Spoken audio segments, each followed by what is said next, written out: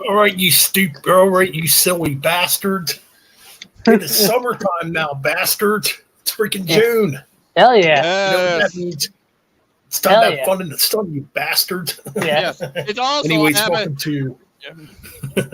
Anyways, welcome to the Metal Bastards Hangout Podcast YouTube channel. Where everything is real, everything is heavy metal. If you don't like it, you get in the shovel. Yes. Exacto month. And also, it also happens to be Dino Month, considering this month is the 30th anniversary of Jurassic Park. Yes, and also, good point. Also, quick shouts and prayers to a friend of ours that's recently going through a hard time. Shout out to Clint. Prayers, brother, and just stay positive. Yep, shout out to Clint. We're always here for you, brother. Yep. So yes, shout out to him. Yep. And we got John in the chat room. Yep. John's saying he's too hot today. Oh, I didn't know you liked us that way, John. What the hell? God dang, man. Now I'm flattered. It's okay, John. We're joking. Yes. But yeah, we got some juicy news and some egotistical news also for y'all. Yeah, of course. Yep. Because Vinnie Vincent's in the news again. Oh yeah, wait till you hear this one, people, if you already don't know.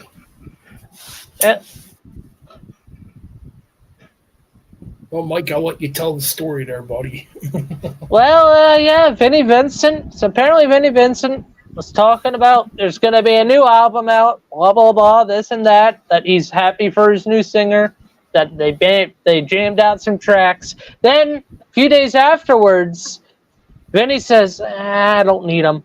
So he gets rid of his new supposed lead singer, dumps him to the curb, and then tweets saying that, well, you know, I get treated like shit from everyone in the community, you know, I get treated like shit from the Kiss fans and stuff, and well, you know, and then he starts complaining. Oh, hold on. And then he starts complaining, well, you know, he actually said, well, you know, everyone else is making records. Why can't I? Why can't people like me? You know, and like, why can't I have a good lead singer? Why can't someone worship me and have a good lead singer in my band? Yeah. Jeez, Vinnie Vincent, I wonder why. I wonder what Gene... Maybe because you're a scan artist, Vinnie Vincent? You've been talking about this box set for how many years? Yeah. Oh God. What would be a gimmick for Vinnie Vincent if someone had to create Skimpy Vincent? Skippy. That's a good one. Skippy Vincent. Yeah, there we go. Well, excuse me, sir. I'm Skippy Vincent, and I'm a wimp.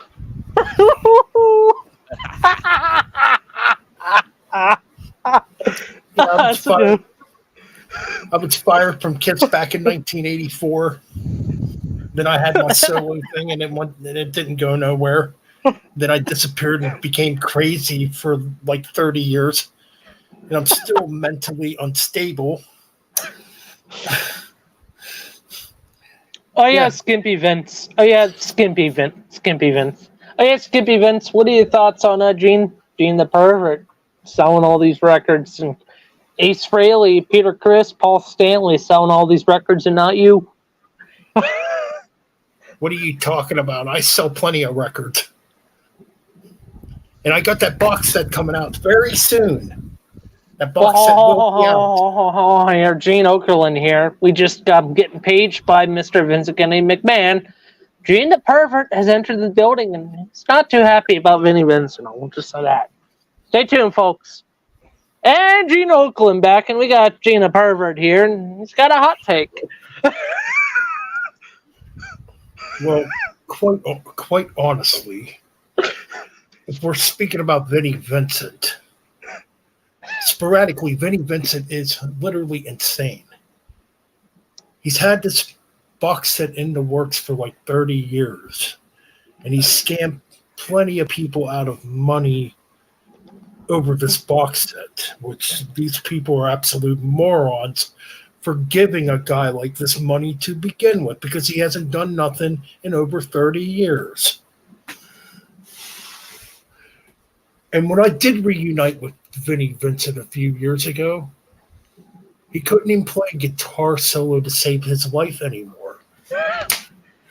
I mean, just a sad, tired waste of human. Yeah. So Gene, the fans want to know this. One of the fans asked if you had to pick between Ace Frehley and Peter Criss or Vinnie Vincent for solo albums, and you can't choose yourself, who would you rather pick? Well, I mean, that's a really stupid question. Obviously, I'm going to pick myself. Why would I pick Ace or Peter? Ace and Peter haven't provided nothing either. All they did is use the name Kiss for money and to get exposure when we got back together back in '96. But then your solo album didn't do too well because Ace still says he makes the most money. What do you mean? What do you mean? What do you mean? That solo album is a masterpiece. Oh, that's about all the time we have for folks. Sorry, Gene. Vince is kicking you out. And we got what our next match is. Look who's coming in. It is Macho Mean Mike here, and we have some hot takes. Oh yeah, brother, you know what I'm talking about. All these kids and this fucking rap music and punk music and shit. Me and Macho Mike don't like it, brother. You know, if you wanna listen to some good music, listen to Holocaust. You know, good shit. You know, listen to some AC/DC. Good shit. And if you have an issue, you have to deal with the Metal Bastards Alliance. Me, Macho Mike, and Metal Ben Hulkster will raise hell on you guys. You got that right, brother. So what you gonna do when the Metal Bastards Mania runs wild on you, brother? Because all these little asshats, all these little troll tards, all these little monkey wrenches, they're over here crying and bitching because they can't taste the metal. Yeah. Pretty much. Well said, and what a great beginning to tonight's podcast. Yeah. Yes. But anyway, so yeah, Vinnie Vincent is absolutely insane in the brain. Yeah. Insane in the brain. Insane in the brain. Dun, dun, dun, dun, dun. Insane in the brain. I can't sing for shit. Yep. Anyway, so what's John say to the chat room? Vinnie Vincent is insane in the brain, getting on Alcatraz binge again. I wish there was news on Graham Bond's Alcatraz. Lol. Good one, John. Yeah, there's two Alcatrazes now since Graham Bond had left Alcatraz a few years ago. Just another one of them situations of who knows what. Oh yeah, you mentioned to me about AC/DC. Oh yes. So yes, I saw it on Facebook a few days ago. Actually, maybe a couple days ago. Brian Johnson and the band is ready to get back out there and tour for Power Up, or to start a Power Up tour, I should say. Yeah. So yeah, they got something in the works as far as the tour goes. And I have some, I can't say what, but I did see a couple tracks leaked online for tour set list. I'll say one of them, but I'm not going to say them. One of them was Sink the Pink. Interesting. Yes. Interesting indeed. Yes. So yeah, be on the lookout for that. We'll see what's going to happen as far as that goes. New Metal Church. New Metal Church, yes. So anybody that follows the Metal Bends Chronicles group page on Facebook already knows I got the new album. Yep. Yes, we got the new Metal Church album, Congregation of Annihilation. Good album. It's a good album. It's a good album. I think it's a really good album. Anyways, you're gonna have to wait to see the review to see what I really think. Are you gonna review it before the show or after the show? Oh no, it'll be reviewed within the next, probably in the next few days, I think. And we also have something. What, next week? We got to start next week for part 1 of Uriah Heep. That's right. Yes. Coming next week, courtesy of the Metal Bastards. Yeah.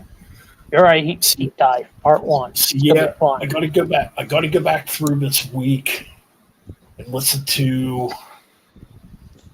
all the '70s albums. And then after Uriah Heep, and then after Uriah Heep, it's me and Mean Metal Mike's part 1 for AC/DC deep dive. That's right. Yep, that's right. Be on the lookout out for that. Yeah. Yep. Which I will be going deeply into AC/DC since I know more than Ryan does.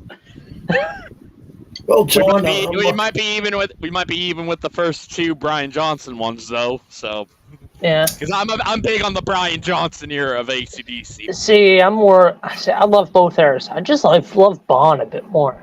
Yeah. Does Metal Church's new CD beat the new Metallica CD? No. I'm not going to say but nothing. It's pretty good. Well, musically, they. Oh shit! We lost Ryan. He'll be back. All right.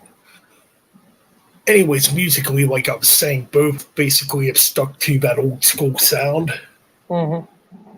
I can hear some similarities with the 2 albums. Megadeth just kicked up a new tour, so. Megadeth just kickstarted a new tour now. So.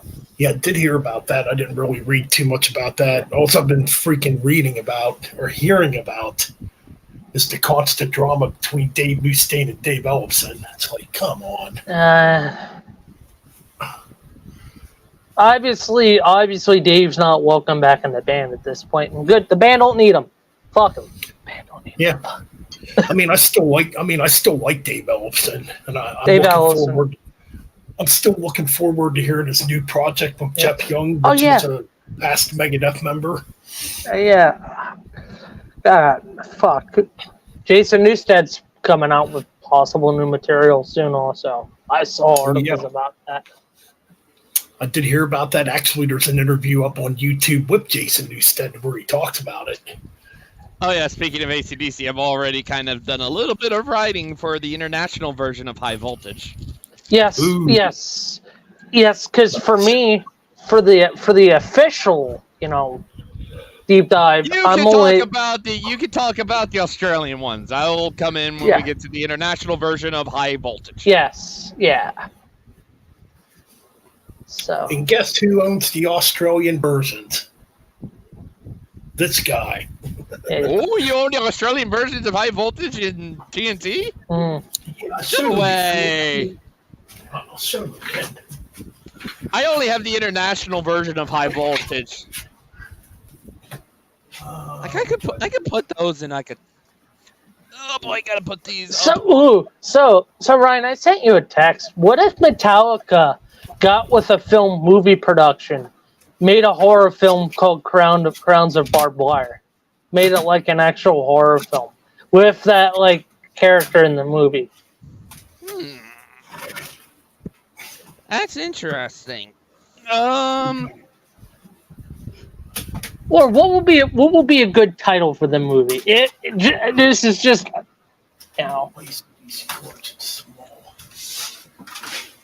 some kind of monster.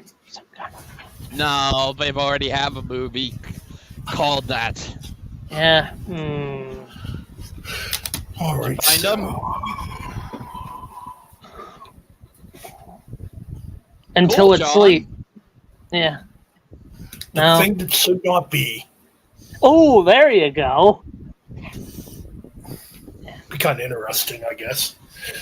King Nothing with a crown of barbed wire, or King Nothing with a crown with a barbed wire. See, crown. that's too long of a movie title. It has to be simple, and it has to be. All right, so yeah, here we go. I know I've showed these before. Yeah, It's the Australian version of That's Voltage. Okay. That's the OG version. Okay, cool. Which has Tony Criante on drums. If I'm right. TNT, First album to have Phil Rudd on drums. which is basically the American And then the version other of one. High Voltage. Well, Minus, there's tracks 7 and 8 are from the Rockers original on version of High Voltage. So Rockers on the American version of Dirty Deeds Done Dirt Cheap, or the international version. And School Days is basically A Chuck Berry cover, basically. Yeah. So that, and then we got the original Dirty Deeds Done Dirt Cheap from Australia. Which has Jailbreak on it, I think. Yes. I would probably rather. Actually, you're right. Yep. I'd rather much talk about the international, because they're Yeah. all kind of. I look and see on Wikipedia and stuff, and they all kind of are of the same. There's nothing behind, nothing at all. It just has those dirty deeds and Let There Be Rock. See, funny enough, I'm not going to use Wikipedia as a credible source for AC/DC. Let There Be Rock, the Australian version. Yeah, which doesn't have Problem Child. It has Crab City in Blue. So, Correct, yep. for the international version, Ryan, since that album has Problem Child on the international version, I'm not going to talk about Problem Child on that track. I'm going to replace that track with the Australian track that's on the album, which is Crab City in Blue. Fair enough. Totally. Yeah. Are What's any up, of Bullet? any? What's up, Bullet? Wyatt, Hey, what's Bullet. up?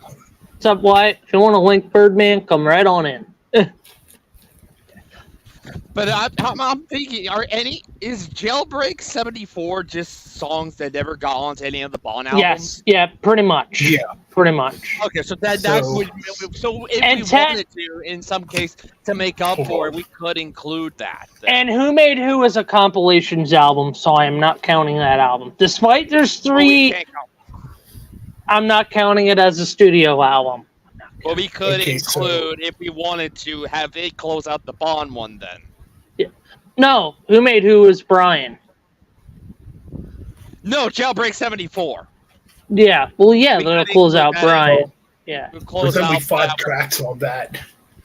yeah. So one. on On what, Jailbreak? 74, On Jailbreak 74? Yeah. yeah, it's only 5 tracks. I'm just Okay, Jailbreak Baby is on Please- there. Okay, so Hold on, Ryan. Jailbreak's on there.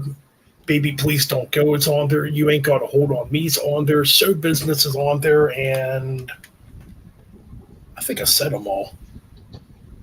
No, there's Soul Stripper. Soul Stripper. Okay, that's the one I forgot.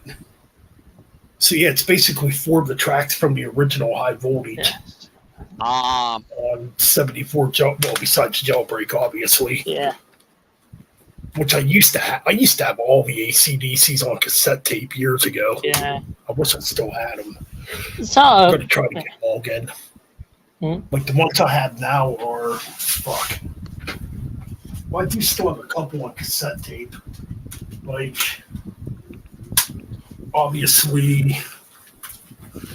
obviously Back in Black. This one's a different Um, version. I have a different version. The international version of mine's remastered. I think this Obviously one the might be the international original. version of Let There Be Yeah. Rock, Yeah, that one with the band. the Blood newest Blood. one. oh, I love Power Power Up. Up. So much. Power Power Up.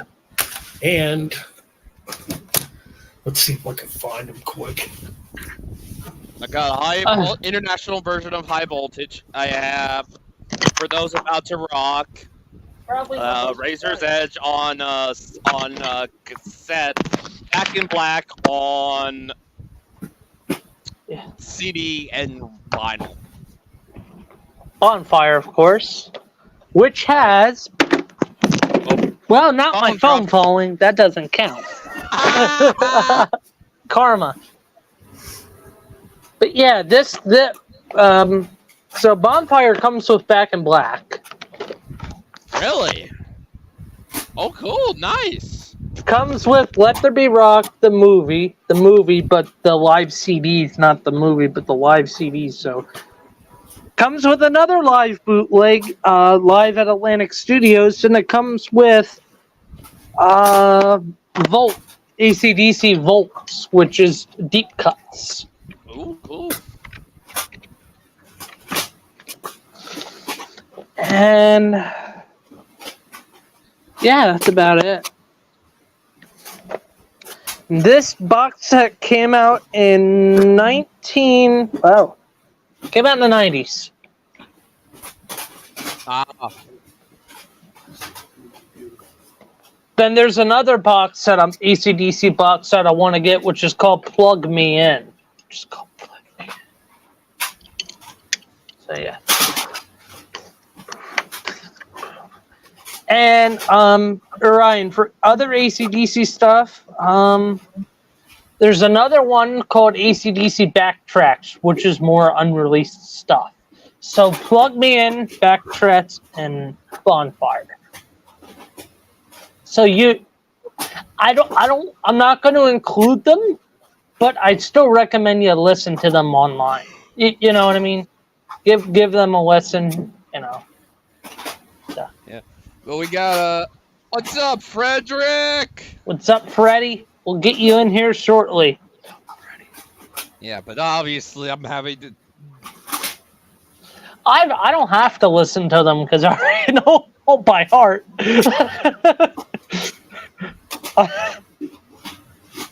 So, and I don't really have to write stuff down because I have books and stuff I can look in and get information from and stuff.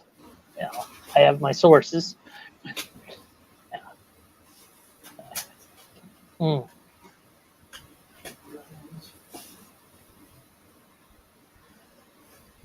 After the AC/DC deep dive, I'm probably going to take a little break from deep dives on myself. Yeah, that's probably. And then probably middle of fall, once I moved out of Allentown and moved into my place in York County, gonna get back. And I think the next deep dive for me it's gonna be a long as hell one. Might take a month, 2 months.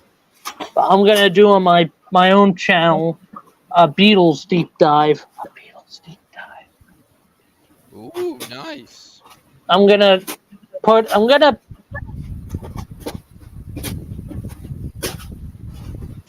try that, or I'll switch it out and do Pink Floyd. I don't know. I'll make a decision when I make it. You know. Yeah.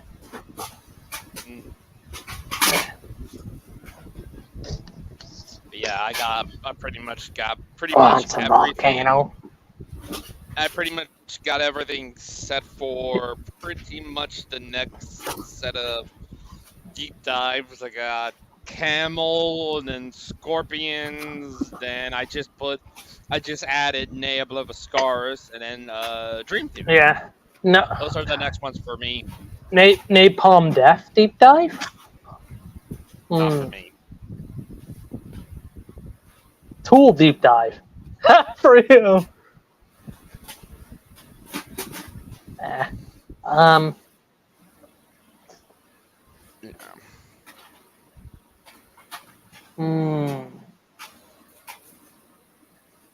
You know what?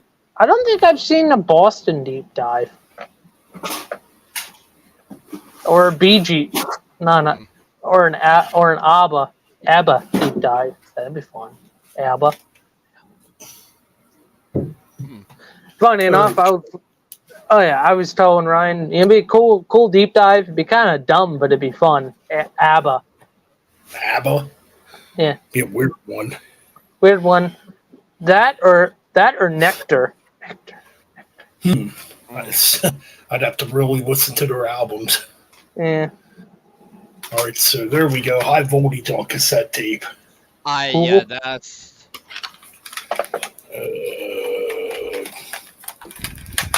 Let's see. Dirty Deeds. Done Dirt Cheap. Dirty and the Thunder Cheap. Obviously, Highway to Hell, Yeah. which happened on vinyl too. And Who Made Who? Oh, That's all I have left out of my cassette. phone dropped again, Mike. That's the second I- time, man. I know there's a Devil Witch in my room. She's raising hell. Yeah, like I said, I got a High Voltage, the international version on cassette. I also have For Those About to Rock, We Salute You, and Razor's Edge also on cassette. And then this version of Back in Black on CD, and I also have it on vinyl. Nice. It's the one with white lettering on it, and not what it is. Does not it the one you- does it have a year date on the back of when that CD came out for the white lettering? 1980. I know. So it probably might be an original copy. Ooh. That would be Keep an it. original. Frederick, what's up, Frederick? Frederick, I think he was asking to come in. Oh wow! I cannot believe you're listening to Sleep Token, John. Oh boy. On Sleep Token. Yeah. My God, that band's terrible. Ugh. Terrible. Ugh. Here's the thing. Is it would you rather listen to if you're stranded on a desert island? Would you rather listen to the complete discography of 6 Feet Under, Sleep Token, or have Ryan kick you in the balls? Well, I guess I'll go through the pain of listening to every 6 Feet Under album. Oh wait, what did you say, Mike? Oh, I said Ryan, if you're stuck on a stranded island, you have to pick these two bands. You can either listen to the complete discography of Sleep Token or 6 Feet Under. Sleep Token has fewer albums. But they're crap. They're fucking horrible though. Yeah, but well, actually. Whereas, yes, 6 Feet Under has more albums, but at the very least, they might have a few good albums.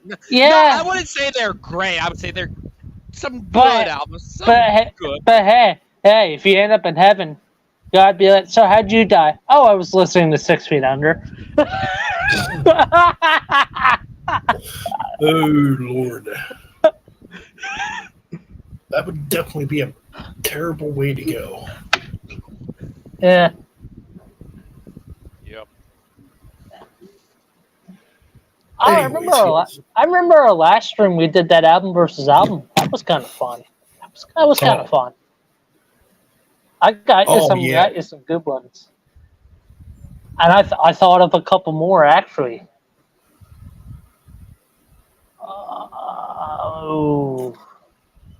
Okay. Let me think. I'll let you guys go, but let me think. I'll go second, but if anyone else wants to go, I got to think for a minute.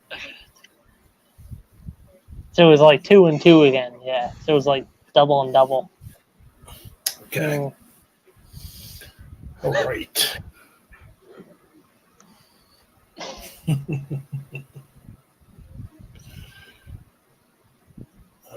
Let's see. Oh, crap. I gotta look up the album first. It's 8 tracks.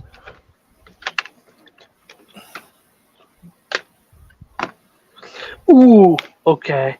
Oh, I got one. I got 2 of them out already. I'm looking through my CD collection at the moment. Okay. 1, 2, 3, 4, 5, 6, 7. So that has 10. Okay. That one I'm going to choose. Oh.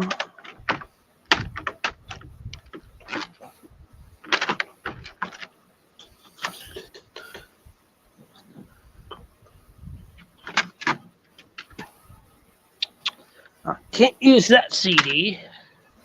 Don't have enough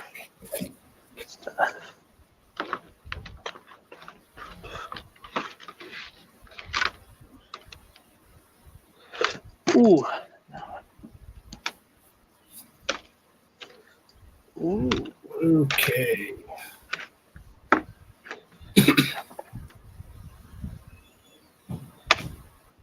Okay. Even better. Even better. I got mine picked out already. So. All right. So okay. We got that one. What's this other fucking band? Sleep.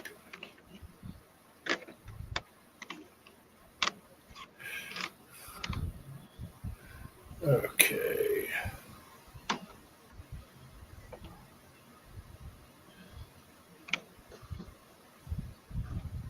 All right.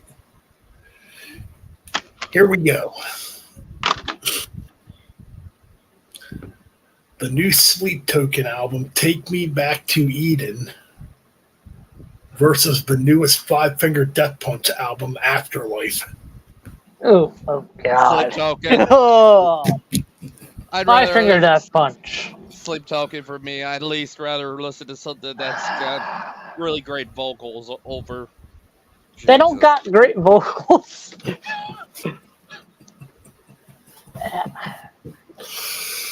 Oh Oh, God. Oh. God. What the hell do you pick between these two? Holy cripe. Mm.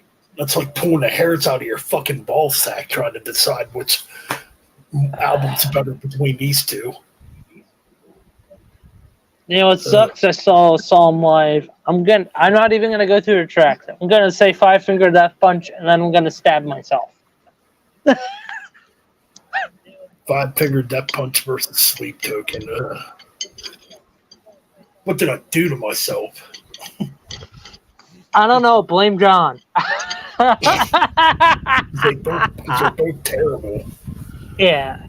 Oh God, he says Sleep Token reminds me of later Opeth. Oh God. Oh, come on, John. Knock it We're off. talking- We're talking prog rock, prog metal Opeth. Ugh. Yeah. Horrible. Hey, like I said, you could just go what I did. Just automatically say, yeah, Five Finger Death Punch, and then I'll stab myself. At least I. I'm gonna have to go with Five Finger Death Punch. At least their earlier stuff wasn't as annoying, Yeah. but that's my pick. Ryan? Oh, I said Sleep Token. Ah, come on, Ryan. It doesn't really matter. They're both All right. terrible. All right, so I got my official doubles ready, Ben. Okay. So we got Sabotage versus the debut Boston album. Boston. Well, here's the thing. We're also doing the track. Forgot. I also got to do the tracks too. So, More Than a Feeling versus Hole in the Sky.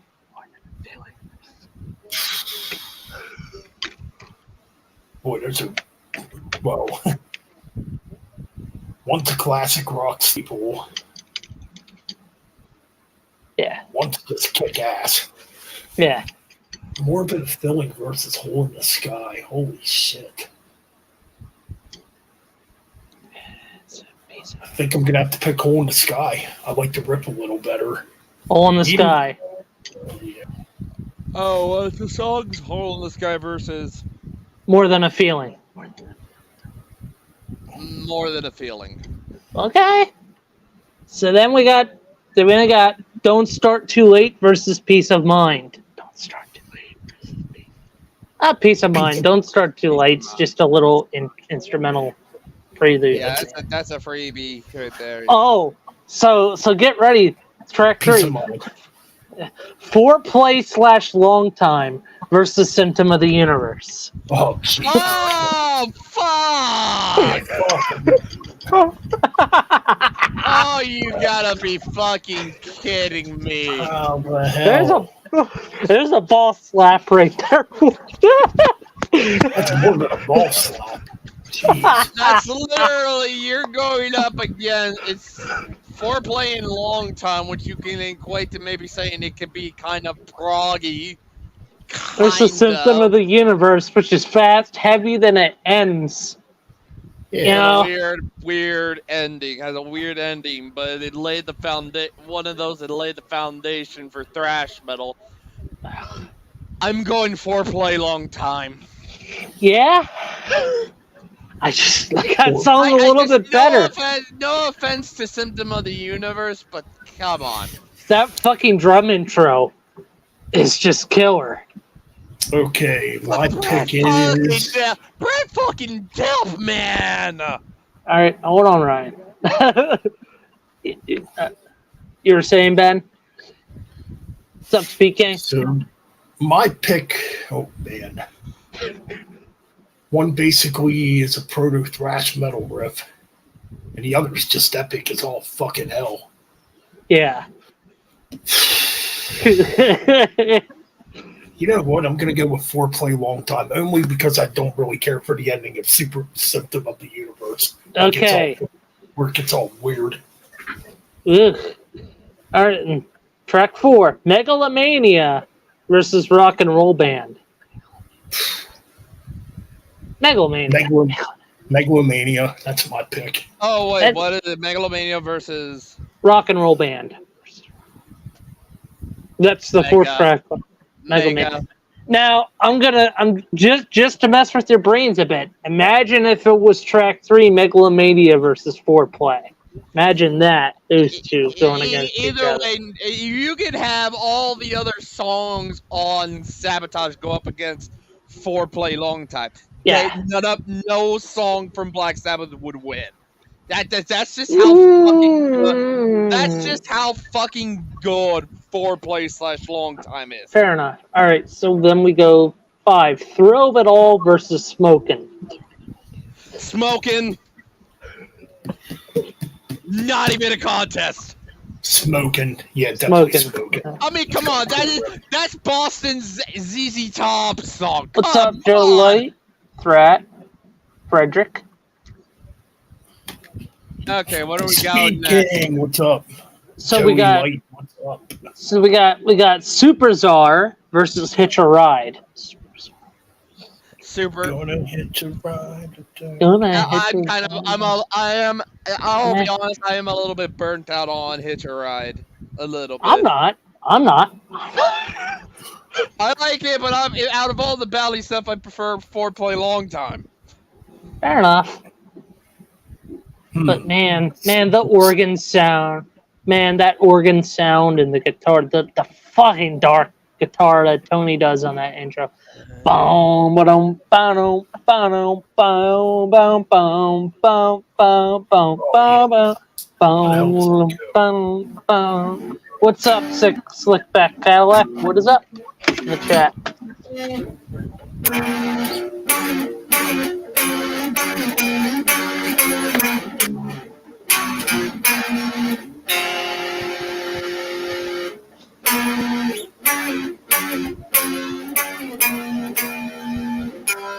Something like that, anyways. Yeah. I'm gonna go to Super Czar just because of the riffing that Tony does in it. Yeah, definitely Super Czar. All right. We got the last two tracks. So we got Am I Going Insane Radio versus Something About You.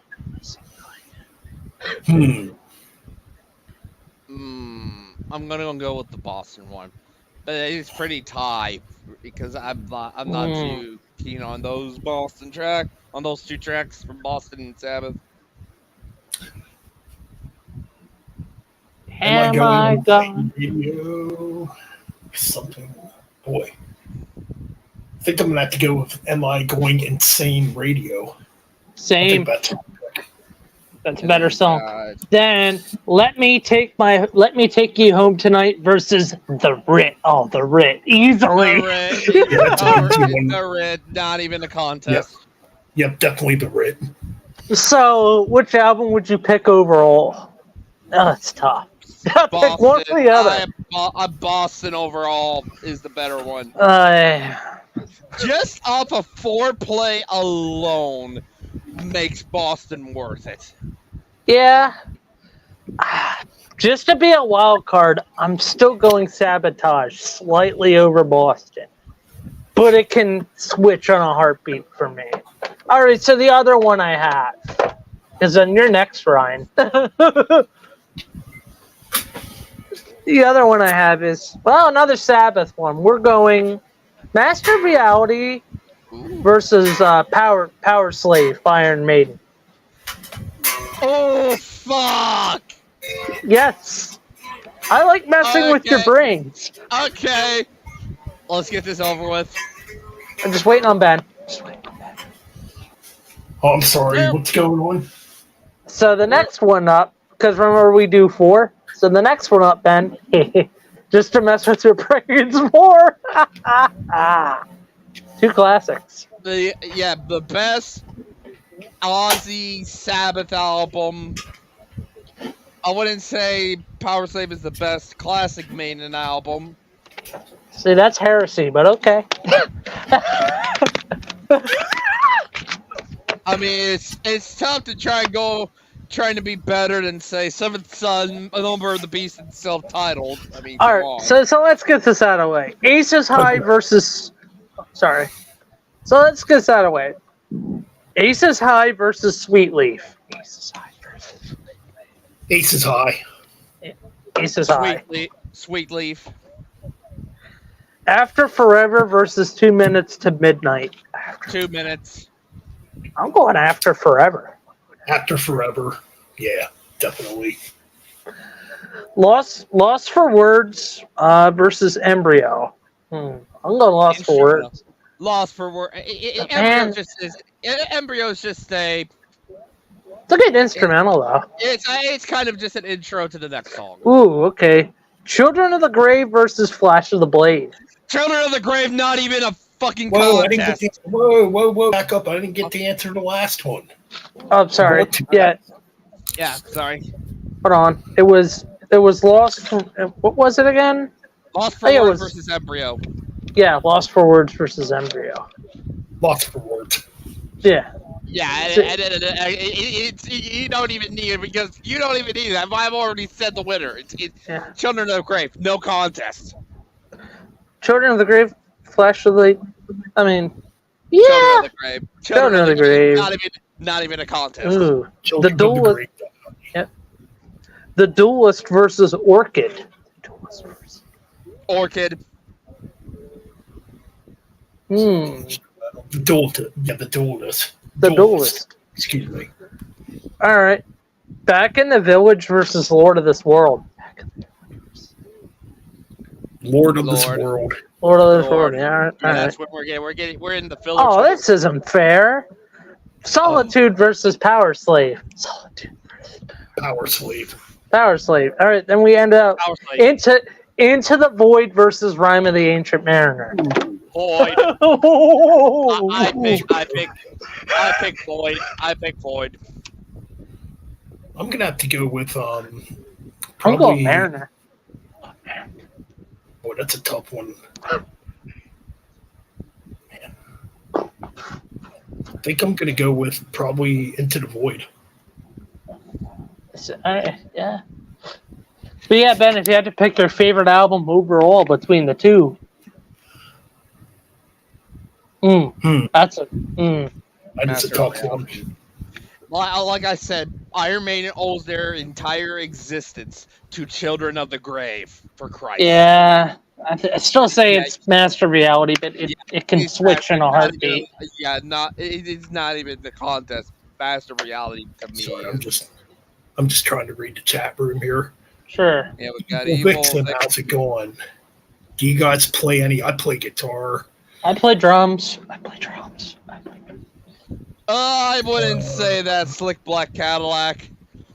There are some filler on Ride the Lightning. good Where's joke, Rusted, Catalog. Classic Kiss Rusted moves. So, Ryan, what are your album picks? I don't have any pick. Oh, then I guess we're skipping you. Yeah. I guess it's a Ben. All right, get. Let's see if you can pick my brain, Ben. Let's see if you can pick me Mike's brain since, well, I came up with some good ones this time. Again. Yeah. Right on.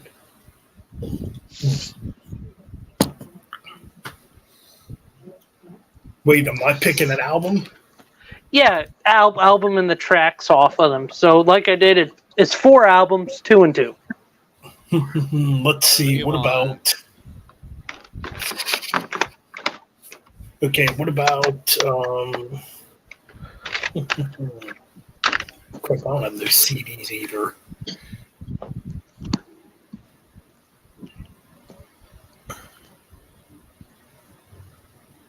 Darkness side of sun. Bum, bum, bum, bum, bum, bum. Blue? This crown. The barbed wire. Sorry. Slick Black Cadillac. What's up? So you go to Guitar Player or Guitar Center to play bass? Freaking cool. That's cool. I got a Guitar Center to play drums.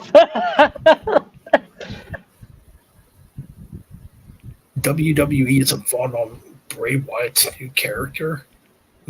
Whatever. Not a wrestling fan. Well, not really a modern day fan, that is. Ooh. I'm waiting. Rust in Peace versus Ride the Lightning. We already did that one. Did we? Yeah, the last stream we did it. Last stream.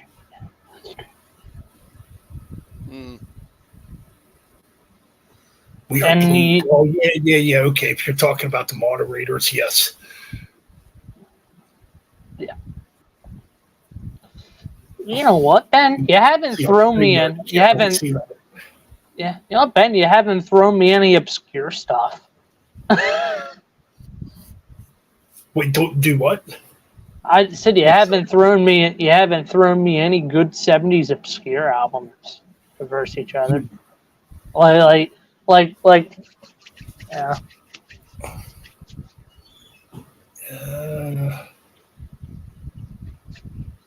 Could be Deep Purple. Could be Uriah Heep. Could be any of those bands, really. Any band, really.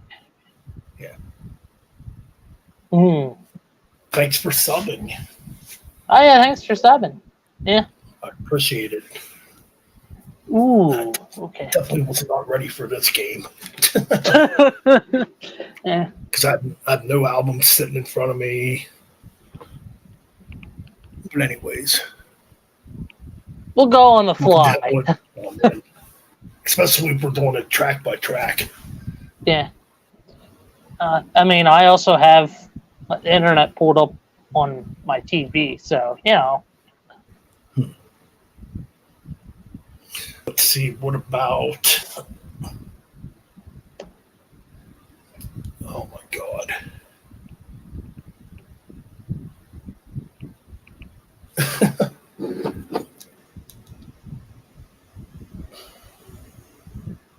Yeah, I'm definitely not ready for this game. Okay. Shout at the Devil versus Tooth and Nail. Ooh. We could do that one. Yes, we do. Yep.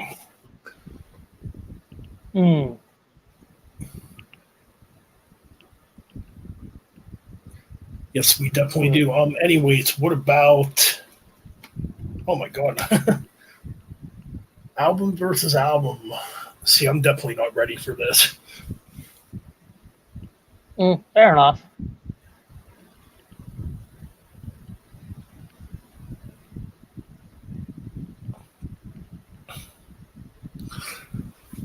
Well, that's not cool. Yeah. Now we're usually pretty chill and laid back here. Yeah, no, we're chill. Unless we have troublemakers come by, which, you know, you know how that goes. Uh-huh.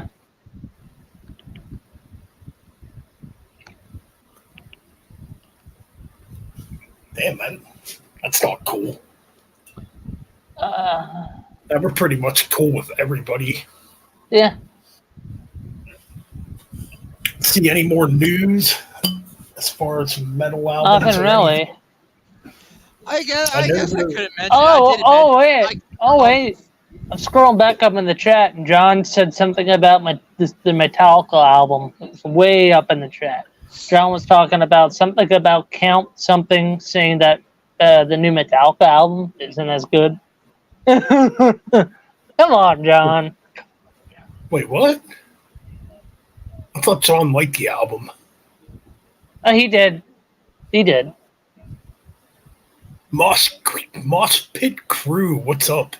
Carter from Moss Pit Crew.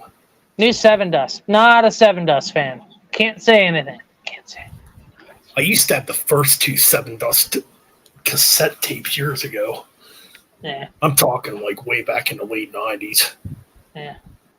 No Parole for Rock and Roll versus Highway from Hell. Highway to Hell. Yeah. Those are good albums, of course.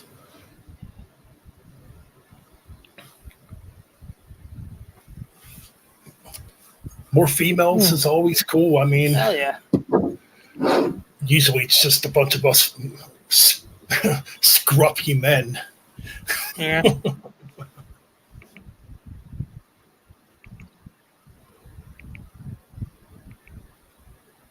Oh, cool. You collect vinyls. Cool. Cool. I probably have, let's say, maybe 170 vinyls. Nice. I definitely have a lot more CDs. I mean, Yeah, I have a lot more CDs than I do vinyls and cassettes. Let me give this guy a sub. Oh, it's evil. Yep.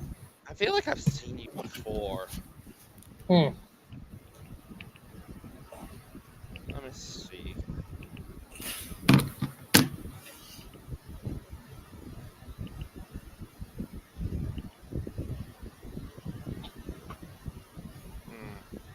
Sorry, I just got Crown of Barbed Wire still stuck in my head. I just can't keep thinking about the intro to that song. That's such a good song.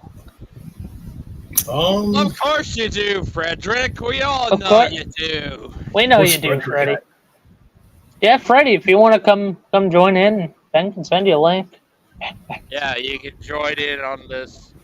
Join in on the craziness. We're going off the rails on a crazy train, people. No, Frederick, you really have 3,000 LPs, and we've never known that before. No. Oh, Frederick. No, and let's see, I have a penthouse on the moon.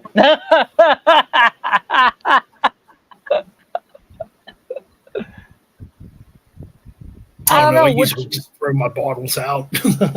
Yeah. Hmm. You know what? You know what really grinds my gears, Ben? What's that? What was it? I read an article. It's not politics, but it's kind of shocking how kids are not getting fed well in school these days, or kids have to pay for their school food. No, I don't like that. That's pretty messed up. Yeah, No, because my can't say nephew, I'm my really surprised. my nephew pays $8 just for a meal for lunch at school. And most of the time, they use, and whenever I hear from his mother, whenever he doesn't get lunch at school, they'll give him a cold peanut butter and jelly sandwich if he doesn't have the money for it. You know. Right. I'm just trying School. to keep up with the chat here. Oh And we no. got Evil Vixen says, I'm still learning YouTube. Want to Oh, that's somehow no problem. No problem. Skype. That's no problem. Hey, I used to I be do- new at YouTube. Hey, I used to. We all were at one time. Yeah. I do have a PayPal, actually. Yeah, I do too, but I have not fully set it up yet. Yeah. Just looking for- I don't have a use for a PayPal. I don't use it. I probably me and Ben are probably the only ones that might have a use for it at some point. Yeah, I do have a PayPal. I'm just looking here.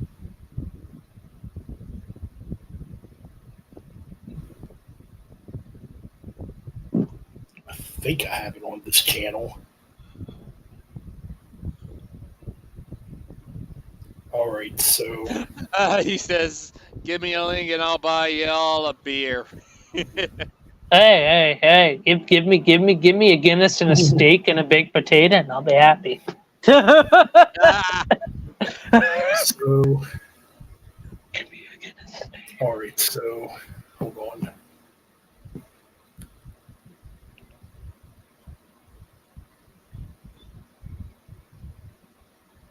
Just looking here.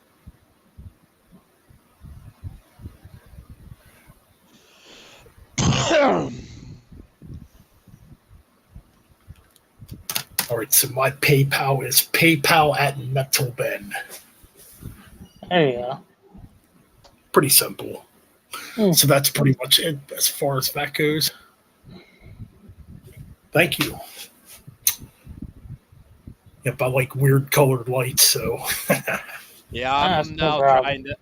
trying to get my room decorated. I got my guitar right here. I got some posters I hang up. I'm doing some cleaning around my room and stuff like that. Just trying to see if I can find any more posters to hang up. Yeah. Oh, I do have something I want to share, and this was handed down to me from my pop-up. This is a cool little stuff I have.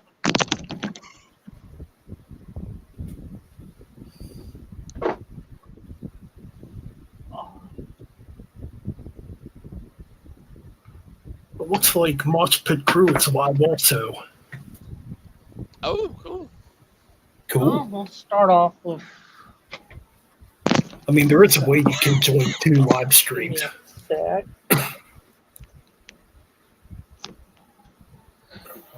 So we got Mahoney's Irish Whiskey.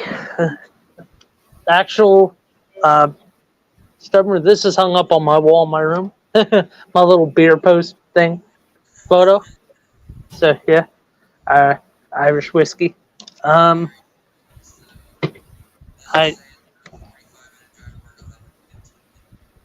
I got. This isn't fake. This is real. 1988 autographed Jack Ham, which was given to my pup-up when he went to an Eagles and Steelers game. My pup-up went to an Eagles Steelers game.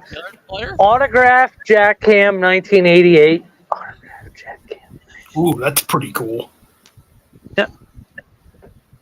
And the big gun comes out. One of my prized possession photos I own. There you go. Sweet. I'm not selling any of these, by the way. They're not for sale. I'm keeping them.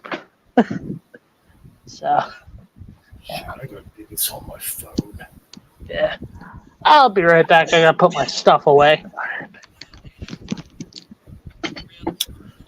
Alrighty, so what's up, chat room? So Frederick wants a link. Let me see if this works now.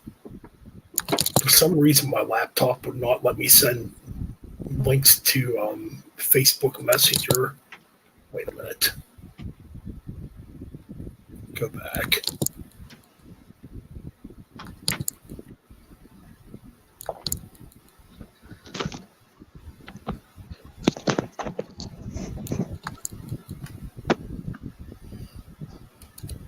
I'm back. Sorry, had to put my stuff away. Oh,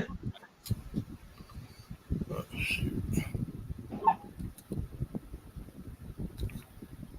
Let's see if this works now.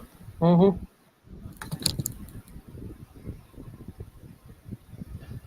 But yeah, have like a 5-hour drive, 5-hour ride tomorrow. Now it's working cool. Oh, thanks, Carter. Oh, you mean today? Well, I consider today tomorrow. I mean, when it gets daylight. You know what I mean. Okay. Yeah. Hope we got Frederick in the chat room. Freddie. Freddie, what's up? Hey, boys. Not What's going on, much. Frederick? Got Not your much. Spider-Man hat. I see you got a Spider-Man hat there. Yeah, Spider-Man rocks. See, I like Spider-Man. I just like The Simpsons a bit more.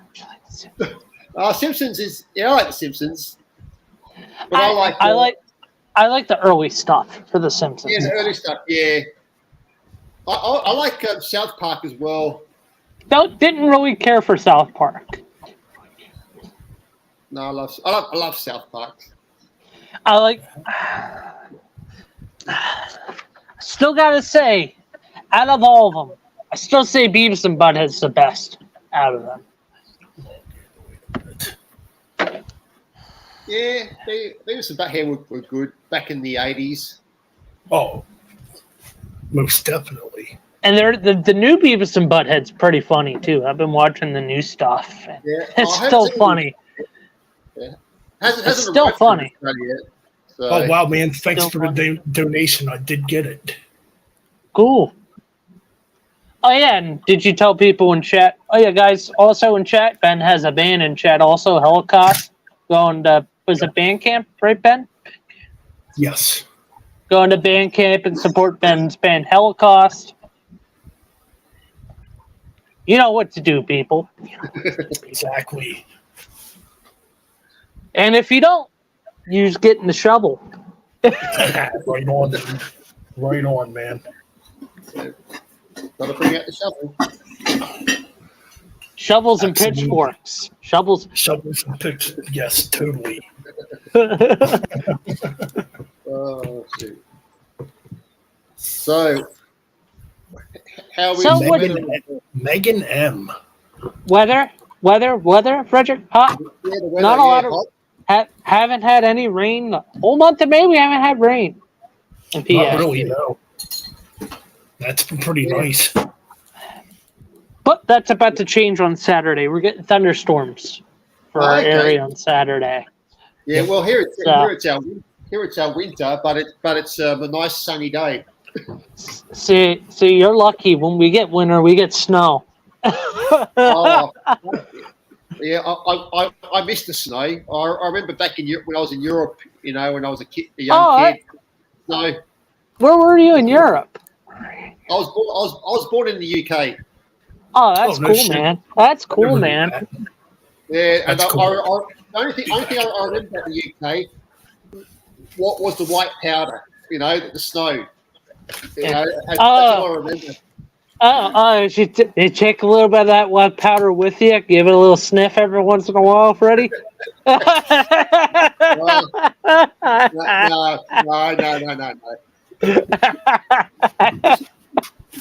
I don't do that shit, Mike. I know, I'm just teasing. I know. The only white powder that I like is where you can make a snowman. Yeah.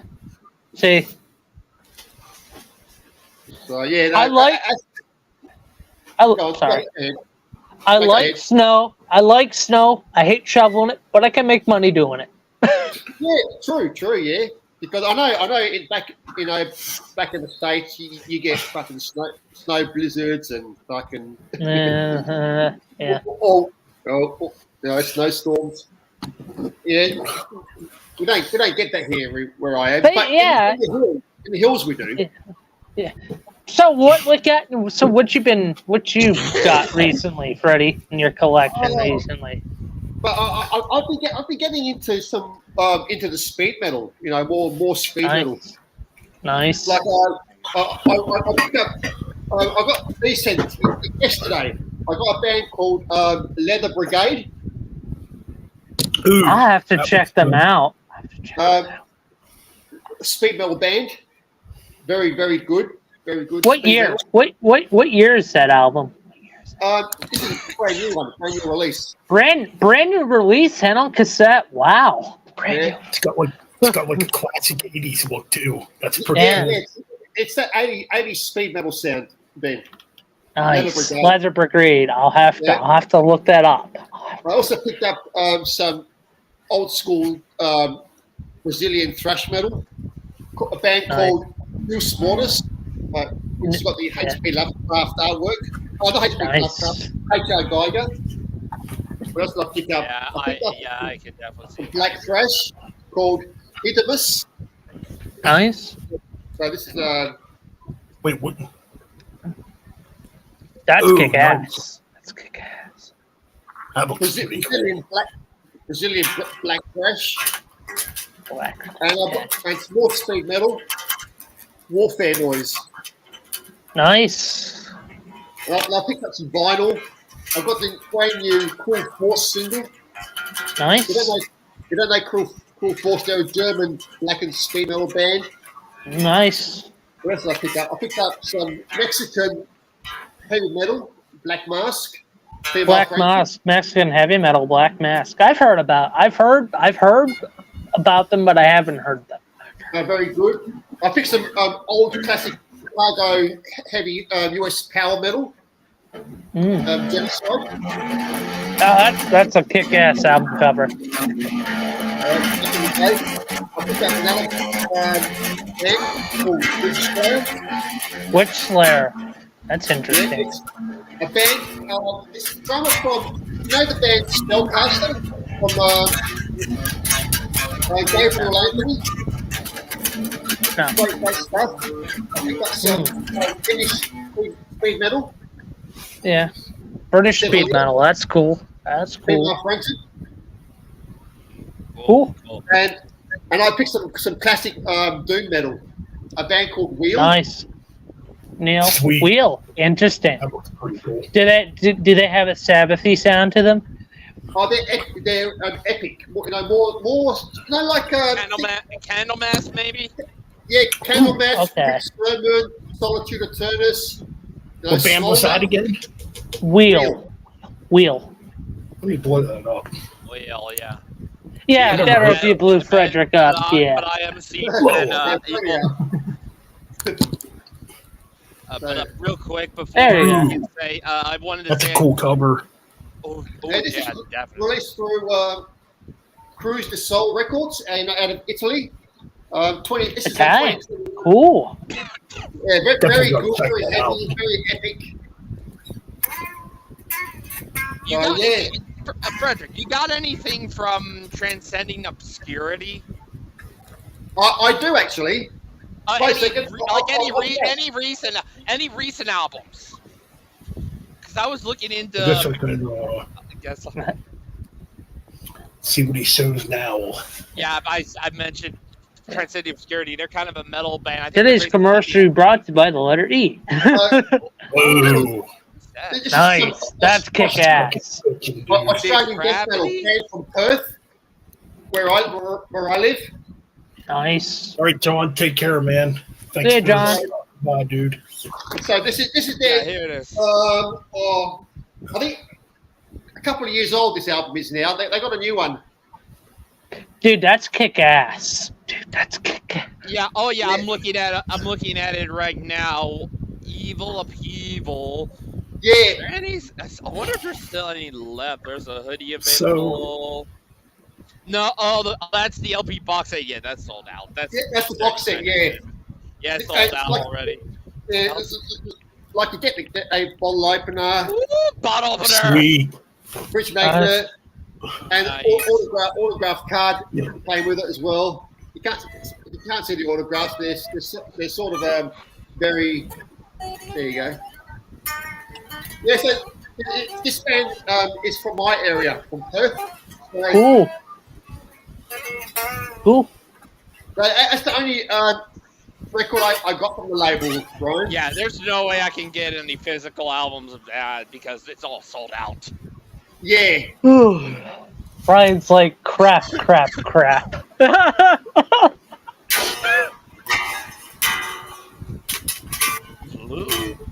Oh, Yeah, a lot of bad shit. Can I? Evil Vixen says, I still don't understand how do you get blue name? Frederick got more. Oh, he's Frederick's got smiling over plenty there. more. He's smiling over there. Yeah, look at him. Yeah, I'm serious. Ben, Do you like Rhett Foster? Rhett Forrester? Rhett Forrester? Yeah. Never heard of him. He was a singer in Riot. He sang for Riot. Riot on 2 albums. Yeah. Yeah, Yeah, he replaced Guy Speranzo, the original Yeah. vocalist. Yeah, he's got some 4 reissues coming out. He's got 2 out already, and 2 more are coming out of his early bands that he sang on. So I've just ordered those. Mm. You know, I like Rhett Forrester. He's a great vocalist. Yeah. Yeah, he Any- had a really any- cool voice. Yeah. Any Yeah, updates on the new Pizza Death record? Yeah, I just pre-ordered their record. It comes out this month on the 10th. Ordered the vinyl. Oh, and the so CD. new Pizza Death on the 10th. I'm gonna give that a listen. Hell yeah. Yeah. What's the name of the album again? Oh fuck! Now, Mike, you're. I need to get into Facebook. Oh, Right, so I can't remember the name. I'm too old. well, the album's not called "Oh Fuck," that's for sure.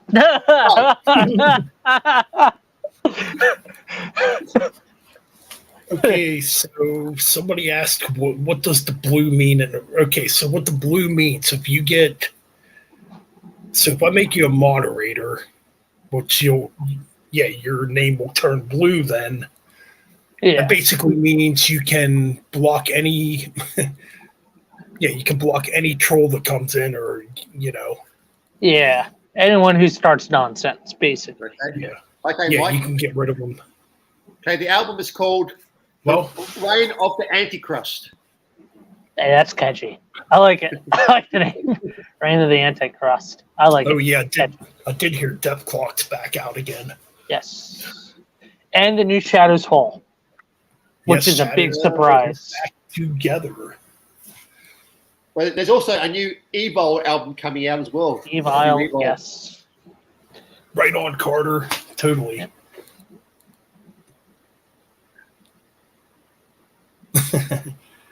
So yeah, I just saw that coming out. Now also is a reissue of coming out from Paradox, the German Paradox. The first album is being reissued.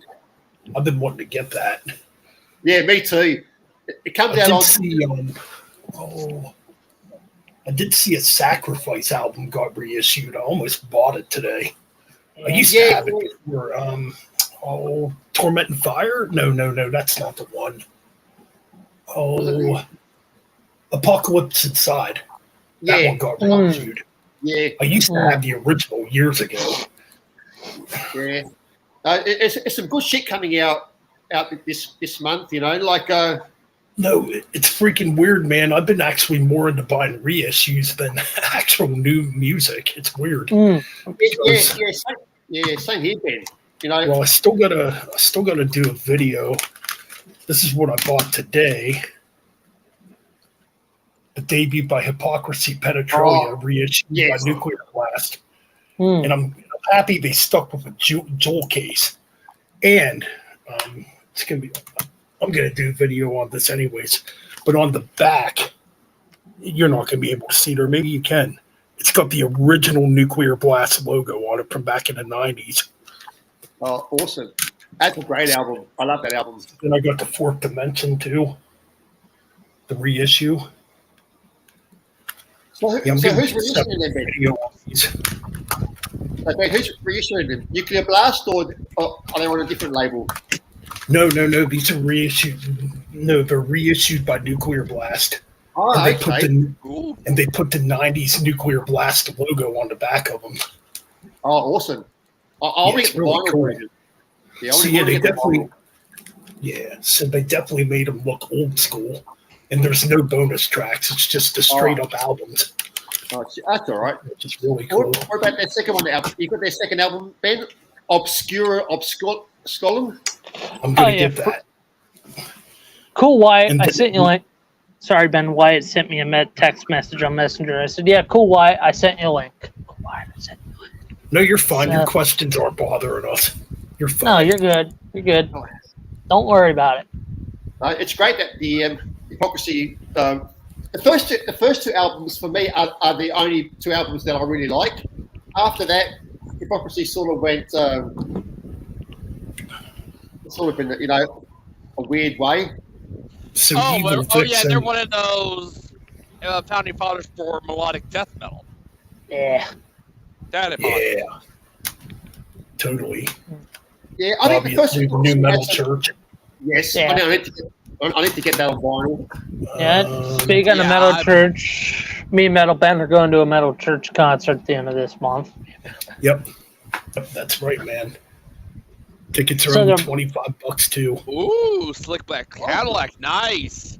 Nice. And I picked up some vinyl today myself. I got Ooh. Metallica, Justice for All original, The original I got some vinyl shit. Tang, Black Sabbath Volume 4, Poison, and Poison. Look what the cat dragged it. Or Poison. I don't think. Poison's a joke band. They're tolerable. They're Yeah, well, tolerable. there is another Poison that's good. The German Yep. Poison. The German Yeah, Poison. Y'all- German which Poison. is Proto Slick black metal. Slick Black Yeah. Cadillac. You should definitely check out the German Poison. Oh yeah, man, Yeah. that's some brutal shit. Came out in '86. Yeah. If you like black and thrash, or, sort of like Venom. They like a Venom Oh, sort yeah. of German Venom. It's pretty much a predecessor to what you would hear in the '90s. Yeah, great, good shit. But their stuff is hard to get. Very hard to get, the German Poison stuff. Totally. It's like Bulldozer from Italy as well. Their vinyls are very hard to get as well. Speaking of Bulldozer, I just found a bunch of their CDs. Oh, did you? I'm gonna have to get them, man. Gotta Yeah, become no, a you do. millionaire. I gotta become Yeah. a millionaire. Yeah. You were saying something, Yeah, Fred? well, if you like Venom, you'll like a Bulldozer. Venom, Motorhead. I like Venom. But, No, Oh, Evil yeah. Vixen. Evil Vixen. There's actually a Poison from Germany that came out way back in the '80s. They're freaking brutal. They're like proto death metal, proto black metal. yeah, thrash. Yeah. Well, at least What- we know Evil yeah. Vixen does What not you care drinking? for Poison. What you drinking tonight, Ben? Well, got this pumpkin ale beer. What would you rate it on a what scale of 1 to 10? Pretty much left over from last weekend. Yeah. It's okay. I mean, don't be. I can't fault you, Carter. But then again, y'all are named after Motley Crue. Just saying. Right. Just saying. So this is made by Carter's being good. Soulfly. Oh no, I'd probably give it maybe a 7.5 out of 10. It's all I right. Still I like say the Samuel best Adams. brewing. Samuel Adams Samuel is good. Adams, yeah, man. But the best, if you want to get good beer in Pennsylvania, if you're in Pennsylvania and you want to get good beer, get Trogs. Get Trogs. Yep. Absolutely. Trogs is freaking killer. Personally, my favorite's the Troganator. Troganator. Yep. Troganator. That's one of their beers. That's one. Or you could get a Mad Elf if you want Not to that get Mad Elf's screwed up. good. And Freaking another good brewing in PA is Victory Brewing. Another good one. I like the Golden Monkey is my Yeah, favorite. they got some good beer. Lancaster Brewing is also good. All Whoa, those you are- got Butchered at Birth on vinyl. Signed. Nice. Like Nice. the original pressing. I guess it, Barnsey, are you there? Cannibal Corpse. Wow, what do you mean? This. God damn it, Frederick! You woke Shit Barnes up. I used to have the original Butchered at Birth on cassette tape with the original logo. Yeah. I wish I still had it. Yeah. I bought it way back in '95. Motley Crue. Ugh. I like early Motley Crue. Early Yeah, I Motley like- Crue, yeah. The first I four like- albums. Yeah, Peter Yeah. Painter, decent stuff on it. Even Girls, Mm. Girls, there's a few decent tracks. But the first two are probably their ultimate classic. Man, Oh, Now, how Too far- Fast for Love. how far has Motley Crue fallen down the shit pile? Let's be real for a minute. Hey, Yeah, Layla Monty Crew, yeah, suck. You know, when Yeah, they did that, get into it. later stuff, yeah, was yeah. bad. Shout out to Devil Rules. In fact, shout out to Yeah. Devil turns 40 soon, and I do plan Yeah. on doing a video about it. Yeah. So yes, for you new people in the chat, I have another YouTube channel also called Metal Ben's Chronicles. Yep. That's my main channel. This is basically just a podcast channel of us on here Oh, shooting just pull- the shit. It's just Ooh, bashing, yeah. Ooh, I Frederick's just got a cool notification. I- Damage Incorporated, Ryan, Mean Metal Mike. Definitely go subscribe to them guys too. I just got a notification from Ralph on YouTube. He just ranked the Gentle Giant album covers. But yeah, if you're new and if you guys are new in the chat and you want to check out some new YouTube channels, go subscribe to Almost Human. Go check out Sea of Tranquility. Go check out Gas Mask and Hand Grenades. Yep. Feel like podcast. Go check Thralls of Metal. Thralls of Metal. Metallurgy, Metalomania. Yes. All good channels. Good channels. All cool people too. Yeah. Yeah, Yeah, I saw couple you today. weeks ago. The Contrarians. Oh, The yeah, Contrarians. Which they Couple just weeks. did a video on the ELP album. Which I think I shared that. Oh in the yeah, you Facebook did share chat. that earlier. Yeah, a couple weeks ago, I got to chat with Marty Worm for the very first time. That was really Nice. Nice. That's cool. cool on Jeff's stream. Yeah. That'd be No Yeah, way we well- love them. No way I absolutely love Megadeth. I love me, Megadeth. me and Mike saw them last year in Hershey. Oh, it was fucking great. We could say they have some. Bad album. Bad Yeah, record. there's some bad albums. There's some bad albums. Yes, there's some bumps in the road, but I wouldn't say they're all bad. No, Megadeth's good. You're crazy if you don't like Megadeth. That's my opinion. That's my opinion. That's just my opinion. You know, take it Well, with a grain of Oh, yeah. salt. I thought the last album was good. yeah, Collider sucked. Risk sucked. Risk was just crap. Risk is crap, but everything else is pretty decent. No, Collider was bad too. Collider- Risk and Super Collider, yes. 13 to some extent. Okay, to be fair, Yeah, I have Super given Collider. I gave Super Collider some slack this month. I actually respun it. And I can listen to the whole album without complaining, but I still don't like it. I can still listen. I mean, the cool part about that album, it's only 45 minutes long. It's not a long Yeah, album. no. It's basically in and out. It's not like a 78-minute long album where it's all No. freaking garbage. you No. know. Yeah. Yeah, no, What bothers me, Ben, I still don't understand why I still see YouTube videos where people complain saying, well, Metallica sold out with 72 seasons. No, they didn't. We love really heavy stuff. Yeah. well, Mike likes a lot of classic rock. Ryan likes a lot of prog rock. Frederick Yeah. and me and Frederick are probably into that. Yeah, a heavier lot stuff. of Yeah. a lot of the proggy and melodic stuff is mostly Love a lot of classic rock, a lot of the early stoner doom stuff I really love. yeah. Yeah. Well, I'm a huge. I guess huge yeah, metal fan. within all the genres I do listen to, Megan, yeah, there is some mainstream. I guess you could say Dream Theater is kind of mainstream. Obviously, Yeah. Metallica, Iron Maiden, and Tool are pretty mainstream when it comes to the Yeah. genres Yeah. and stuff like that. So there are some within the genres I absolutely love that are. I got the new Ghost. I definitely want to get See, up Meliora. The only other I don't- Ghost album I definitely want to get is Meliora.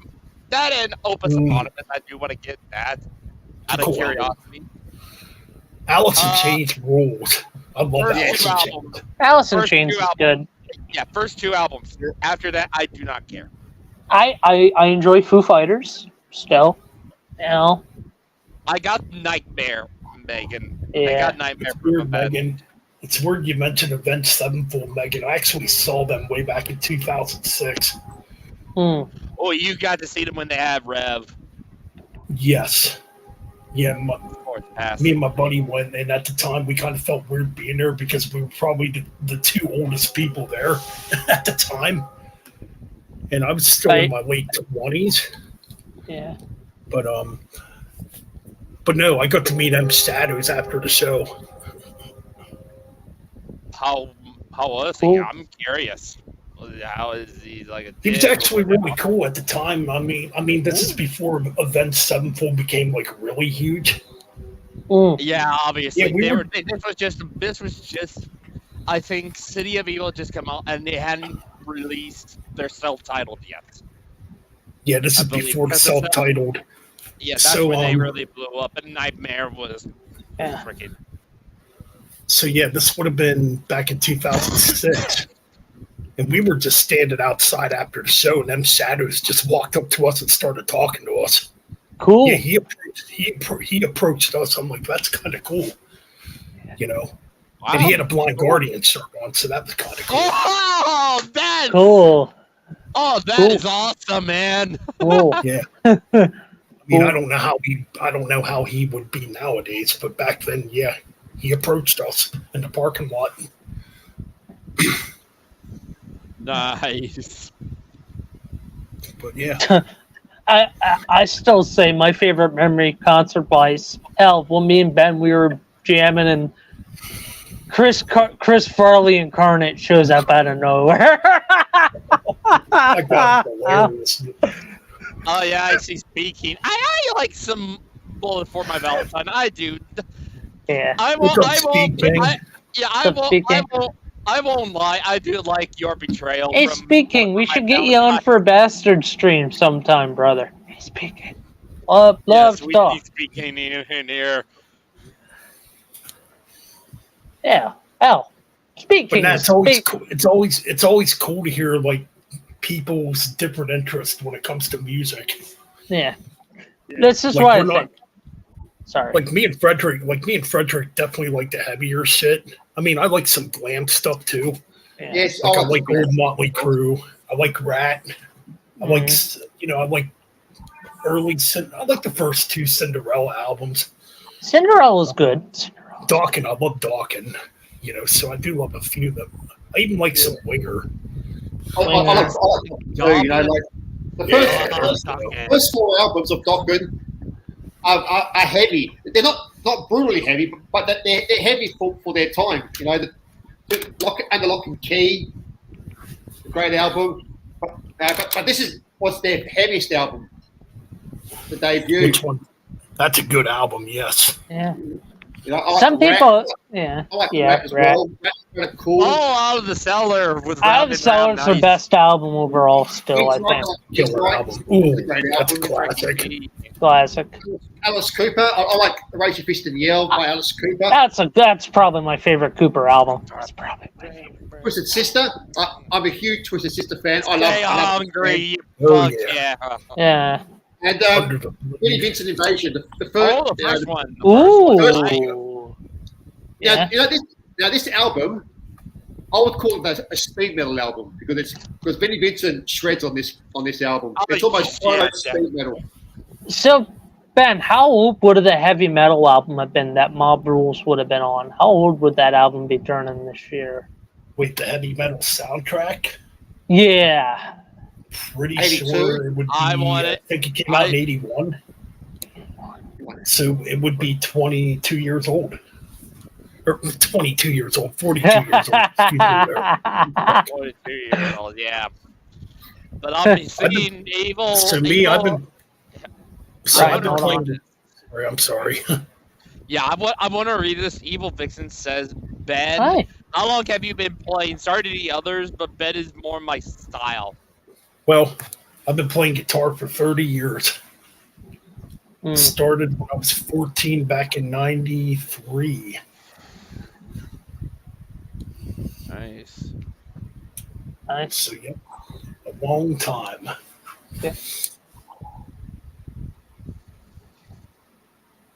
boys are gonna rock. Oh yeah, that Yeah. Vinnie Vincent's Invasion. Oh yeah, that tune. Whew.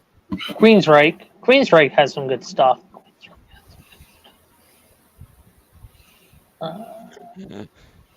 No worries, Megan. No worries.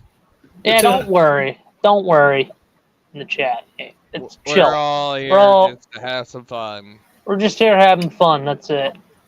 Totally, absolutely. So Anyways. I'm looking to see if there's anything wrestling. I think I saw another wrestler passed away. I think after, not Billy Graham, but someone else is in the hospital now. I forget who it is. Really? I haven't really. No, I didn't even hear nothing.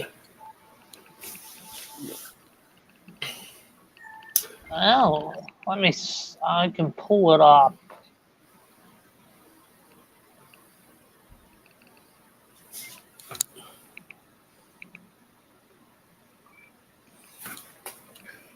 Well, that's the biggest problem with. Well, actually, it's really not a problem because there's a lot of cool metalheads on this platform, and we know a lot of them. Yeah, you do have a few on here though that are elitist pricks. Yeah, I don't want to talk. Yeah. Yeah. We're not going to mention that person. Yeah, we're not talking about that. Yeah, that's banned. Nope. Well, nope. Sorry.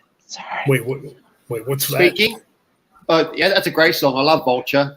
that? Oh, Vulture, Vulture's yeah. a killer band. Great, excellent traditional metal. Yeah.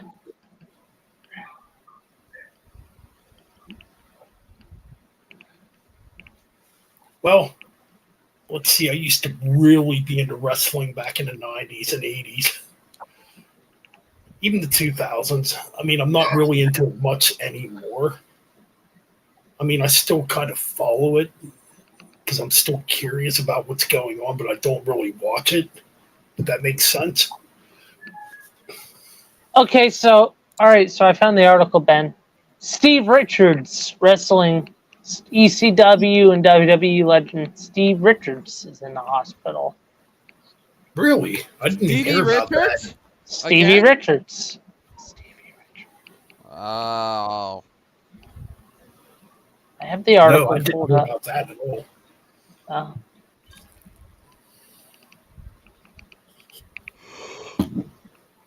Damn it. Fucking advertisements. God. It wouldn't let me read the article because advertisements. Ads were taking over it. I hate that. It says he's battling something. He's been on antibiotics for over 6 to 8 weeks now in the hospital, and he says it looks scary at the moment. Ooh, that sucks. And it says he's battling something. Doesn't say how old he is. Ryan, can you look up Stevie? how old he is? He can't Stevie be- Richards, He might be in his 50s. ECW and WWE. I'm going to say maybe 51, 52?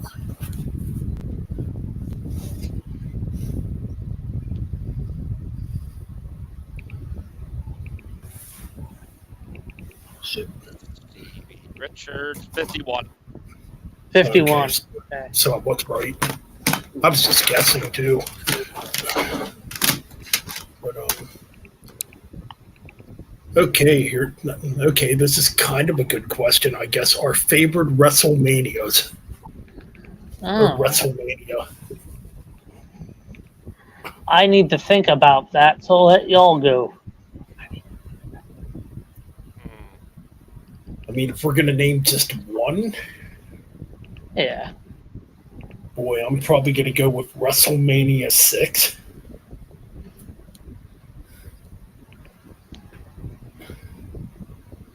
Oh, yeah. But if we're going to name like 4 or 5, it'd be like 6, 19, 17, 3, and probably 5. Oh, so, yes. So here's a Spinal list. infection. Okay. WrestleMania. I'm going with WrestleMania 21.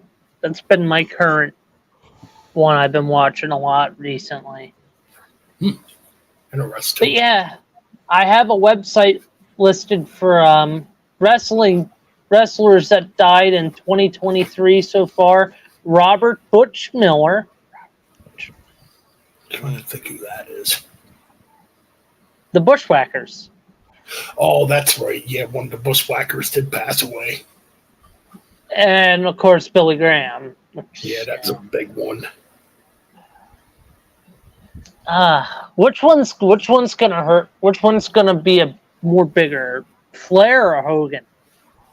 Hey, I don't want to Well- think about it, but Hogan, I think. I reckon Hogan.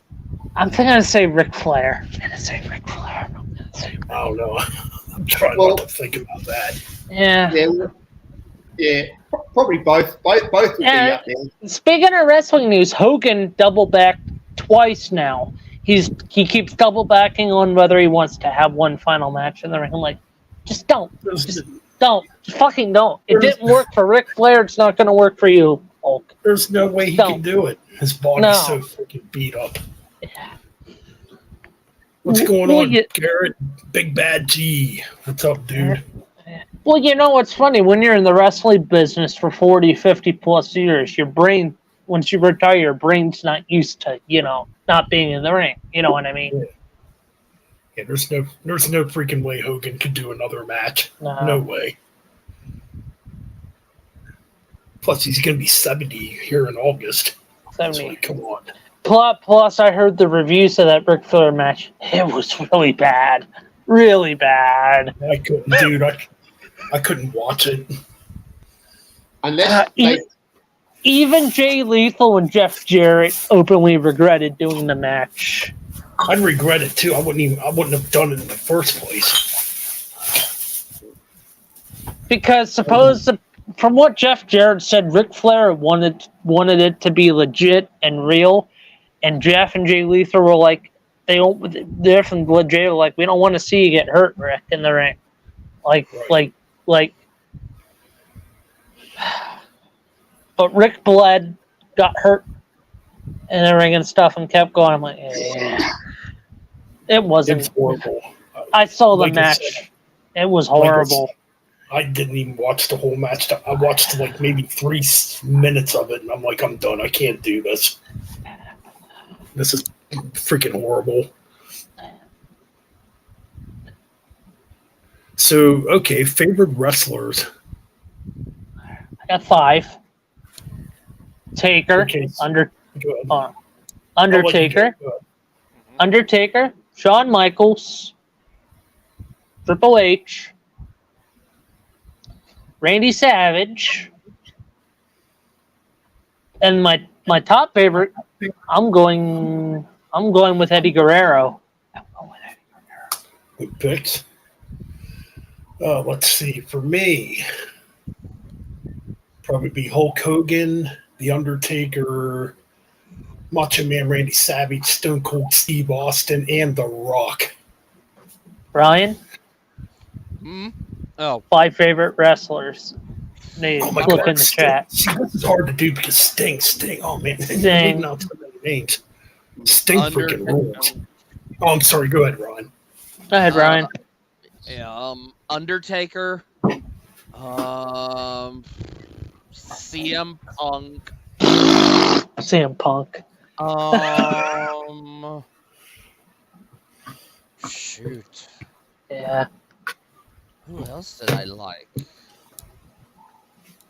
I'm trying to think on that because those two are definites, and then like those two are easy.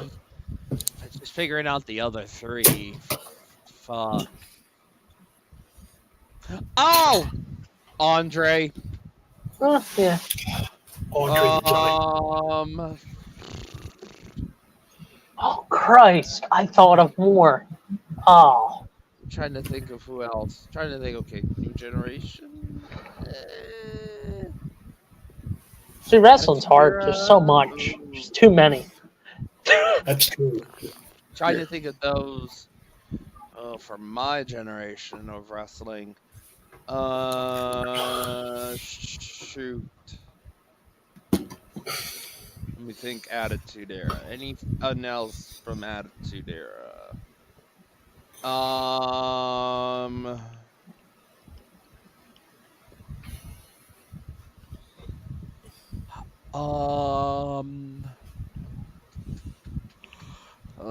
Okay, Ruthless Aggression Era. Don't think too hard. That's even a bigger roster. I guess.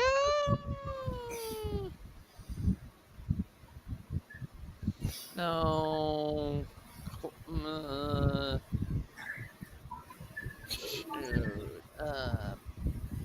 Probably. No. No. Any in the we're getting into the PG era. Any in the PG era? Well, I've already mentioned Punk.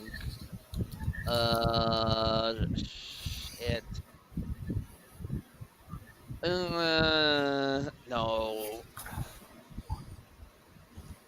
Okay, fine. The Fiend. Freaking hard. The Fiend is on there somehow. Yeah. He's okay. He's just still thinking about his favorite wrestlers. Yeah. It's a lot to think. Yeah, it's a lot to think of. Because I've gone through so many different eras of wrestling. Okay, yeah. You mentioned Sting. Yes, Sting. Sting's All right, there you go. You know, I was thinking of other wrestlers. Tatanka, Crusher. Remember Crusher, Ben? Oh yeah, Crush. Brutus the Barber. Brutus the Barber. Beef. Yeah. I'm strutting. I'm cutting. Yeah. What was the big dude? Oh God, I forget his name. He would no, not Bundy. He would sit and eat food and slop and then wrestle. Forget his name. Geez. Wasn't that Bastion Booger? Yeah, Bastion Booger. Yeah.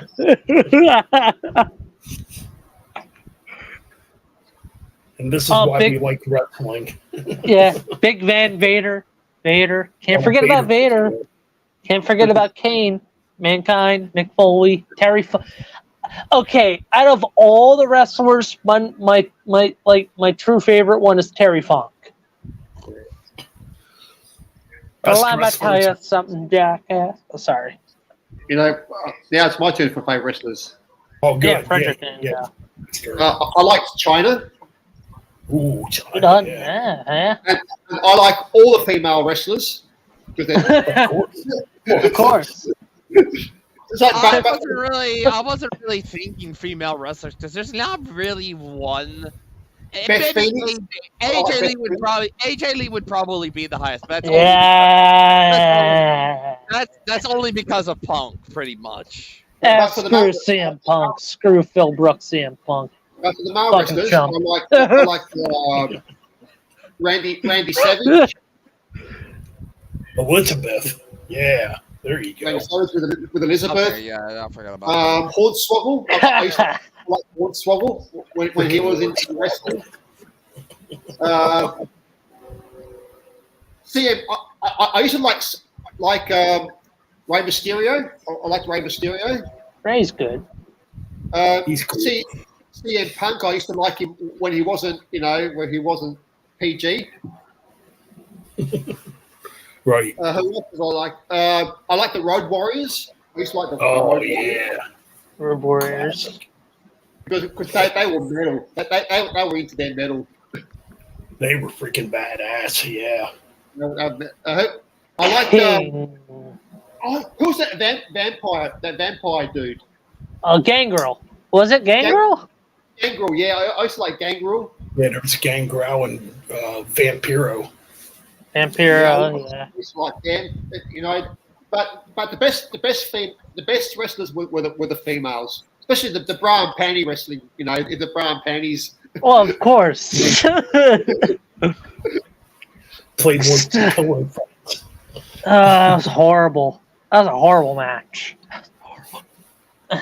Yeah, but wrestling now is it's just crap now. Yeah, It's yeah. not as good as back in the 80s. In the 80s and 90s were the best eras of wrestling. Sorry, Ryan. I know you like CM Punk. I just don't like CM Punk. I just think he's a prick. Today. Because once he left WWE, he did the same shit in AEW. You know, then you wonder why he's in hot water with AEW. Because he can't keep his mouth shut. Well, he's coming back, but he's on the. They're doing a brand split to allow him to come back. That ain't gonna last long. The first night is gonna be in Chicago. But yeah, what are your thoughts on CM Punk then? I think he's an asshole. Yeah, I mean, yeah. just what the shit he's done. Yeah, but don't forget, Ben. He's only acting. You know, he's not really an asshole. It's just his character. He's an asshole. Well, he's also like that. Well, You gotta remember he's straight. You gotta remember he's straight edge. Remember. yeah. But is he Ryan? Is he straight edge? Is he really straight edge? Yeah, he is straight edge. Yeah. Yeah, he might drink a few beers. He might have like Stone Cold Steve Austin. Drinks his light beer. Hey, if you guys like good wrestling channels, I'd recommend for someone who's open and don't give a shit. Go check out. If you guys like wrestling, if you guys in chat like wrestling channels that don't give a shit, go check out JD from New York. That's one person I watch. Yeah, that's one person I watch. Some of the best hot takes you could get. Yes. And the rants. Oh boy, the rants he does on Vince McMahon. It's been a while since I've watched JD. He just did another rant on Vince. So yeah. I mean, besides God. that,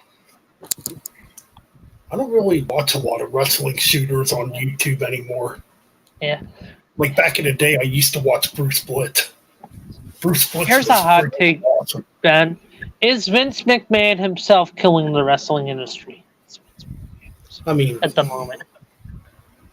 Industry as a whole, not W. Well, I know he's killing W. Industry as a whole. Would the industry as a whole right now be better off if Vince was dead? I wouldn't say dead. Yeah. Yes. Yes. just gone. Yes. Yeah, Just go on.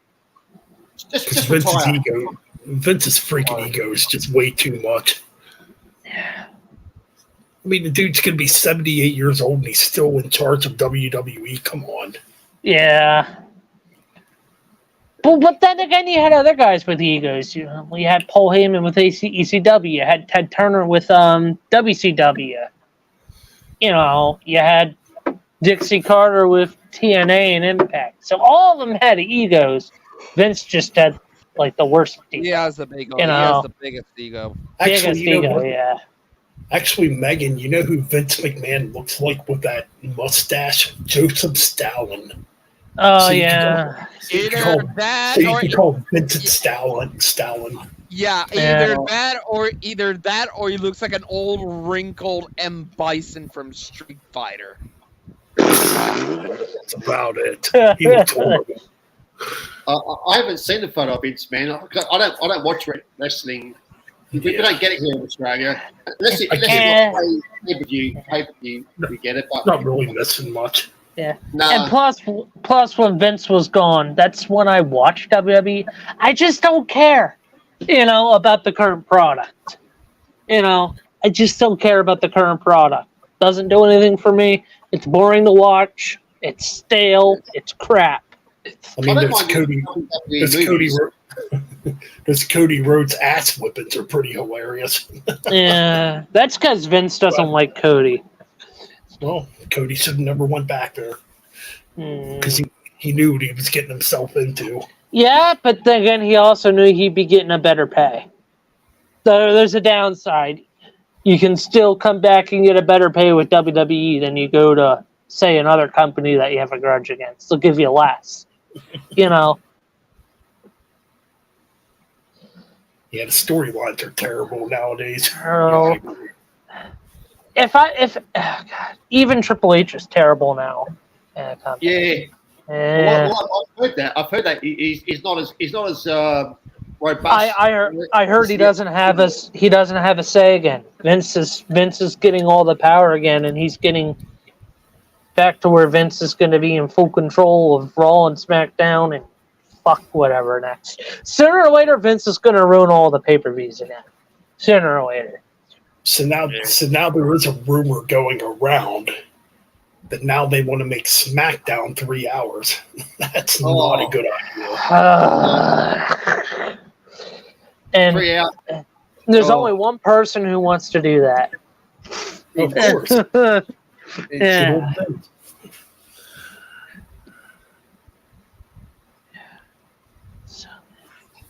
Like I said, this company.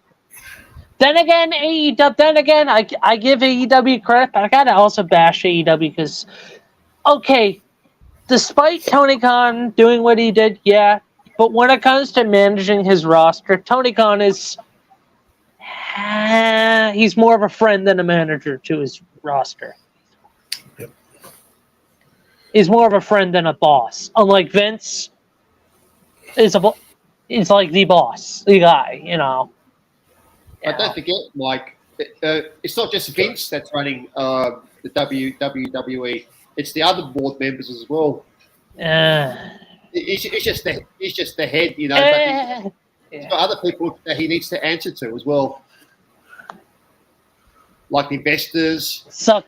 There you go, Garrett. Suck down. There you go, Garrett. That's a good one.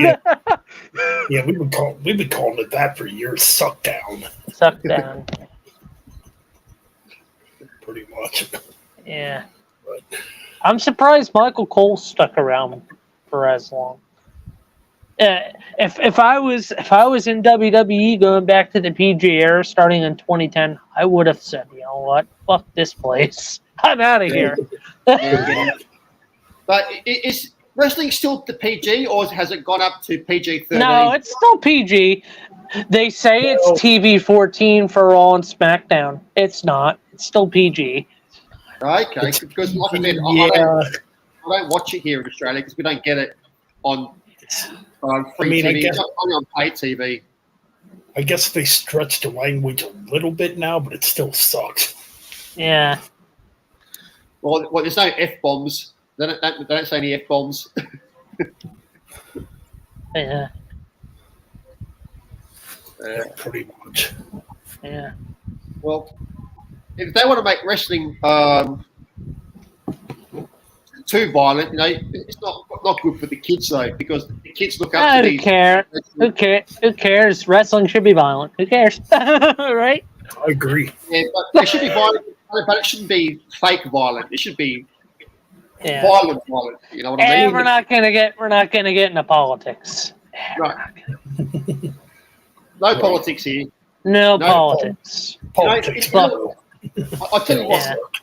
This is my view on wrestling. You know, two wrestlers go in, one has to kill the other. Yeah. That's it. I mean, I don't want to see someone getting killed in the ring though. That the Owen Hart thing, that was just like the gladiators from the Romans and the Greek era, you know, with swords and spears, you know, just go out there and fight to the death, you know. See, I enjoy independent wrestling. That's where I feel the real violent wrestling real wrestling where it's not completely scripted or entertainment is the indie circuit. Yeah. That's where I still feel where the real wrestling's at. Still. I do watch the indie wrestling here in Australia, and it's, you know, you can see that it is still scripted, but it's not, like you said, as much as the WWE. You know, there's a storyline in there, but it's a bit more, you know, full on. Yeah. Oh. Oh wow, 8 people are watching. Oh yeah, 8 people are watching. Cool. Awesome. We got some new people here, which is cool. Cool. Question, What? Question: Sorry. who's better, Nile or Deicide? That's easy Nile. for me. Ooh. Nile. Deicide. Those two albums. No. Even though, I mean, I still like the first 4 Deicide albums, but yeah, for me, it would definitely be Nile. So I just got a text from Wyatt Ben. He'll be joining in a little bit. He's a little busy at the moment. Who? Sorry. Wyatt? Wyatt. Yeah, Okay. Wyatt. Birdman. Freaking The Birdman. Nile is killer. The Birdman. He who talks too much. That's what I Yeah, thought. yeah, man. Guys, I'm telling you, when Wyatt joins, you're not going to be able to shut him up. I'm telling you. Yeah. So Ben, how did you like the Metal Omania show this morning? Oh, yeah. I was actually at Walmart when I was listening to it because I had to buy me a new cooler. Yeah, well, It's hopefully, good. yeah, well, He does hopefully, a freaking good job. yeah, Chris invited me to join on his show, so I'm looking forward to being Ooh. on Metal Omania. Hell yeah. Jeff has a stream coming up on the 11th. The Thrasher's Island. Yeah, I know. He's Cool. got Mark G with a C on there, Cloudy Milder. Devon. 10 whiplash-inducing desert island thrash classics. Okay, Yeah. guys. This is the question. At 4 p.m. Pick your favorite 10 thrash metal albums. Ooh, 10 thrash metal albums. Holy shit. More like 100 or more. So I'm gonna Yeah. I'm a pass. I'll let you all handle that one. I'm a pass. Pass. Like, here's a good one. Death Angel, the Ultra Violent, obviously. Freaking Creator, Pleasures to Kill. Whiplash, Power and Pain. It's a good album. Let's see, Defiance, Void Terra Firma. Yeah, underrated. Artillery, Fear of Tomorrow, or By Inheritance. Yeah. Exodus, obviously. Exodus, Bonded by Blood. Fabulous Disaster. You know, we can talk South about of thrash Heaven. all day. South of Heaven, fuck. Yeah, Slayer. Yeah, definitely. Bonded by Blood. Fuck yeah. Let's see. Okay, Ryan just logged off. Well, yeah, Ryan's done for the night. Oh, that's fine. He might be tired. Yeah, he's I don't blame fine. him. Okay, I'll tell you my favorite thrash albums. Poison's Look What the Cat Dragged In. Oh yeah, that one's really fast, Frederick. Holy shit. Well, I like Morbid Sepultura. Morbid. What's it called? But the band Morbid? No, Sepultura. Schizophrenia. I like Schizophrenia. Oh, Sepultura, Morbid Vision. Morbid Vision. Yeah. Yeah. That's a great album. What else Which do I like, Cavaliers re-recording it.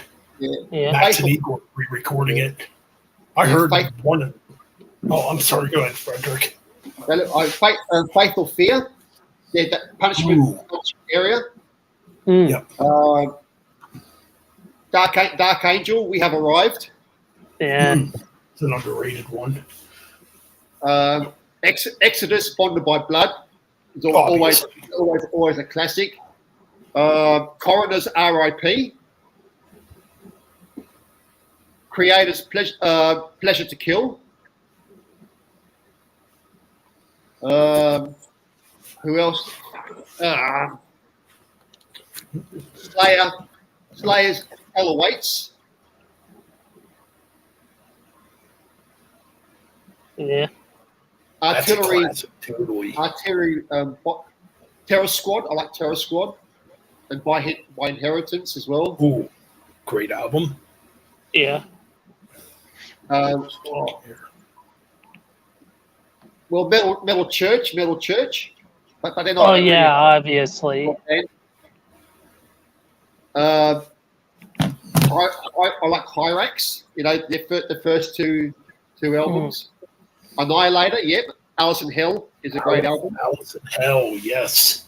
Neverland. Neverland, yeah. Phantasmagoria, song Phantasmagoria, great song. Yeah, totally And, killer. like I like Hellstar.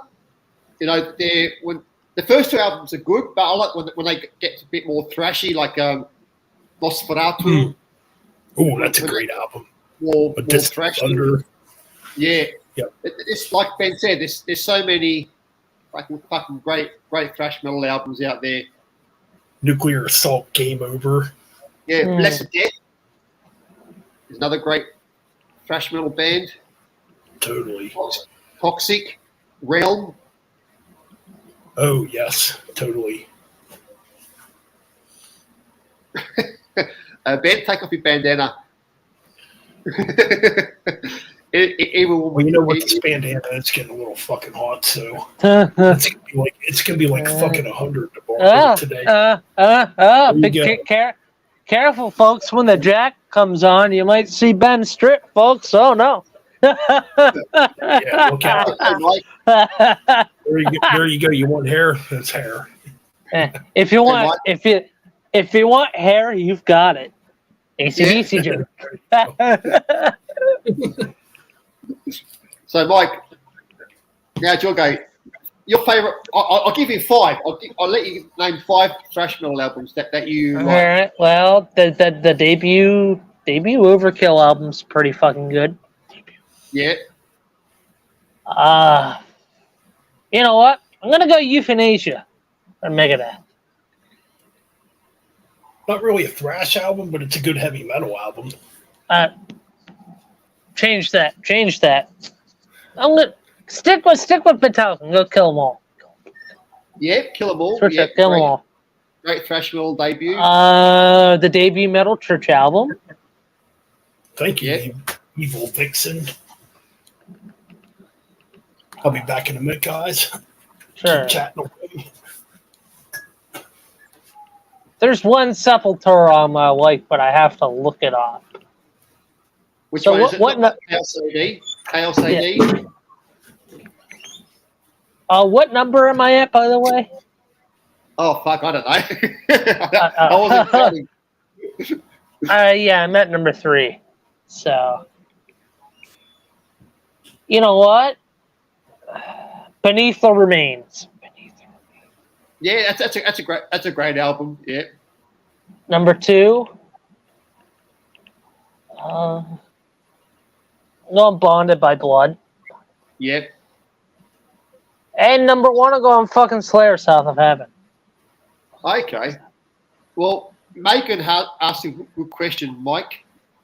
What's your favorite pop or mainstream artist? Fuck that. Not saying it. I hate mainstream and pop. No question. Well, I'll tell you my favorite mainstream. I like Tina No Turner. question. No. Tina Turner. I do like. What's her name? Not into pop or mainstream. I think that stuff is crap. It's fake. That's just my opinion.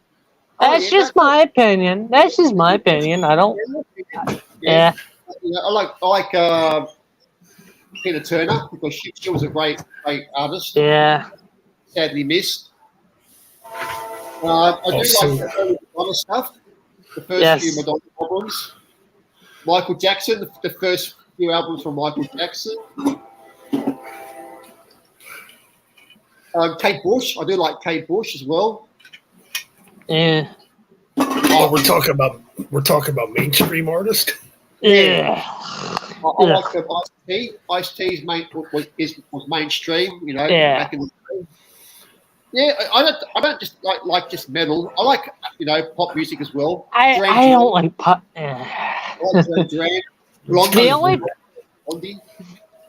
The only exception is I do like Michael Jackson. That's the only credit I'll give for pop music. I do enjoy a little bit of Michael Jackson, but that's about it for pop and music. Toto, Steve Lukather's a ripping guitar player. Yes. Yeah. You got 10 people. You got fucking 10 people watching. Hell yeah. Awesome. Hell yeah. And 10 people. No, We I got like- someone in the chat. Looks like Wyatt might. Oh, Ryan. Right. Oh, Ryan's in the chat. All right. See you later, Ryan. Yeah, take it easy, Ryan. Good to see you, bro. Take care, dude. Thanks for coming on, man. Ah, So- Nick was just live. Nick was active 4 minutes ago. They've been cool to getting him in here for a bit. That's fine. Oh.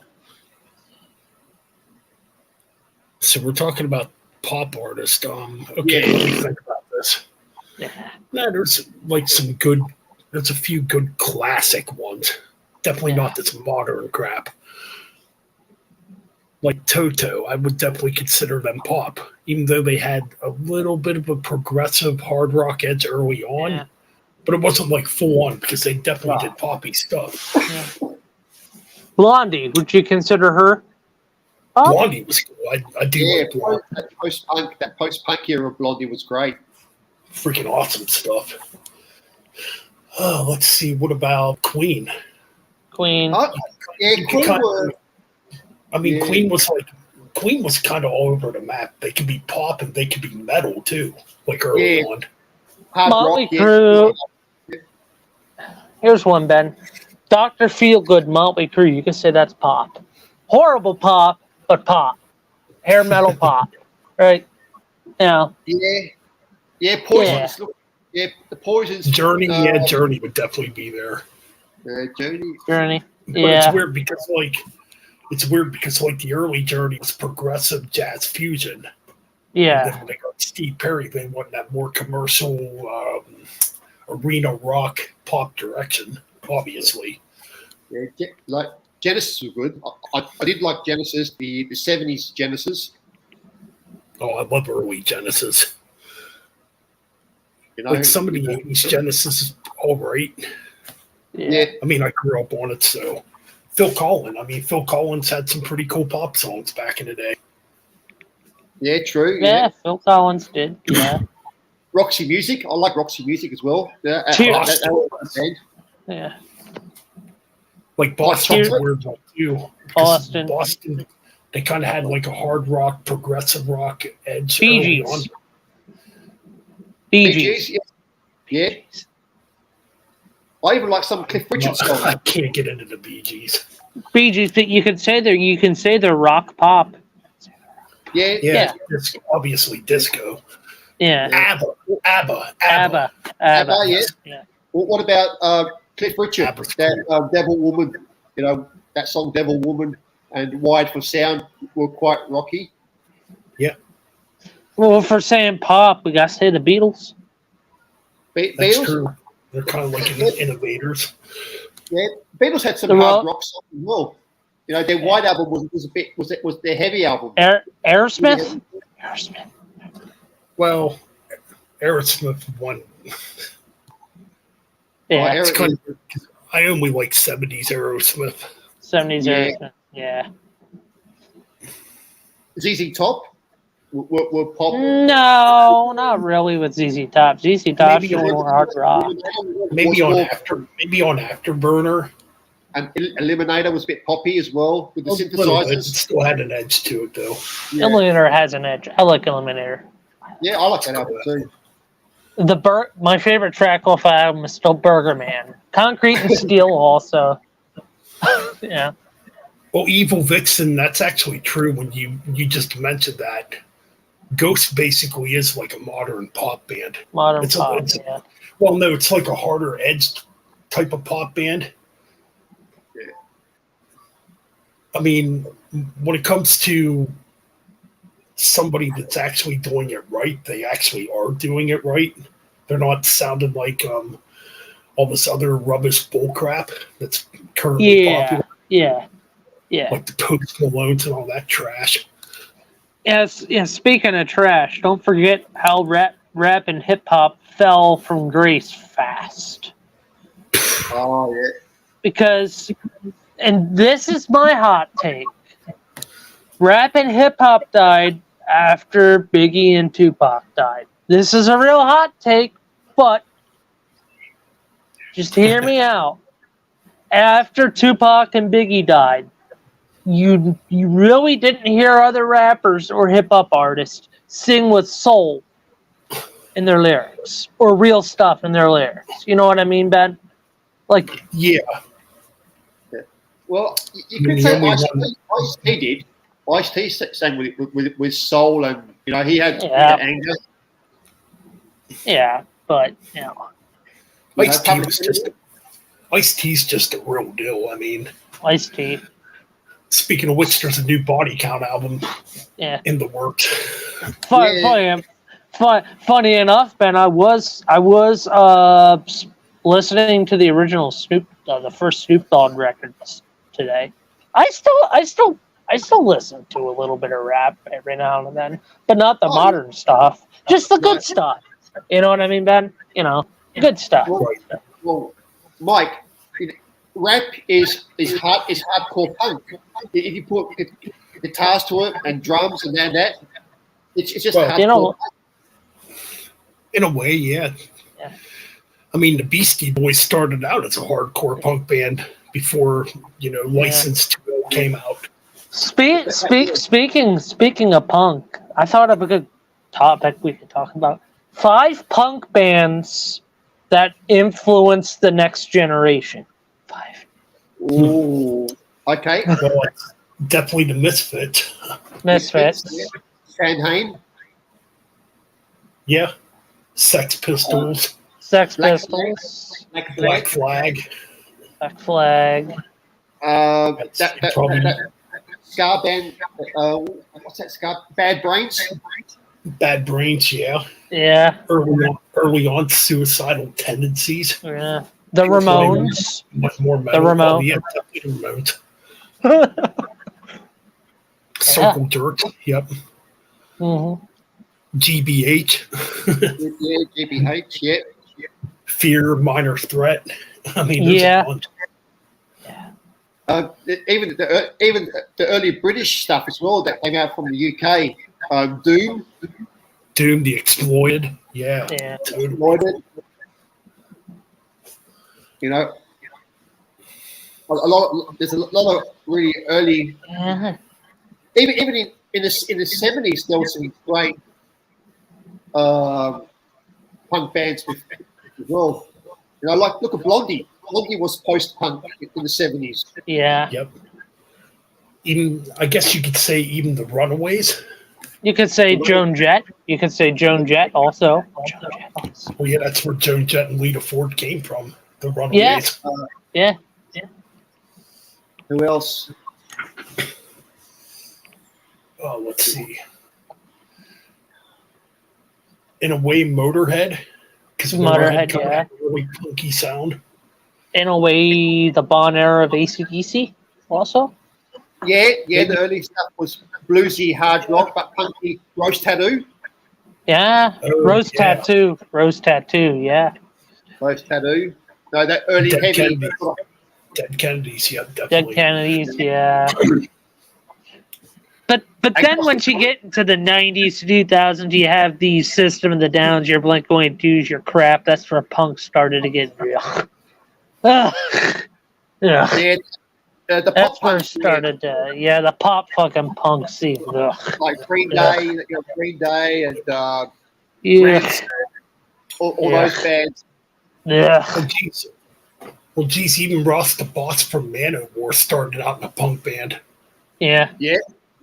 Oh, what were they called? Shit, was it the Dictators? No. Yeah, the Dictators. Yeah. It was the Dictators. Dictators. Yeah. Even from more Merciful Fate, that they had the band called the Brats. The Brats. That's right, the Brats. Michael The Brats. Denner. Yeah, Michael Denner and Sherman were in the Brats. That was a post-punk hard rock band. Yep. So they definitely started out punk before diving into the metal. Yeah, Sex Pistols from the UK was another. Yeah, definitely Sex Pistols. I mean, lots of good stuff. But if we're talking kind of the person who really kicked off punk, I'm gonna go. This is left field. Go left field. I'm gonna say the first person that really influenced the punk scene was Elvis Presley. Yeah, a little bit. Yeah. Yeah. Yeah. I would say probably the Who with My The Who. Generation. my generation. Yeah. Even the Kinks to an extent. Yeah. Yeah. But yeah, definitely the Who, and obviously, Iggy Pop. Yeah, David Stooges. Bowie. David Bowie sort of was almost punky as well in his early days Yeah. as well. Let's see, how old am I? 2000. All right, I'm actually 44. Yeah, I just turned 28. Got Jet, I just turned 28. So yeah, I'm old as dirt. And Frederick's I'm only 5. I'm only 25. Frederick's 5, and he's a little too short to ride the roller coaster yet. yeah. Well, I'm shorter than Tom Cruise. Yeah. Right on. Speaking of because you know how Black Sabbath was influenced by a movie, right, Ben? Yeah. So, what movies have the best heavy metal music in them? If you had to pick 5. Ooh. Okay, I've got my 5. Let's see. Heavy metal movies. Probably Demons from 1985. That had a pretty cool soundtrack. Maybe Tales from the Crypt's Demon Knight. To an extent, there's some alright tracks on there. Oh man. Black Roses. Maximum Overdrive. Maximum Overdrive, Shocker. What about Oh What God! about- Wayne's World. Wayne's World. I Can't forget. Yeah. Like as far as like straight up, whoa, the movie Strangeland. The D. Strangeland. Snyder there. Yeah. Okay, I'll tell you mine. Trick or Treat. Black Ooh, Roses. Yeah. Black Roses. The Thor movie, the one with Thor in it. What's it called?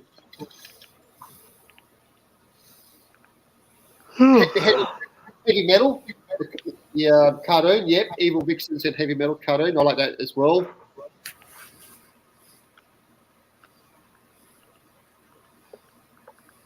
What else?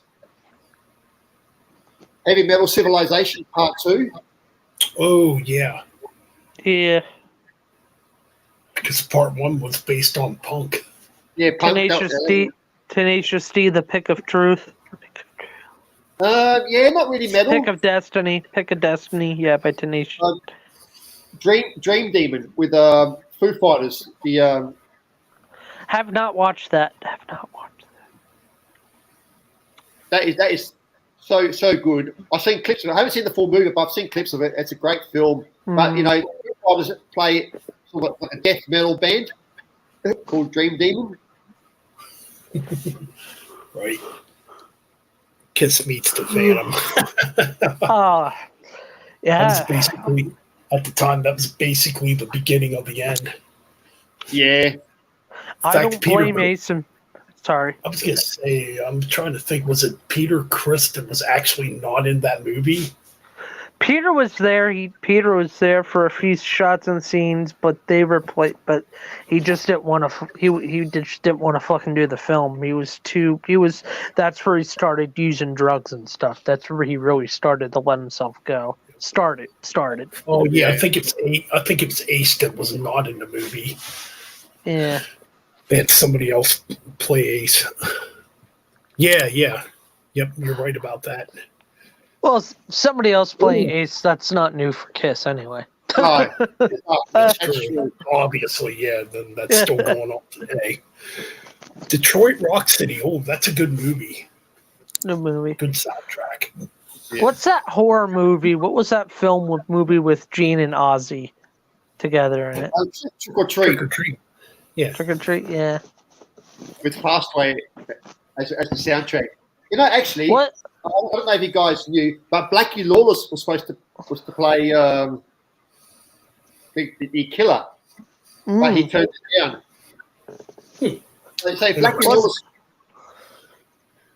Wasn't Rob Halford in a movie? In a scene somewhere? No, he was in a video game called Brutal. Yeah. Yeah. Yeah, he was in a video game. Gene's been in a couple of films. He played with Tom Selleck in that robot film. Tom Selleck had some decent movies. Yeah, he was supposed to be Indiana Jones, but Harrison Ford got the role. Which probably a smart decision there. Smart decision.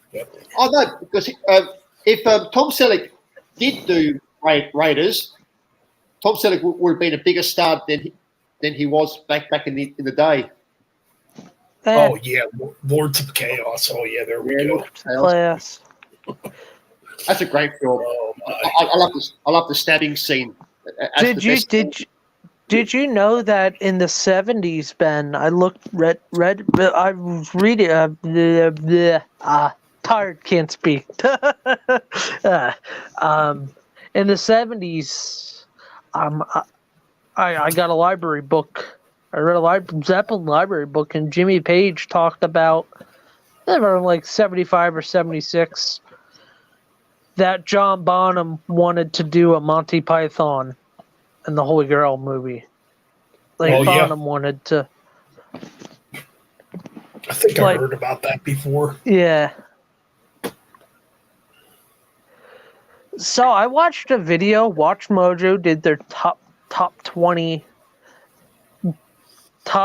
best drum solos. I'm like, oh, there's too many to count. Too many. Yeah. So, yeah, I'm running out of material to talk about. Stuck mode, or you said watch Mojo. Yeah. Yeah, I know. Oh yeah, the Anvil movie. Anvil, yeah. Which was a cool documentary. That was it. Mike, yeah. Then you got Lemmy, the Lemmy movie. Yes. Mm-hmm. Aren't we supposed to be getting Aussie movie at some point? I've heard. I don't think so. Oh, another good movie, The Doors with Val Kilmer. The Val Kilmer Doors movie. Oh yeah. What about the AC/DC movie, Mike? There's not one. Yeah, Thunderstruck. Movie called Thunderstruck. No, there isn't. Yeah, there is. I haven't seen it. Look it up. It's called Thunderstruck. You've seen it. I can tell by that cheeky. I haven't seen it. I don't know what you're talking about, Frederick. It's a movie about AC/DC. You know, some kids are going to see AC/DC live. See, I don't consider that. Nah. Yeah. Look it up. We were supposed to get a Bon Scott movie though. We're supposed to get a Bon. I think we're getting a Kiss movie. I think we'll get a Kiss movie. But who you're gonna have be Ace, Gene, Paul, and Peter? Whoops, sorry. It's a cool movie. Yeah. Well, you can get Val Kilmer. Right? Or you just get four new actors just breaking out, playing. Yeah.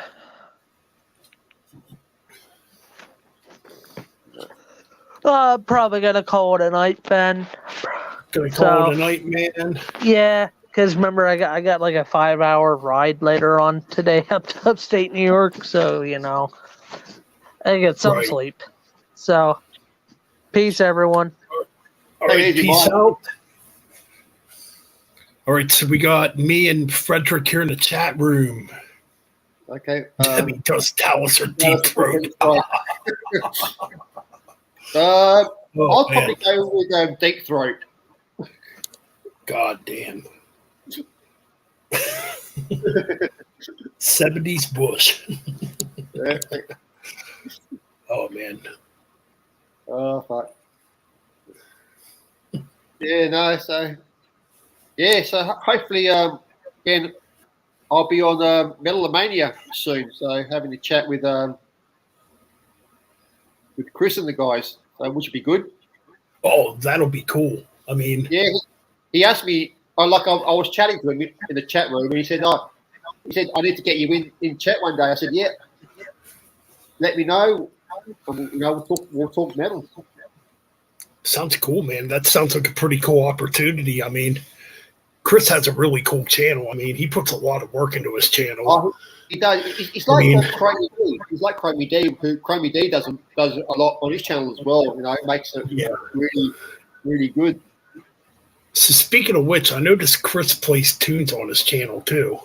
Now I don't know if he got permission to play that stuff. Yeah, I don't know. I need to ask him because it's pretty cool. It's like an MTV for metal. You know, Yeah, sort of an MTV metal. Yeah, because I was kind of trying to do that here, and I'm thinking about bringing it back because I kind of miss doing it, like doing a stream where I'm playing tunes, you know. Yeah, I think it'd be cool to do again. Yeah, but I think you know what Chris does. He gets the underground stuff. I think that's where he gets the past. Yeah. You definitely don't want mainstream shit, obviously. No, because plus, it's a good avenue for people to hear new bands when you play different shit. You know? Because I know Chris likes his death metal. He likes his thrash metal. He doesn't play any black metal though, but I'm not sure if he likes black metal. It seems like Chris is more into thrash, like from knowing him. I mean, he comes from our school. He's probably more around your age, and I'm kind of like there. No, Chris. I don't know how I found Chris. I think James G Warrior got me into Metal Mania. He told me about the channel, you know, and I went on there, and it was good because I had Pizza Death. And then that's when I started watching him, and then I met Chris through it had to been Ryan. Ryan? Yeah, it was definitely Ryan. That's how I met Chris. And I mean, I knew who Thralls of Metal were. I knew Nick. I mean, yeah, because I've been following Nick since, probably since the beginning of his channel or close to the beginning of his channel. It's really awesome where he's come, you know, after, you know, all these years. Oh, yeah. Because when I first subbed to Nick, he only had maybe 200 subs. Okay. This was way back. Yeah. And I just thought I thought their content was really cool, and I thought they were really entertaining. And 15,000 subs later, it's like, hell yeah, and they deserve it. Yeah. You know? Well, he does put a lot of work in it, like Chris does as well. Like Chromie D, he puts a lot of work into his channel. You know, so and Chris fucking does awesome shit on Metal Mania.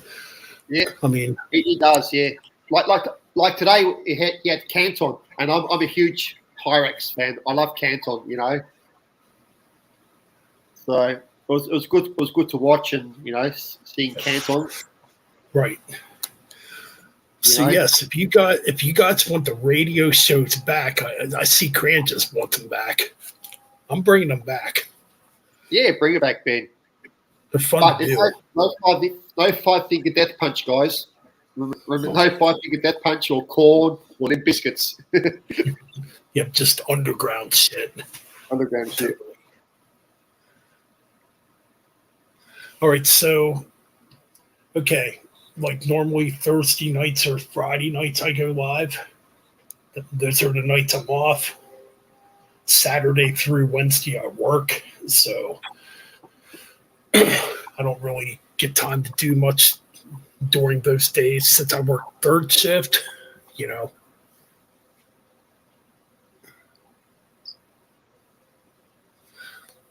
But yeah, that's pretty much what's up. I mean, I upload random videos on my other channel.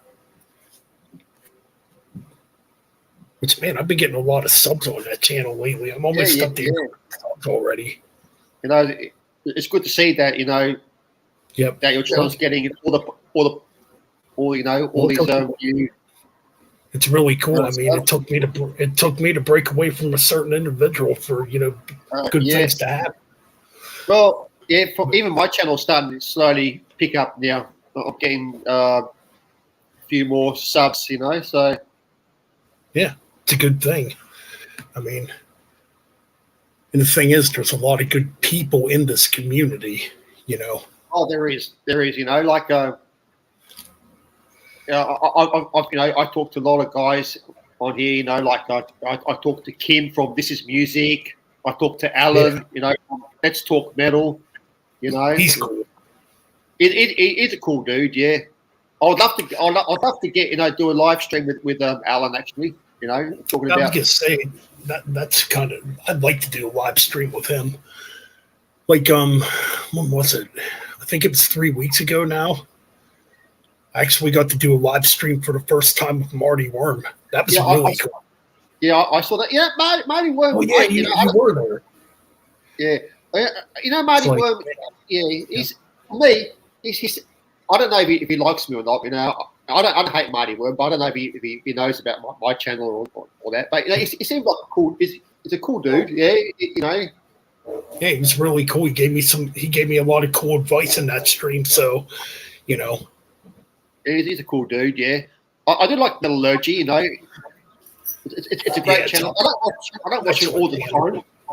But I only watch, you know, like when they have something that sort of suits my, you know, interest. Right. Totally. You know, like if it's like little death metal, you know, it's not in my wheelhouse. I do like death metal. I like the old school death metal, like Hypocrisy, and that's not a death metal. It's kind of weird. I've been getting more death metal as of, like, old death metal, obviously, like Vader and these Hypocrisy CDs. Let's see, I got Asphyx not too long ago. Oh, I love, you know, Asphyx are a great band. You know, they're a doom metal band, they're a death metal band, they're a black metal band. They've got all different styles. Yep, that's true. You know, they're a great band. You know, I used to have the debut album on CD back in the day. That's with Van Ondroon on vocals. Patrick. Oh yeah. Yeah, that's a great album. Yeah, it's kind of weird. Like, as far as like this year goes, I haven't bought like a lot of like brand new stuff. No, like I didn't get the new Obituary. Obviously, I got the new Metallica, new Metal Church. Trying to think what else I got. But then bands. I mean, a couple bands that are coming out, like Severed Angel, which I got to review that yet. Okay. I mean, this is more like a heavier symphonic metal. They're pretty heavy. Okay. I mean, they're Christian? pretty melodic too. Christian band? No, it's not Christian. No? Actually, the one guy has a YouTube channel called Rat Salad Reviews. I think I've seen that channel. So yeah, he's the drummer of this band. And he's a freaking great drummer. This one I saw advertised on Facebook, and I listened to the 1 week, and I'm like, it's pretty damn good. Wings of Steel. Sounds a lot like early Queensryche mixed with a little bit of Whitesnake. Okay, I love the cover art, the Pegasus there. Yeah, it's really cool. I think they're based out of California. It's pretty much all I got as far as like newer bands that are coming out with their debut albums. Yeah. Well, I'm like you, Ben. I'm getting. I like some new bands. You know, I still get the new band stuff. You know, like if it's thrash or black and thrash or speed metal bands. New stuff I will buy. But I'm getting into the reissues as well. You know, all the albums that are coming out. I'm getting the Leech Lord albums reissued. You know what? Actually, you did show me Wings of Steel a while back. I kind of forgot about that. Yeah, that's right, Crancis. You did show me that. The MOD dude. Well, He won't grow he up. shall not be named. That's all I'm going He to shall say not be about named. that. He shall not be named. Slick. Yep.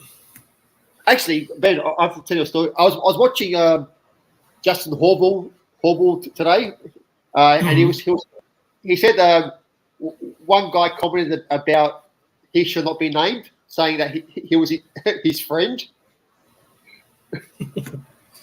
and Justin was saying, I don't know this dude. I don't know this channel. What the hell?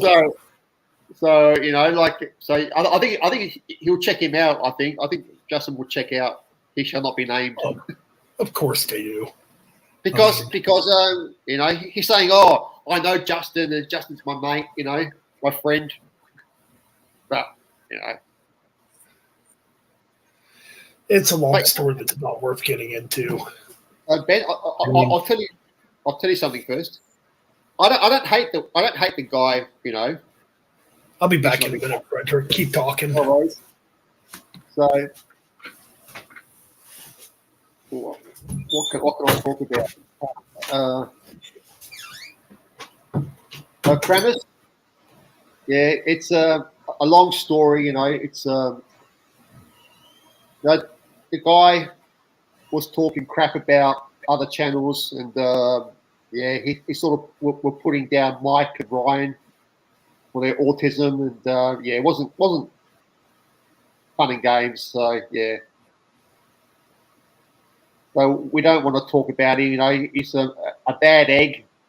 But I was just going to say I don't hate the guy, but his ideas and what he thinks about different genres of metal and what people in general is not good. So yeah, but he seemed like a nice guy, but he's just he's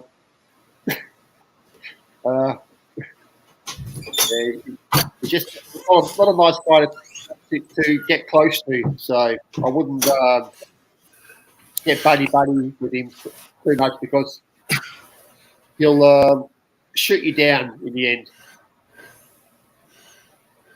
So that's all I'll say about MOD. Okay, I can hear Ben back. Good. I'm back. He's back.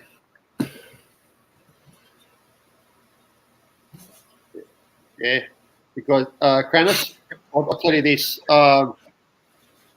He should not be named. Really put Ben's subs down, Right? Yeah. He'll putting bad vibes into Ben's mojo, and people were sort of subscribing and unsubscribing to his channel because of this guy, bringing bad vibes to the channel. Yeah, there was a lot of fucked up shit going on, but sorry about that. No, that's all good, Ben.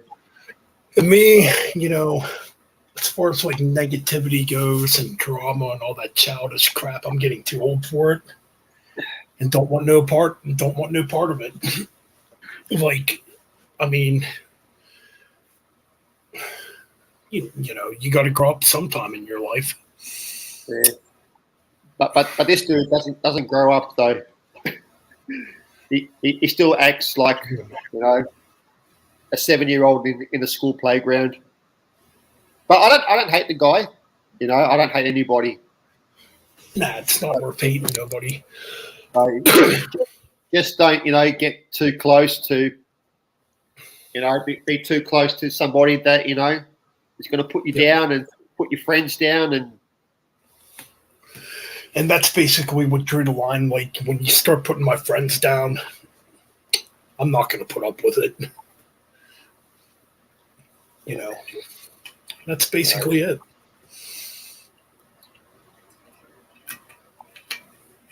But either or, I mean,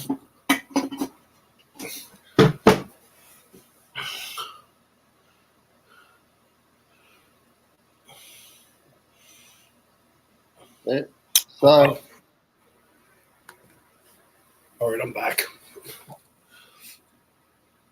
I don't think Birdman is going to come on. I think he's too busy. Oh yeah, yeah. Where's the Birdman at? He shall not shut up. Could be a possibility. Or he probably fell asleep. I don't know. He's still online. Hey, who knows? You know, yeah. So yeah, Either way, this has been a fun stream, I think. yeah. And we got one little cheeky little girl in the channel, in the chat. Yeah, apparently somebody has a fucking crush on me. That's fine. Whatever. That's cool.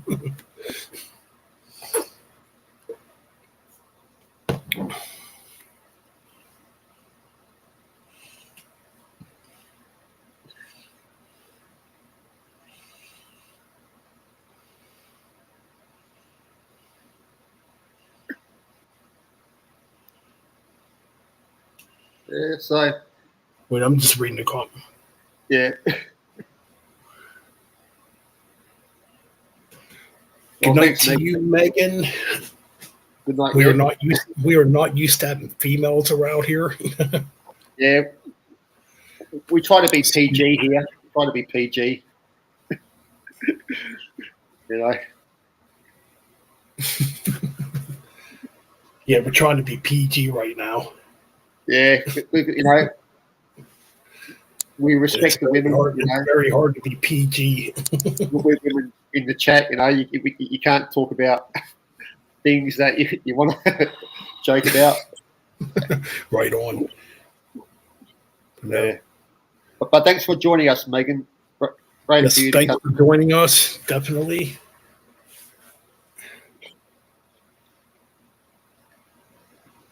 I mean, we don't have to be PG. We're usually not PG. But since we got two really cool women in the chat, I guess in a way we're kind of gentlemen. yeah. Oh. Yeah, okay. Right on, man. Fuck PG. I Yeah. agree. We are not PG. We are TV. Fuck off. TGFU or some bullshit. Fuck you. TG. Yeah. TV. Fuck you. There's our TV rating. Yeah. Yeah, so yeah, it has been a good chat. You know, it's great to see you, Ben, as always. It's been fun. I mean, it's been really cool. I mean, hell yeah, Crantus, we are rocking tonight. It seems like you were streaming over on your end.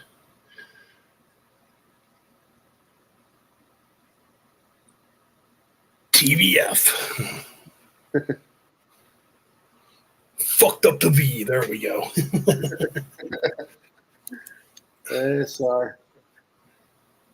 So But yeah, Ben, and, there you go. Go ahead. oh, good, Frederick. I kind of. What's happening on your channel in the coming weeks? Well, okay, so I've been thinking about doing a Death album ranking. I know it's been done to death, and I know mine's not going to be near as good as what Jeff did. But I'm thinking about doing it finally. I mean, it might be all right. I shouldn't put myself down. It'll be. It'll be good. It'll be good. You know, I know, like I said, it's been done before, but you know, it's good to see what other people's reactions to certain albums. Even if it's done a million times, it's good to see other people doing their point of view on an album. So then I'm thinking about doing a violence ranking. I mean, there's only like 3 albums. Oh, that's I'm thinking about doing that too. Yeah. That's going to be a long stream, Ben. Violence. Oh yeah, that's gonna be a whole what 10 minutes. 10 hours of violence. Yeah, no, violence will be a good one. They only got 3 albums and an EP. Oh, they're 2 EPs. They got 2 EPs and 3 albums. Yeah, violence, man. So we're gonna So then I know me and Ryan are gonna do a Scorpions deep dive on his channel. I think sometime in July.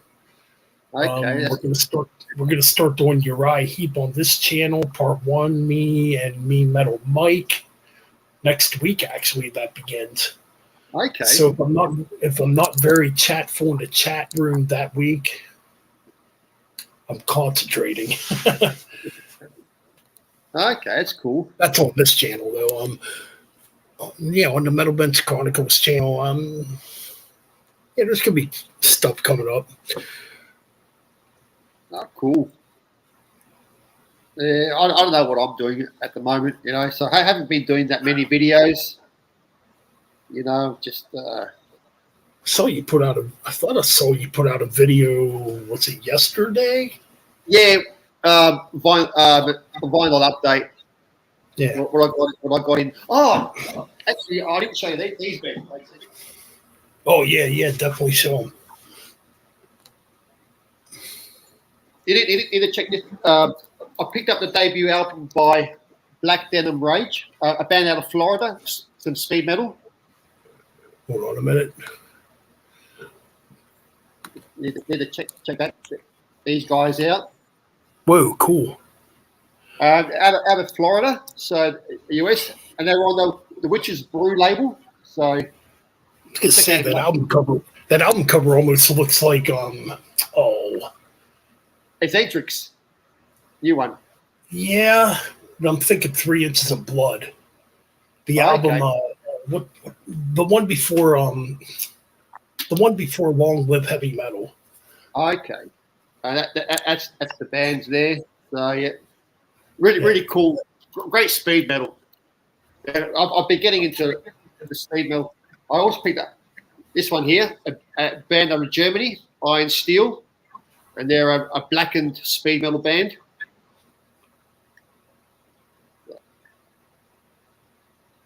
Really cool shit.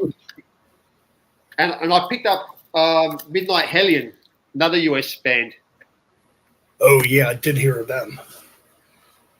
So yeah, I've just been really getting into my speed metal. I think I might change my channel name called Speed or Be Speeded.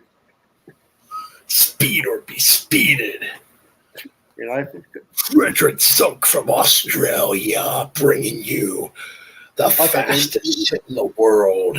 There we go. You can trick me now, dude. So.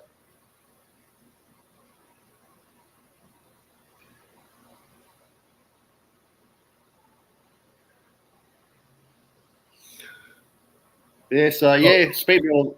Yeah, you can put me down, Ben. Guess we have some drama in the chat room. Yeah,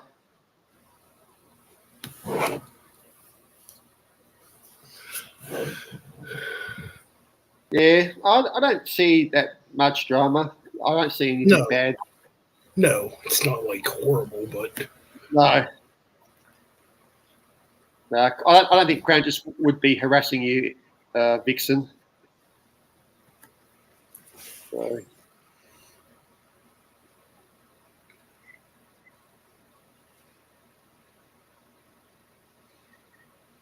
Oh, well, okay. It's a bit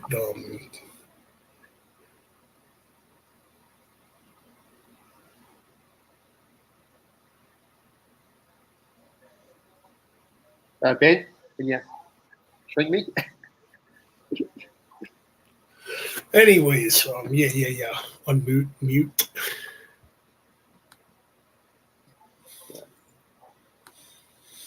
Thanks. All right, anyways. Okay.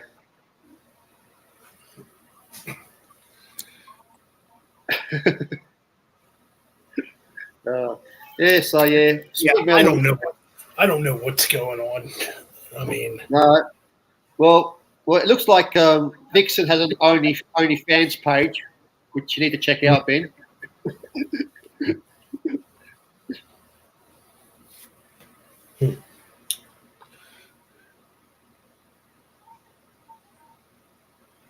So yeah. wow. Yeah. the world of social media, man. Yeah. Why let it get you mad? It's not worth it. That's it. No. You know what? You know what I say?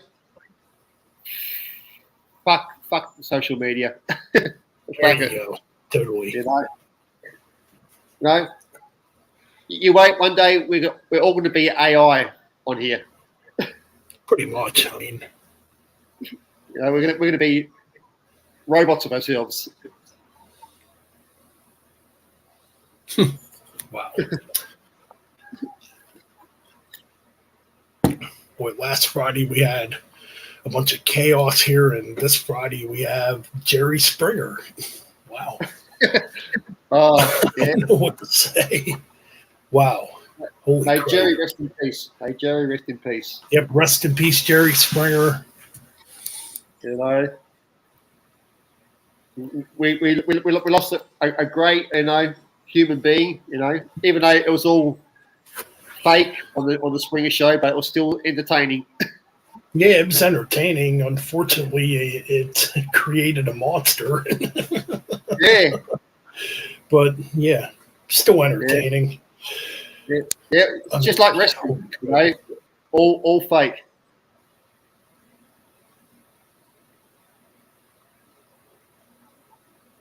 So yeah, Oh man. Nixon, it's all right. Yeah, you know, it's Yeah, all it's all good. right. I'm not mad. I'm not actually mad. I'm just like sitting here thinking to myself, what the fuck is going on? Well, it is entertaining. You know, it's not getting ugly. Hopefully, it won't get ugly. No, it's not ugly. I mean, We don't want ugly things on this channel. Positive things. You know. positivity. I think more people should think about positive shit. We're here to have fun. Nixon. We're here to have fun. You know. The thing is, I mean, like, you got to be positive. I mean, yeah, we're all guilty of being negative. We're all guilty of going through shit in our lives. But at the end of the day, you got to be positive and be thankful that you're still alive. Nixon, you'll always be safe on this channel.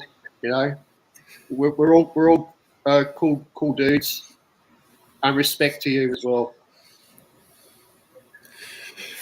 All right, so as far as the bastard schedule goes, well, if I can throw it together quickly, which I think I can, there might be a radio show tomorrow night.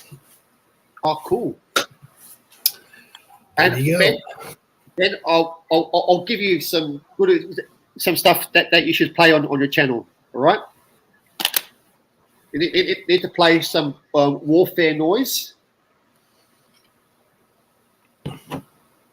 You need to play some of that on your channel.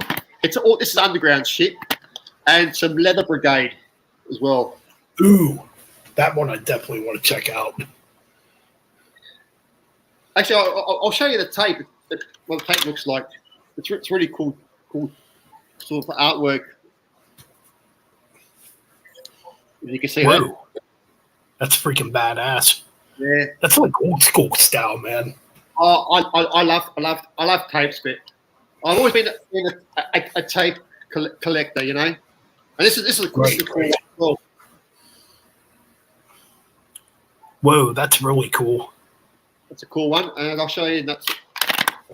This is I really like this one here with the H.R. Geiger artwork on That's there. freaking, dude, that's freaking sick. I like that. Yeah, you know, people should really get into tapes. If you know, even if you're not into tapes, you should get into them because you know. Oh yeah, tapes are cool. I mean, and they're making a comeback too, which is cool. Yeah. I mean, Well, this yeah, is what I- tapes. I don't think tapes should be priced $20 for a cassette. That's kind of ridiculous. Well, pertainingly if they're higher than CDs. You know what I mean? Yeah.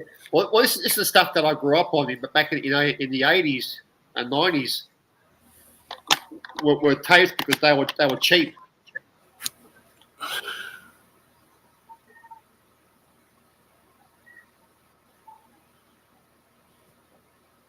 That's correct, Sneak. Oh, dude, we don't. Dude, I don't do drama, dude. It's funny. It seems like a lot of people want to bring drama my way, though. It's like, what the fuck? Yeah. It's like, holy crap! Do I look like the cap? Do I look like the captor of chaos? That should be a new Holocaust song, "Captor of Chaos." Well, this is the Jerry Springer new version. Sorry. Well, here tonight on Metal Bastard Springer, we got a little bit of chaos here in the chat room. I don't know what's going on here, but yeah, what? I mean, cripe. So, are we going to see any chairs fly? Are we going to see some low blows? Are we going to see some uppercuts? It's like, holy fucking cripe. Yeah. Okay. If you want chaos, go on to TikTok. Oh Lord, no! You will never see me on TikTok. Megan M is grabbing a chair now. Are you going to take that chair and turn it into a concerto? A concerto, I should say.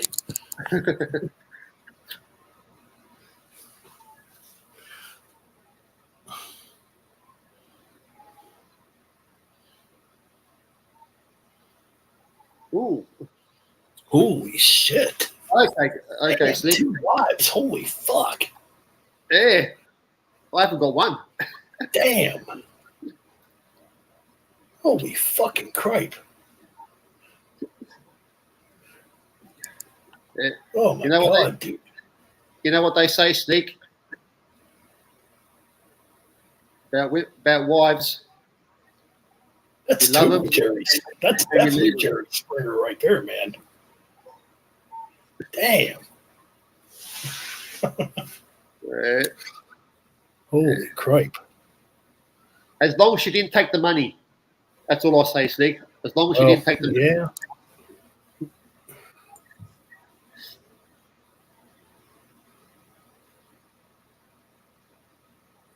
All right, I don't know what's going on here. This is kind of damn. I don't see Kranos saying anything. I don't see his posts up there. Damn. I'm gonna have to turn this to Metal Bastard Springer so soon. Holy cripe. Yeah, that's what I said, man. You're the new Jerry Springer channel. I guess so. Well, I guess I have to do my final thoughts. Don't be stupid. Use common sense and don't get yourself involved with drama. And that's my final thoughts for tonight. Try not to make fun of nobody, but holy cripe, holy fucking cripe, man. Yeah. Damn.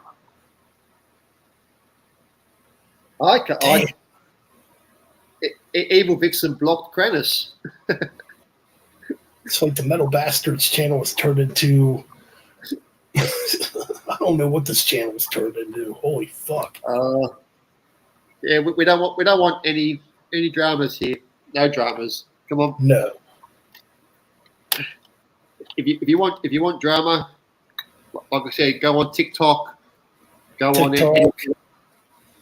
I'm sure you'll find it on what's that other site? Discord. I'm sure there's plenty of drama there. Yeah. I don't know. I don't go on Discord, but I've heard No. bad stories. Well, yeah, no, TikTok is pretty bad too. It's more of sort of a spy sort of site run by the Chinese, which is not good. Yeah, pretty much. But It's like every day I log into Facebook and I see somebody posting a TikTok post. I'm like, yeah, well, I am living in hell. I even think, like Facebook, Instagram, Twitter, even YouTube are all run by Big Brother. They're all they're spying on us and all these social media sites. Well, there's people out there that look for the dirt. Yeah. All the dirt they can get. Thanks, Kranos. That's pretty fucking sad. That's pretty sad when you got to look into somebody else's life, and you're not worried about your own life. You know what I'm saying? Yeah. But you know why they do it, Ben? It's because that they want to get into your bank accounts. They want to get into all your accounts so they can, do fake accounts and, steal your Sad. money. And, It's like, holy crap. yeah, no. So, yeah, just be safe and, yeah.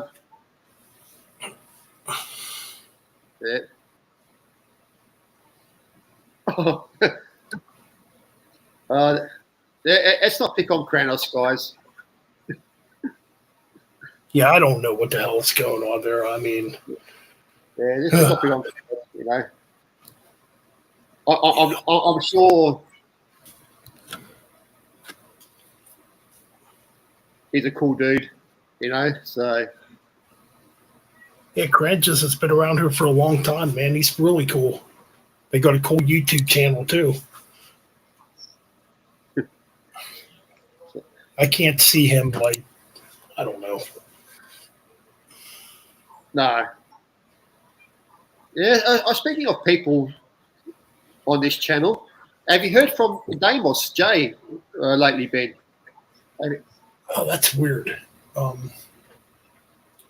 He was actually on one of my streams. Oh, man, I want to say it was maybe a month and a half ago.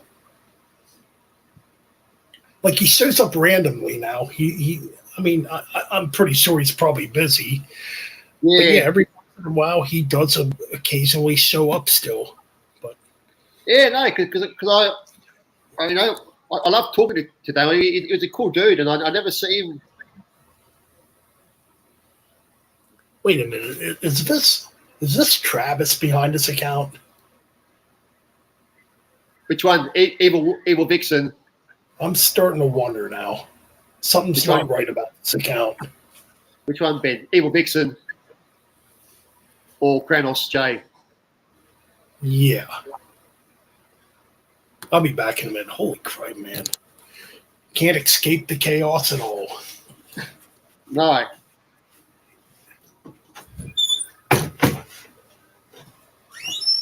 Right, come on, guys. Let's not have any bad shit on here. No, Kranos, we're not sure what's going on here. We believe that there's a fake account here, so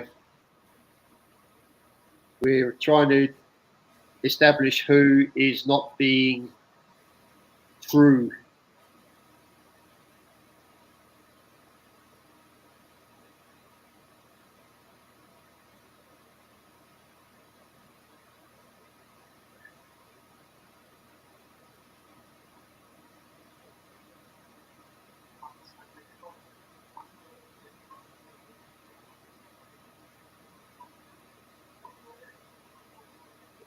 Okay.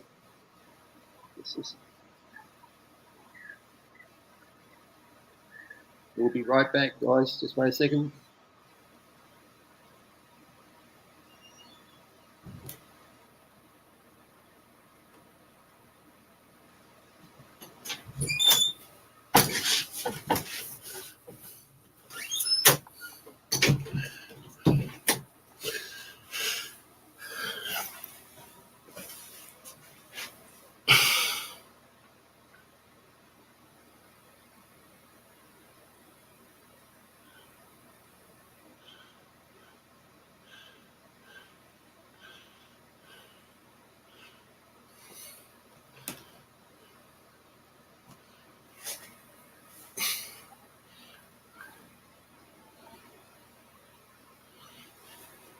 So who's the troll Ben?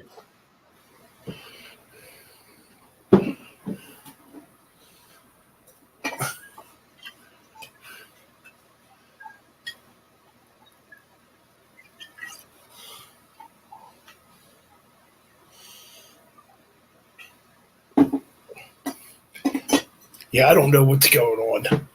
No, I just know we had a bad incident last Friday night when I was streaming. But this is like really, really fucking dumb. Yeah, this turned like really bizarre. yeah, it's like the Twilight Zone. Yeah, really. It's like Metal Bends Chronicles. It's like heaven on that channel. I come over here, it's like hell. It's like infernal hellfires. Holy crap, it's horrible. Yeah, I don't know what the fuck is going on. Holy crap. Yeah, it's all about the porn. I don't know, man. Holy shit. Well, I don't know, you know, if Evil Vixen is who she said she is, or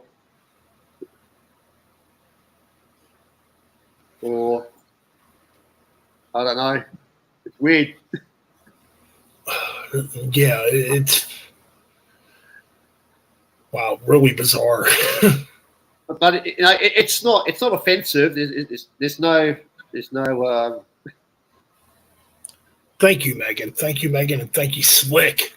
Slick Black Cadillac. Sorry, my voice is a little fucked up there. Yeah, I agree with you, Slick. Let's get back to the music and the good Yeah, vibes. let's get back to the music. Yeah, definitely back to the music. So, Oh, Ben, so did I tell you? music. Oh, good, Frederick. Did I tell you that I ordered the 3 Toxic EPs Oh, cool. on vinyl? They've been issued on vinyl, which I'm hoping to get sometime soon. If the post that doesn't take too long. Oh, nice. I mean, yeah, there's been a lot of cool stuff coming out, man. Yeah, I know. It's just that I think this year has been the year of the reissues. Definitely. It's like, yeah, I've been more interested in buying like reissues over new stuff. Yeah, because I just ordered the Exciter reissues. Kill to Kill on vinyl. Sweet. There's all these classic, thrash metal albums, heavy metal, death metal albums, black metal albums have been just coming out more. I think labels are starting to, not sign more bands. They're trying to get all their old stuff, back onto the market because people want it. Right. Oh, yeah, there's still a big craving for it. I mean, yeah. Considering, a lot of these albums have become very rare or way too expensive to get, Yeah, Discogs. You go to Discogs, you want to buy a classic album, you're going to pay $120, $150 for an OG copy. Oh, pretty much. I'm back. Which I think is kind of ridiculous.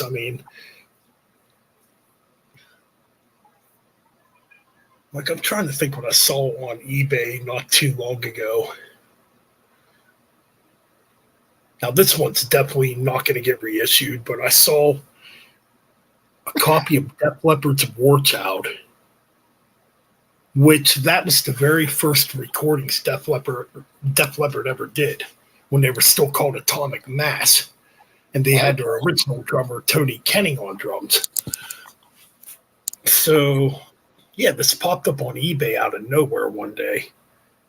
And at first, the price was only like $25, I think. Then it jumped up to like $600, $700. Oh, fuck. I'm like, there ain't no fucking way, man.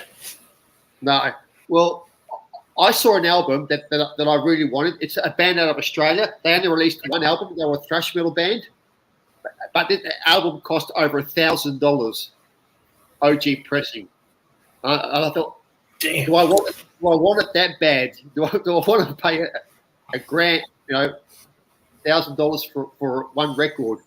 And I'm hoping that some independent label will reissue it. The band is called Massive Appendage. Oh, They cool. were out of Sydney, but $1,000 for one vinyl, an OG pressing. Yeah.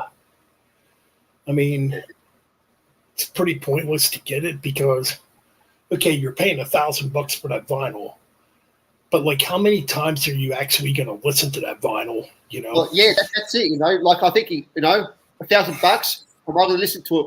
I'll listen to it once, and then I'll just put it away and keep it in a safe place because if you scratch it or you put it near your head and it gets warped, Yeah. you're going to lose a grand. But I hope Exactly. I hope a label out of Germany or Greece or Spain does a reissue of it, on vinyl one day, because it's a good album. It's just really solid, great thrash metal. Right. About $1,000. The most expensive album I brought was a thrash album, and it cost me $150 Australian. Damn. And that was the Obsession Method of Madness LP. Oh, wow. But I wanted it, and I thought I'm going to buy it because I wanted that OG. Yeah. But there's another album I want to get. It's the band Torture. They're a US thrash metal band, but their record is like $200 and something for an OG pressing. Damn. So, See, it's kind of weird that you mention all that because, like, back in the day when these bands were out, I mean, you go back to 1980. Well, you go back to the late 80s, the early 90s when a lot of these bands were coming out. Back then those bands were forgotten about. yeah. I mean, yeah, they had their few, they had their fan bases, obviously, but a lot of those bands never made it past one or two albums. Yeah, that's it. Yeah, that's it. Another band that only did one album was a band called Wench, an all-female thrash metal band. They did one album, and then they disappeared. School of Violence, another great crossover thrash metal band, did one album, and now their album is hard to get, or it's expensive. So yeah, And well, the thing is, like, back then you wouldn't think, if you go back to your mindset in 1989, 1990, you wouldn't think, I mean, obviously it was a different time too, so you're not thinking like into the future where these albums could become really obscure and worth something, Yeah, I know. Well, that's what's happened. Yeah, that was my mindset. Like when I started getting vinyl, I didn't think about in the future they're going to cost money or not cost money, or Right. I just bought records because I like the music. Yeah. And now I kick myself sometimes, and I'm thinking, oh fuck, why didn't I get that album back then? Right, You know what I mean? exactly. Which really makes an interesting claim because when you think about the value of music, right? Yeah. Shit that becomes mainstream don't have value after a while. But shit No. that's very underground, a lot of value. Well, now we lost Tina Turner. We lost her a couple of days ago. Her albums are hard to find at the moment. Yeah. Because she, the Queen of Soul. She. So I mean, And I the thing think is, she had a bunch of albums out in the 70s too, yeah, and I hope. I mean, a lot of. hopefully- I'm sorry, go ahead, Frederick. Yeah, it's okay, Ben. I was just going to say, hopefully that her record label will reissue all her back catalogue. You know. Yeah. Hey, So- Jeff, how you going, brother? What's up, Jeff? How's it going, brother? Good to see you here, man. And Jeff, yeah, Midnight Oil are a great band, Aussie band. Yeah, you'll love that band. Oh, I've heard of that band before.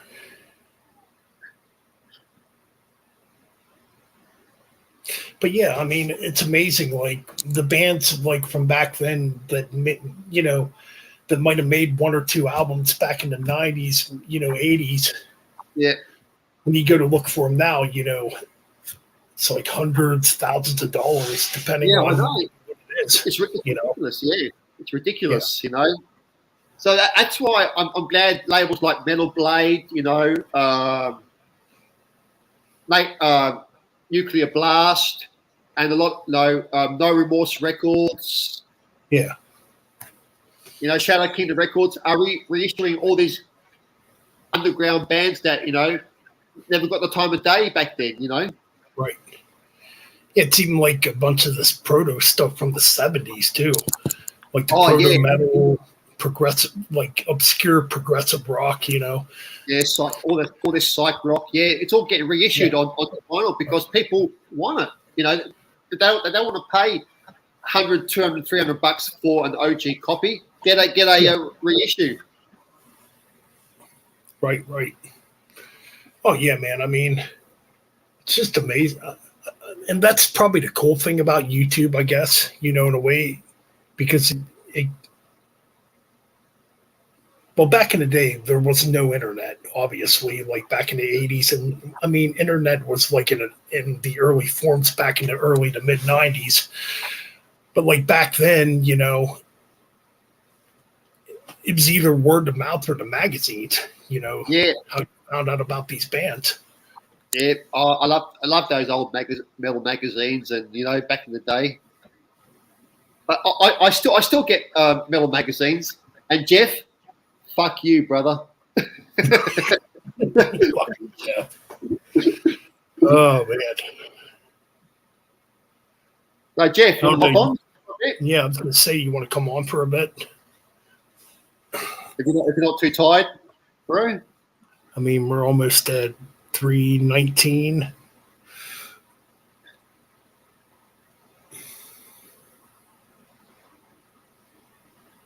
So yeah, no. But I'm so glad that these record labels are not looking on signing new bands. They're bringing out all these, reissues, which is good. Right, totally. Jeff, double fuck you, bro. What the hell? Yeah, he's joking. I know. Guys, do check out Gas Mask and Hand Grenades. Go subscribe to him. He's a poser. He doesn't know much about metal, but he knows what he likes. Yeah, okay, come on, bro, come on board. Yeah, All right, I'll send you a link.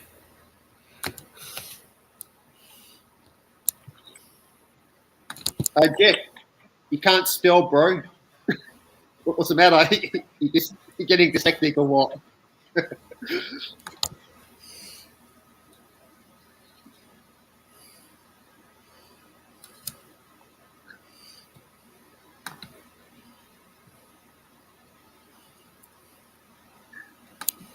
Yeah, so do check out Gas Masks and Hand Grenades. Great channel.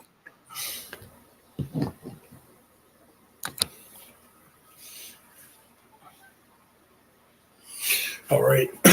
Send a link to Jeff. So yeah, definitely go sub to Jeff. And Yeah, he's a poser, but we still love him. we're all posers, I guess.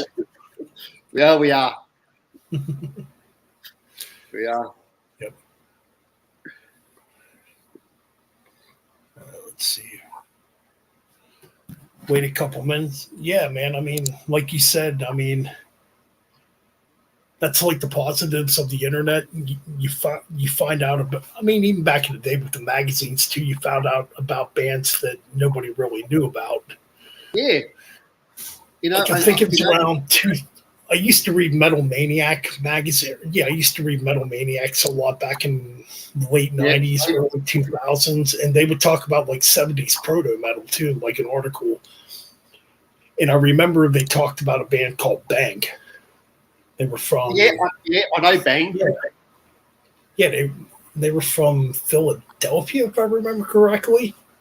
Yeah, their albums were reissued. Rise Above reissued some of the Bang stuff because it's sort of proto doom. It was sort of proto doom then. Yeah, they had a sort of proto doom metal styling. Wait a second, Ben. I'll be back in a minute. all right, cool.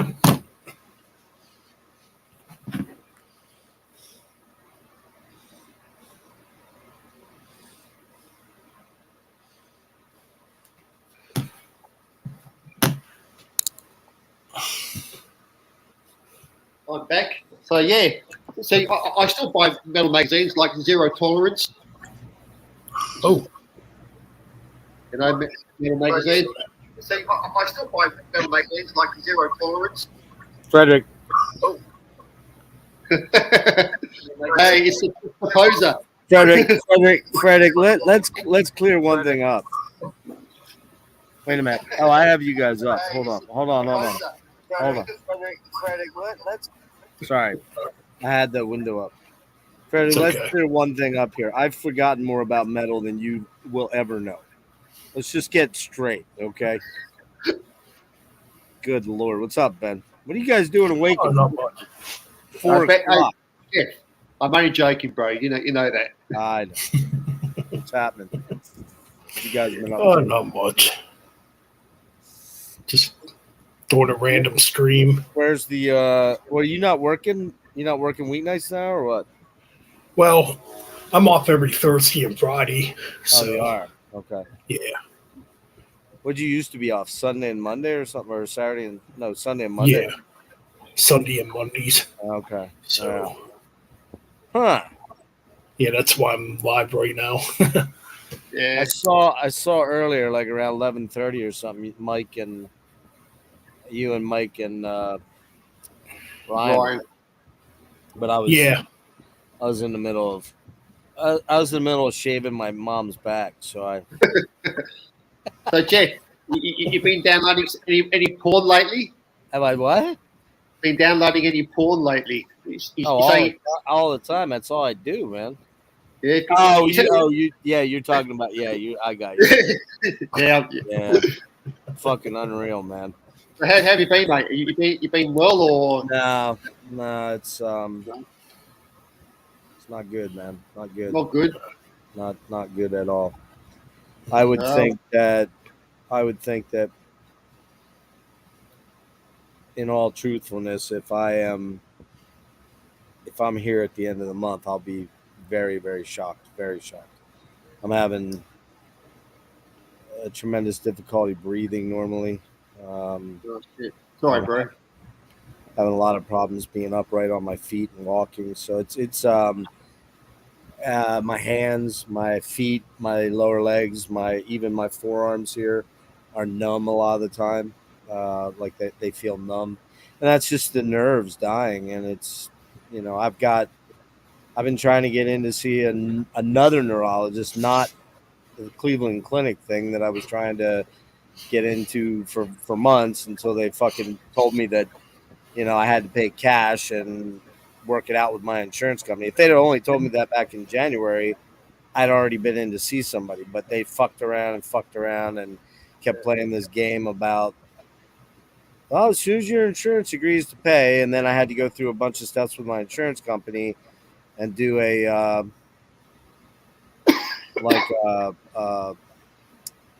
fuck, I don't even know what it's called. I had to file a grievance and then meet with them online and explain my situation. And within 2 days, they had overturned 3 months worth of bullshit where they kept denying it. And they said it was medically necessary. And I went back to Cleveland and said, okay, There, my insurance company says yes. When can I be seen? Well, we'll get back to you. 3 weeks later, after me calling numerous times and threatening lawsuits, that's how bad this got. I finally said, if you fuckers don't call me back, the next call that you get from me will be through my attorney. Then suddenly they called me, and long and short of it was they said, well, we're not going to accept your insurance, but at least now if you come and pay cash, you can get reimbursed for it. And I said, okay, when can I be seen? And guess what their response was? Next year. October of 2023. What? So you can envision what I told them. I said, hey, by the way, fuck you and fuck every fucking doctor out there and fuck your administrative people and fuck all you motherfuckers to hell because you've helped kill me. You've helped kill me quicker than it had to be. So now I'm trying to get back into my local Lancaster General Hospital where I live. I'm trying to get back into the original doctor I saw in 2020 when all this started to go south, and she shipped me off to Maryland, and then that guy tried to ship me out to Cleveland. It's been one big game of Cat and mouse. yeah, push that guy off over there, push that guy off, push him over there. Oh, make him go over there, make him deal with them. So they had no interest in helping me. They had no interest in trying to help me solve this or work with me to treat it or anything. So You know what, Jeff? Move to Australia, mate. The best health service here is in Australia. I wish. It's a little late for me now, brother. I mean, But you know what I'm saying. You know, Yeah. You could have, you gone in, you would have been looked after, and well, in worst case, now here's another great one. So last Monday, not this past, but almost 2 weeks ago now, 22nd. I went to my GP. I had to I struggled to get out of the car, walk into the, I'm not using a cane most of the time yet, but I will have to very, very soon. And I ended up going in there. We had a long, long discussion about this, the lack of any kind of urgency or concern by the neurological people, by the gastroenterological people, and by him. And I said, look, man, you put me on this one drug that kind of helps, but not really with pain. Now I'm feeling bone pain, man, in my bones. Like when I turn and roll over, I have pain in my shoulder that stretches down into my rib cage and goes into my back. And it's all over in my legs and my feet and burning nerves and everything. I said, we got to do something different about pain here. The gabapentin is not doing anything. It's barely helping at all. So he finally agreed to send me to a pain clinic. Well, you know what that means. That means opiates, which means it's only a matter of time. It's palliative care. So I said, yeah, I guess I'm ready to make that step because I've fought that for many, many years, actually 2 years anyways. And now on Friday, I called and they have like a answering machine, not an answering machine, but a service that says, take one of the three options. You can hold or press 1 for a callback number and we'll call you within 24 hours. And then the other one is leave a message. So I left a callback number.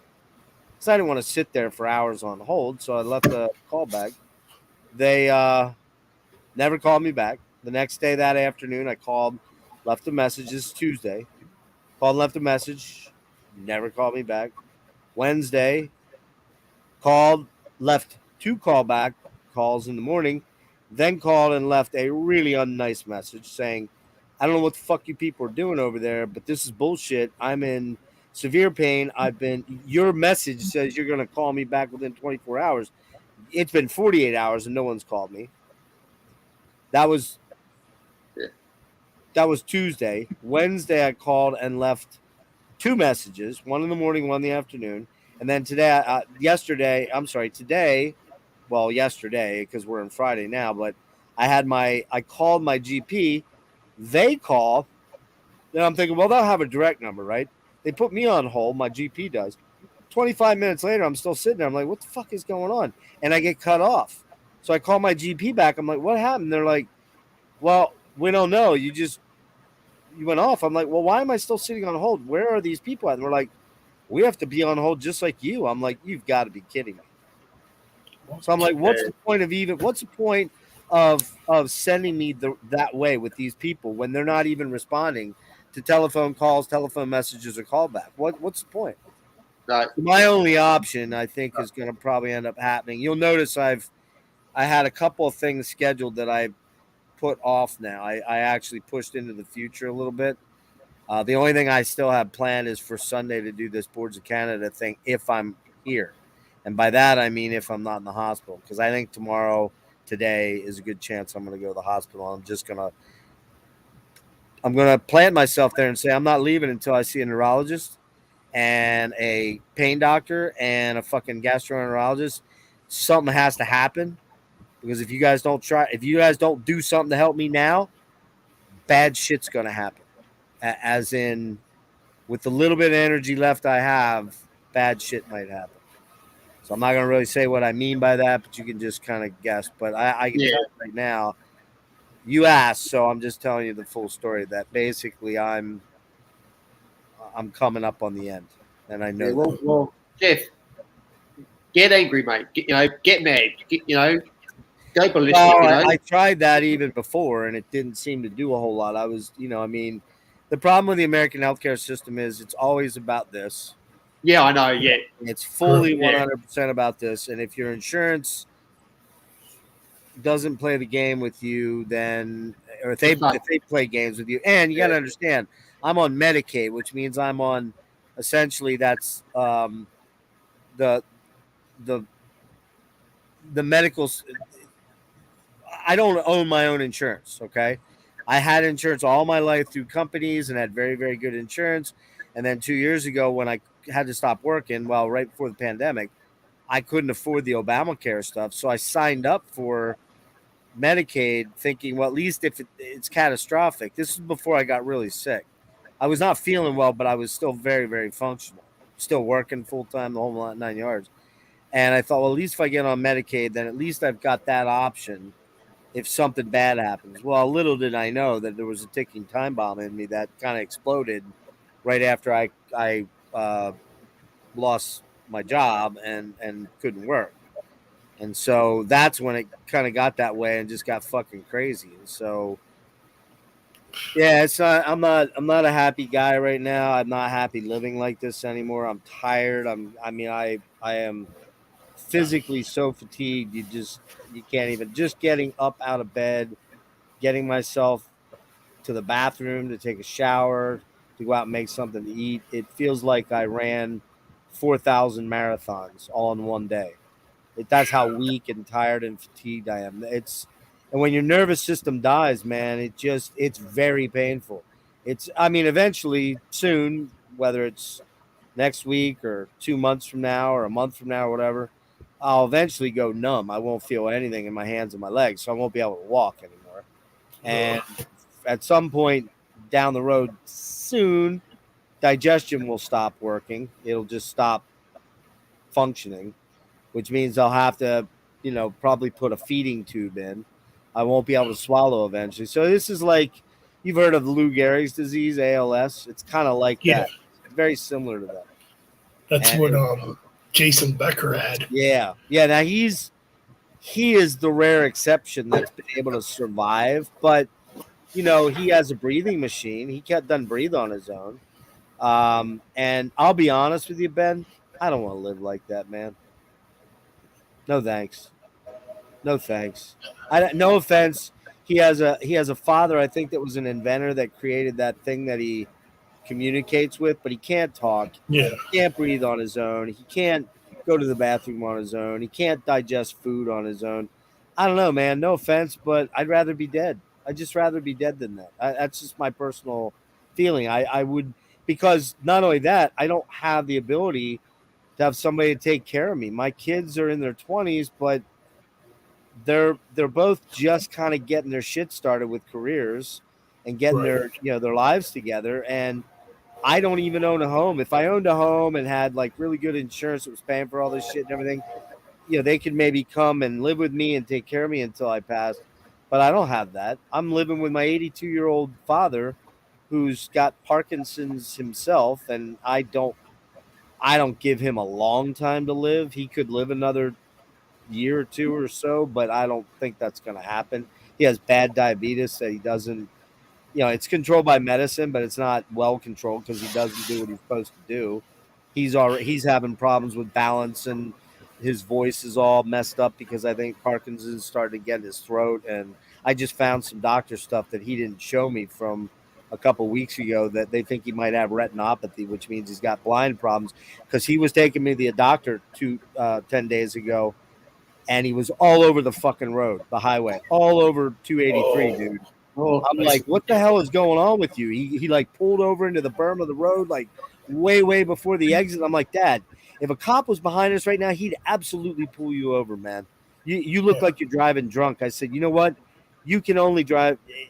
You should only be driving back and forth to the store, which is about 2 miles away. You should not be driving anywhere else. And even then, you shouldn't be driving that.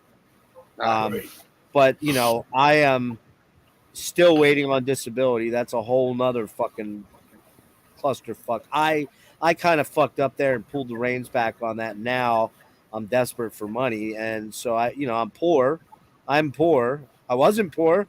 5 years ago, I was making close to $80,000 a year and had a condo and the whole 9 yards now. And, a beautiful fiance. And then everything just kind of went to shit over the last 7 years. And so it's just like, I just look at it and I'm like, you know what, man?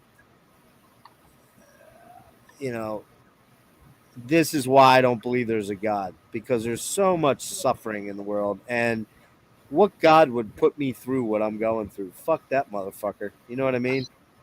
So that's my personal feeling. You don't have to feel that way. That's just how I feel. But I am like tired of that. I don't want to hear any of that bullshit out of anybody. Fuck you, man. You want to tell me about that? Just save it. It doesn't, I don't need to be saved. I don't give a fuck about that.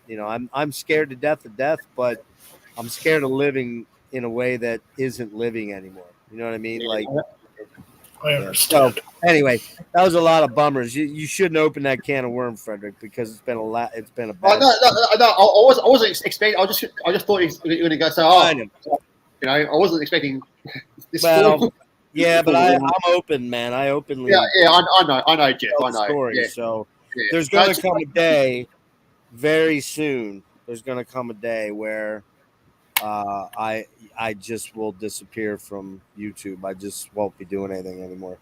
It'll be sudden. And I will say that, I had a bunch of things planned for the beginning of this month, and I'm pushing them off now because I'm just not feeling well enough to do them. We did the death thing. What was that? Last Saturday, I guess. Yeah. Or was it this past Saturday? Last Saturday. I only watched that up to Spiritual Healing. Then I left. Yeah. Because the rest of the Death albums are not my favorite. The first three are my favorite, and that's where I jumped the shark on Death. Right. But, yeah. So anyway, I just at this point, I have a couple things scheduled. I have like two things I'm supposed to do this week. That one, I'm waiting to hear back from one of the guys that finally contacted me. I don't really want to openly talk about it in case it doesn't happen, but let's just say two pretty huge Florida death metal guys that going on tour soon, and they were going to come on and talk to me about that and about a bunch of old history. But I'm Brutality, waiting. Isn't it? Huh? It's the guy from Brutality. The vocalist from Brutality. No, it's not that guy. But I'm waiting for the one guy to get back to me because he got back to me last week, and I responded and then talked to a good friend of his who's part of the tour package, and he's like, yeah, let's do that. And then I haven't heard anything, so I'm not sure what's up there. And then I'm supposed to interview Derek Vella from Tomb Mold on Wednesday night. Okay, that night. So I'm hoping I could do that. I just don't know. That's not till Wednesday. So, and then Sunday I had this thing about, Boards of Canada, which is that electronic project. I've been trying to do something on them forever, and that's gotten weird because I had a dude that was going to join me for that, and he was fucking gung ho to join me, and then he got sort of odd and wanted to dip out. And I'm like, okay, that's strange. Right? What's the deal? He's, and I think it came down to the fact that when I invited him on, I think he kind of thought he was going to be running the show. And you know how that ain't how that flies, Freddie. That ain't how it goes. Yeah. Exactly. I need to watch your Lustmore interview. I haven't had the chance to watch that yet. It's cool. He was great dude, man. Really cool guy. Very surprising. I thought I'd be pulling teeth to get an hour out of him, man. We ended up talking almost 3 hours. Yeah, So- because I do know Lustmore. They're a bit of a black metal or dungeon synth. Nah, it's not black metal at all. It's Dungeon synth though, isn't it? It's a bit of yeah, dungeon it's not really dungeon synth. It's dark ambient. Very spacious, long tracks with like lots of dark textures and very But that's what dungeon synth is. It's sort of, yeah, dungeon synth. To me, dungeon synth always has that kind of hokey, vampiric, Yeah, I know what you mean. Yeah, pseudo haunt. eerie. Eerie. It sounds like bad 70s horror music usually. And Some is, And yeah. that's not a bad thing because I like a lot of 70s music and I like a lot of bad horror movies. But it's it's like Fulci movie soundtracks or that kind of stuff. But Lustmore's not really like that, Frederick. He's very very oppressive, intense, sort of textural dark ambient that's like very slow moving, very glacially moving, and it's like the kind of shit that you put the headphones on, turn the lights out, and just sort of like drift off. And some of it can be pretty haunting, pretty eerie and scary, but it's not like and I don't get me wrong, I liked some dungeon synth, but I always kind of feel like it sounds a little hokey most of it. Okay, And- next. Yeah, so I do like ambient music myself, Jeff. Sort of, so- eerie stuff. Yeah, sort of. I can't listen to it all the time. no, neither can I. Yeah, neither can I. I like that. Sort of slow, eerie, sort of. Like walking in the woods at night time with the fog. Yeah, staring up at Where the we- stars and just kind of Yeah. listening to the void. That's Yeah. what I always liken it to. It's like you're listening to the void, Yeah. And Yeah. I will check that out. I will check that interview out when I get a I chance. popped in near the end of that stream. Actually, Mhm. I'd just woken up. Yeah, it's good. He's Yeah, I gotta go back and watch it though. he did a lot of. Yeah, Sorry, go ahead. Is that the stream?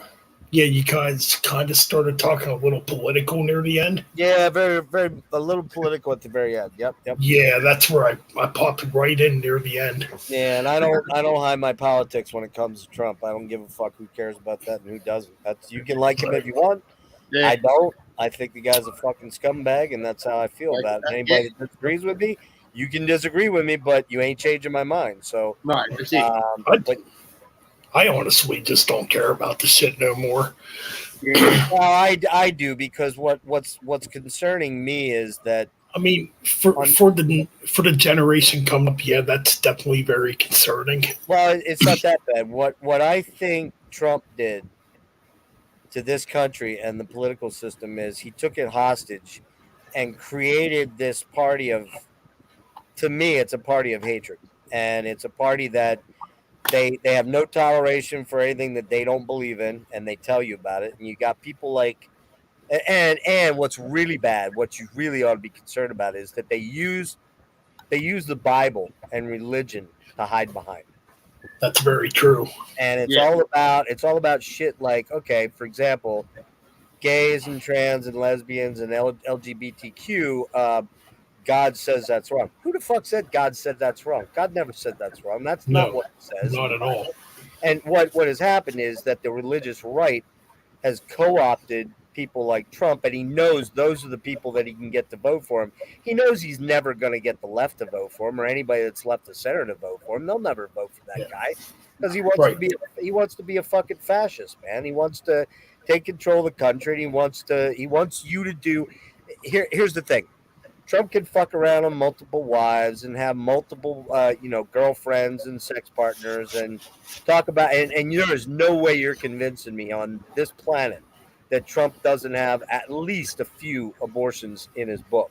Now, whether people will ever find out about them or whether they've got NDAs and whether they're buried under legal stuff or not, but I would bet my fucking ballsack Trump has at least one or two abortions in his closet, right? But he and the religious right now are going after telling you, remember during the whole pandemic, man, when they were flipping out about don't tell me what to do with my body, my right. I'm not getting the jab. Oh, but by the way, ladies, you can't control your bodies anymore. You're not allowed to do that. We're gonna tell you what's right. Yeah. So fuck that shit, man. That's bullshit. And the bottom line is the problem I have with Trump is that he can't shut his fucking mouth. Number one, he can never be quiet, which is going to be his downfall, and that's starting to happen right now with all these cases that are happening. And by the way, he's been really saying some dumb shit lately.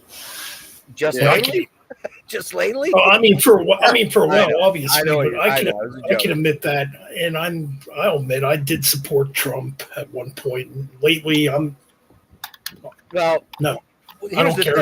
Here's the thing. Now, when he goes on these town halls and he does these things, he won't really answer any questions about how what he's going to do and how he's going to fix most things. He just rants and raves about stolen elections and the woke left and the Marxist Democrats and the blah, blah, blah, blah, blah. It's a fucking game, dude.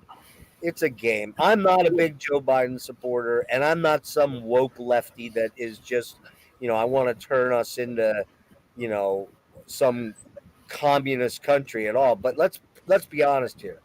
He keeps talking about how he'll solve the Ukraine war in 24 hours. I'll get them in here and I'm Donald Trump. Everyone will listen to me. No, they won't fucking listen to you. No, you know what I said there? He said, the way I will stop the war is I'll drop a nuclear bomb on Russia. Who will? Trump? No, fuck no. No. He and Putin are buddies, dude. They're good friends. They love each other. Man. You know why? Because Trump wants to be like Putin. He wants to be a Putin-like figure. He wants to take control of this country. I can tell you right now, Ben, if you vote for him, just think about this. If you would vote for him in 2024. I don't think I'm going to be here, so it won't matter. But if you would vote for him, keep one thing in mind. If you put him back in power, man, remember what happened when he lost the election and the shit that went down at the Capitol that he claims was just no big deal?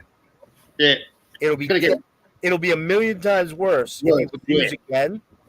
And my perception is that he'll start to maneuver things and people so that he doesn't ever have to lose again. Then he'll basically just take over being the Putin of the United States. That's a problem. That's a big fucking problem. Yep. And so what I'm getting at here is, and I'll be honest with you, DeSantis is even worse. No offense, but that guy wants to create an autocracy. You know what an autocracy is? Where you have an autocrat, where it's one guy that makes the rules for everybody. That ain't how it works in this country, man. That's not how it's ever worked. And now I don't want any parts of that shit. So as dumb as Biden may be, and he may be tripping on stages and falling over and not be very prescient and not, I'm not really worried. I have a strong suspicion between now and then that Biden may not even make it to the finish line on that. And I hope that about Trump. It's just it's time to stop electing fucking 80-year-old white men, man. It's time. Exactly. Yeah, it's too old. Yeah. It's time we get a woman in there.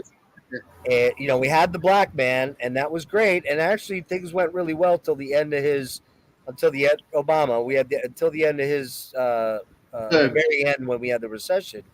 But we had that. Things were pretty good in the country for the first 4 years of his term.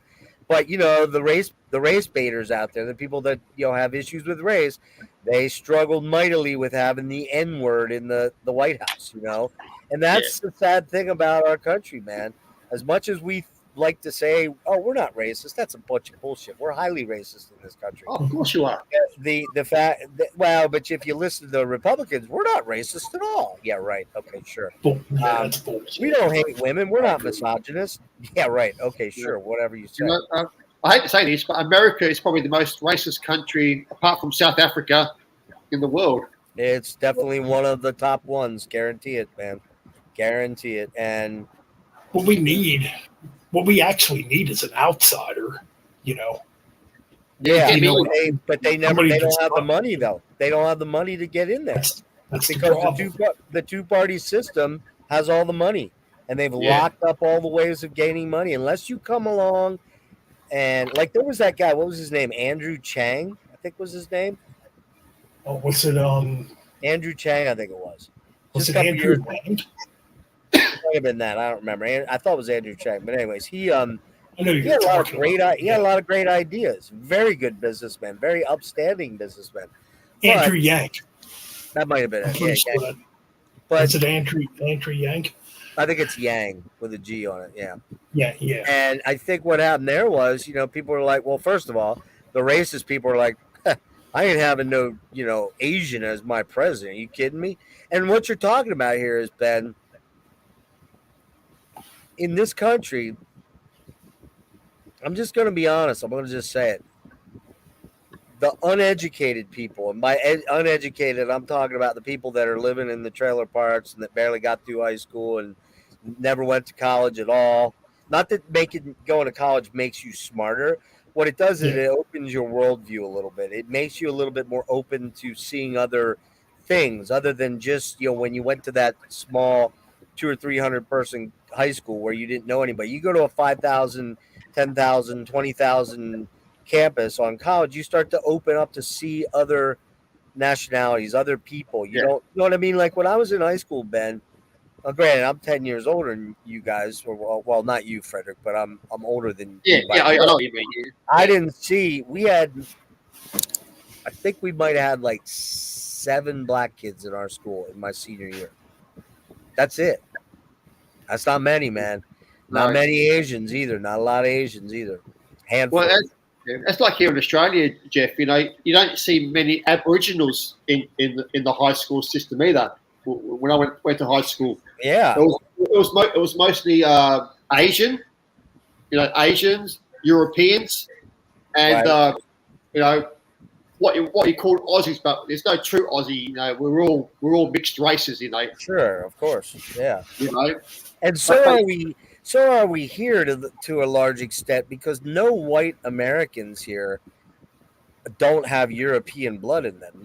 They all came from, my ancestors came from Ireland, Scotland, Germany. UK, Germany, Europe, from the European, all of them are European. Yeah, exactly. all European. Yeah. They're not indigenous. The only people that are indigenous to this country are the American Indians. That's it. Yeah. They were here. That was the only people that were here. We came, we invaded, we took over, and we did what we do, which is the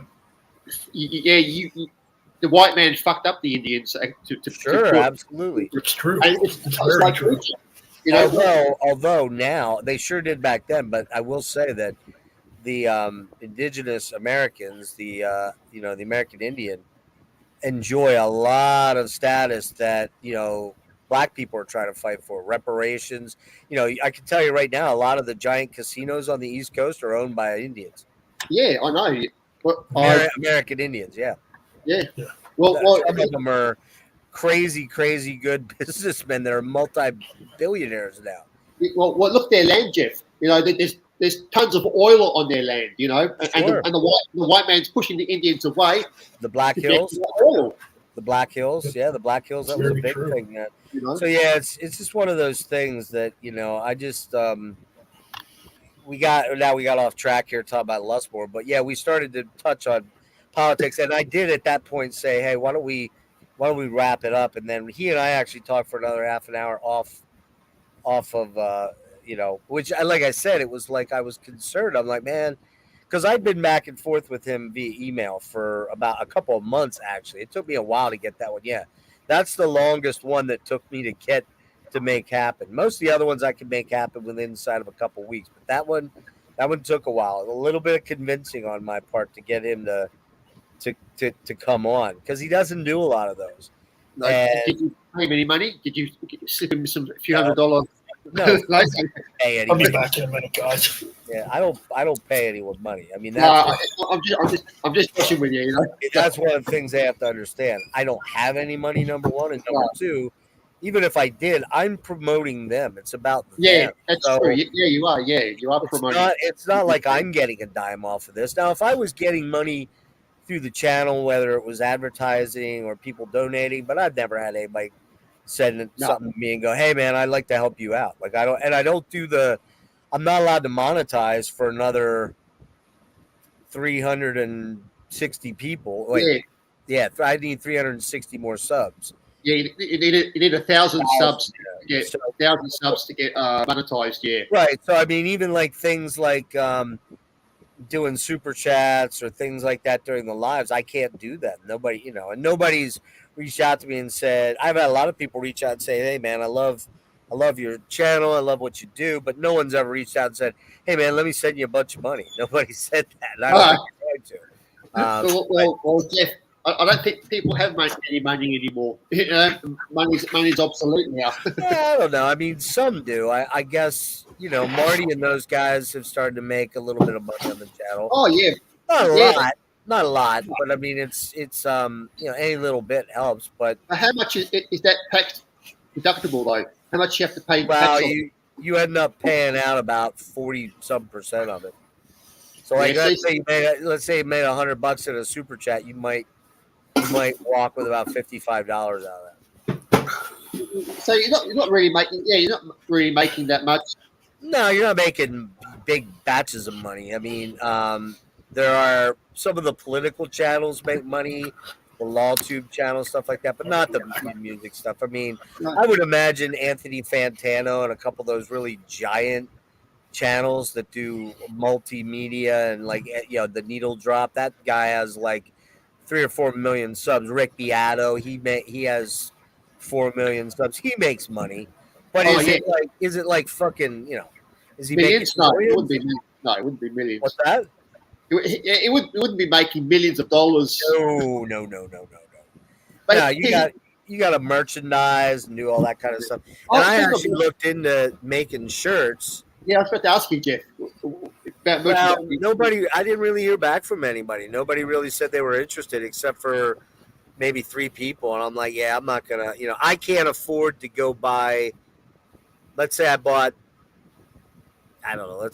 like 50 shirts, had Marty make 50 shirts, and I made medium through XLs. Well, Ben, you're probably 2XL?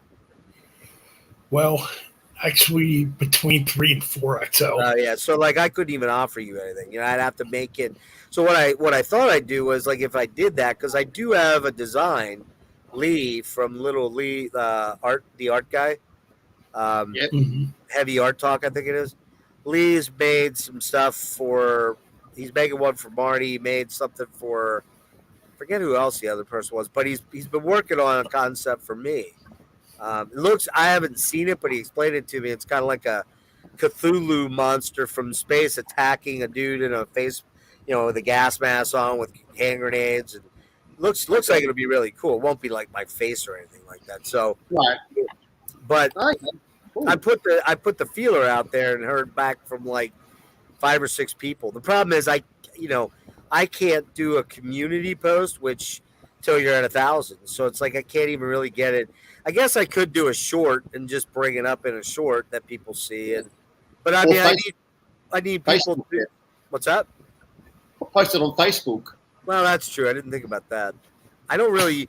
What's funny? I had that Facebook page that I made back in December, but the only thing that goes on there is just the channel announcements. That's it. I don't do anything else with it. So it's not like I'm on it like trolling for babes like you, Frederick. I know you're trolling for chicks with your Facebook. Nah. Got all those pictures of your buff physique out there, your muscles. And What I do with my channel, I haven't posted anything on my channel for probably about 2 years now.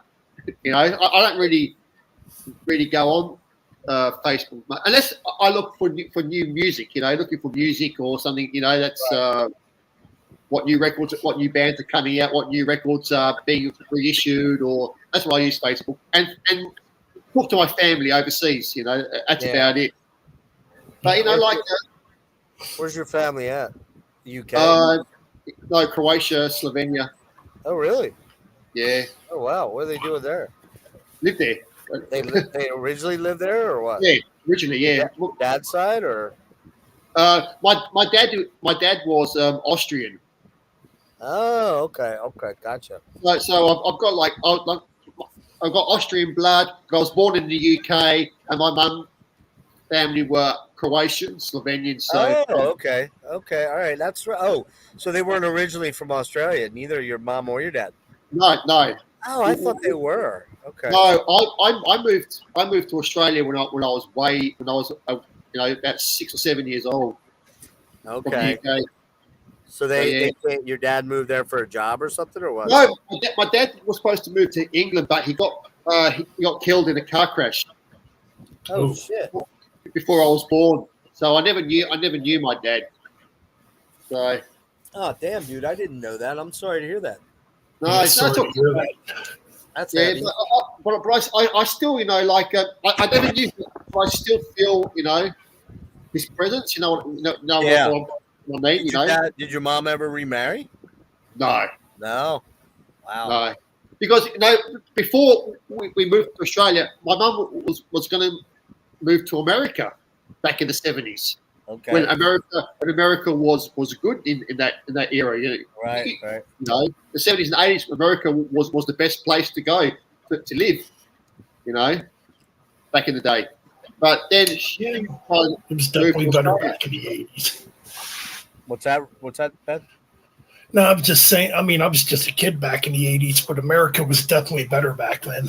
Oh yeah. Well, I mean, I think it's hard to, you know.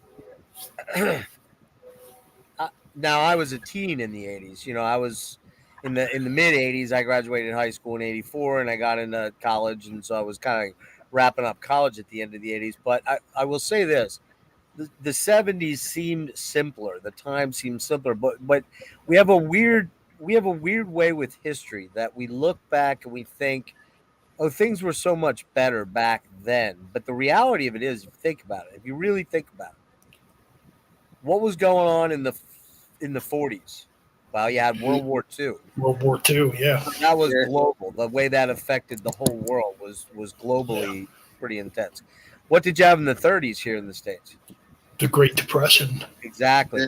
What did you have in the 50s? The Korean War. Well, yeah, the Korean War. But what thing was going on in the U.S. that was pretty toxic?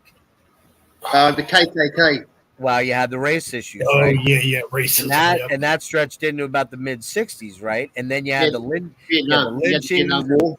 Yeah, you had segregation that ended in 58, was it? 57, 58?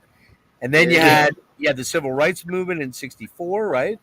So you had all the riots, the black riots, and then you get to the end of the 60s. What do you have in the end of the 60s? Well, you have the hippie culture, right? You have the Vietnam War. Then you have the Vietnam War. You get into the 70s. What do you have in the 70s? You got the Vietnam War. You've got the war between gas. There was some gas crisis. Embargo, the OPEC gas crisis. Yep.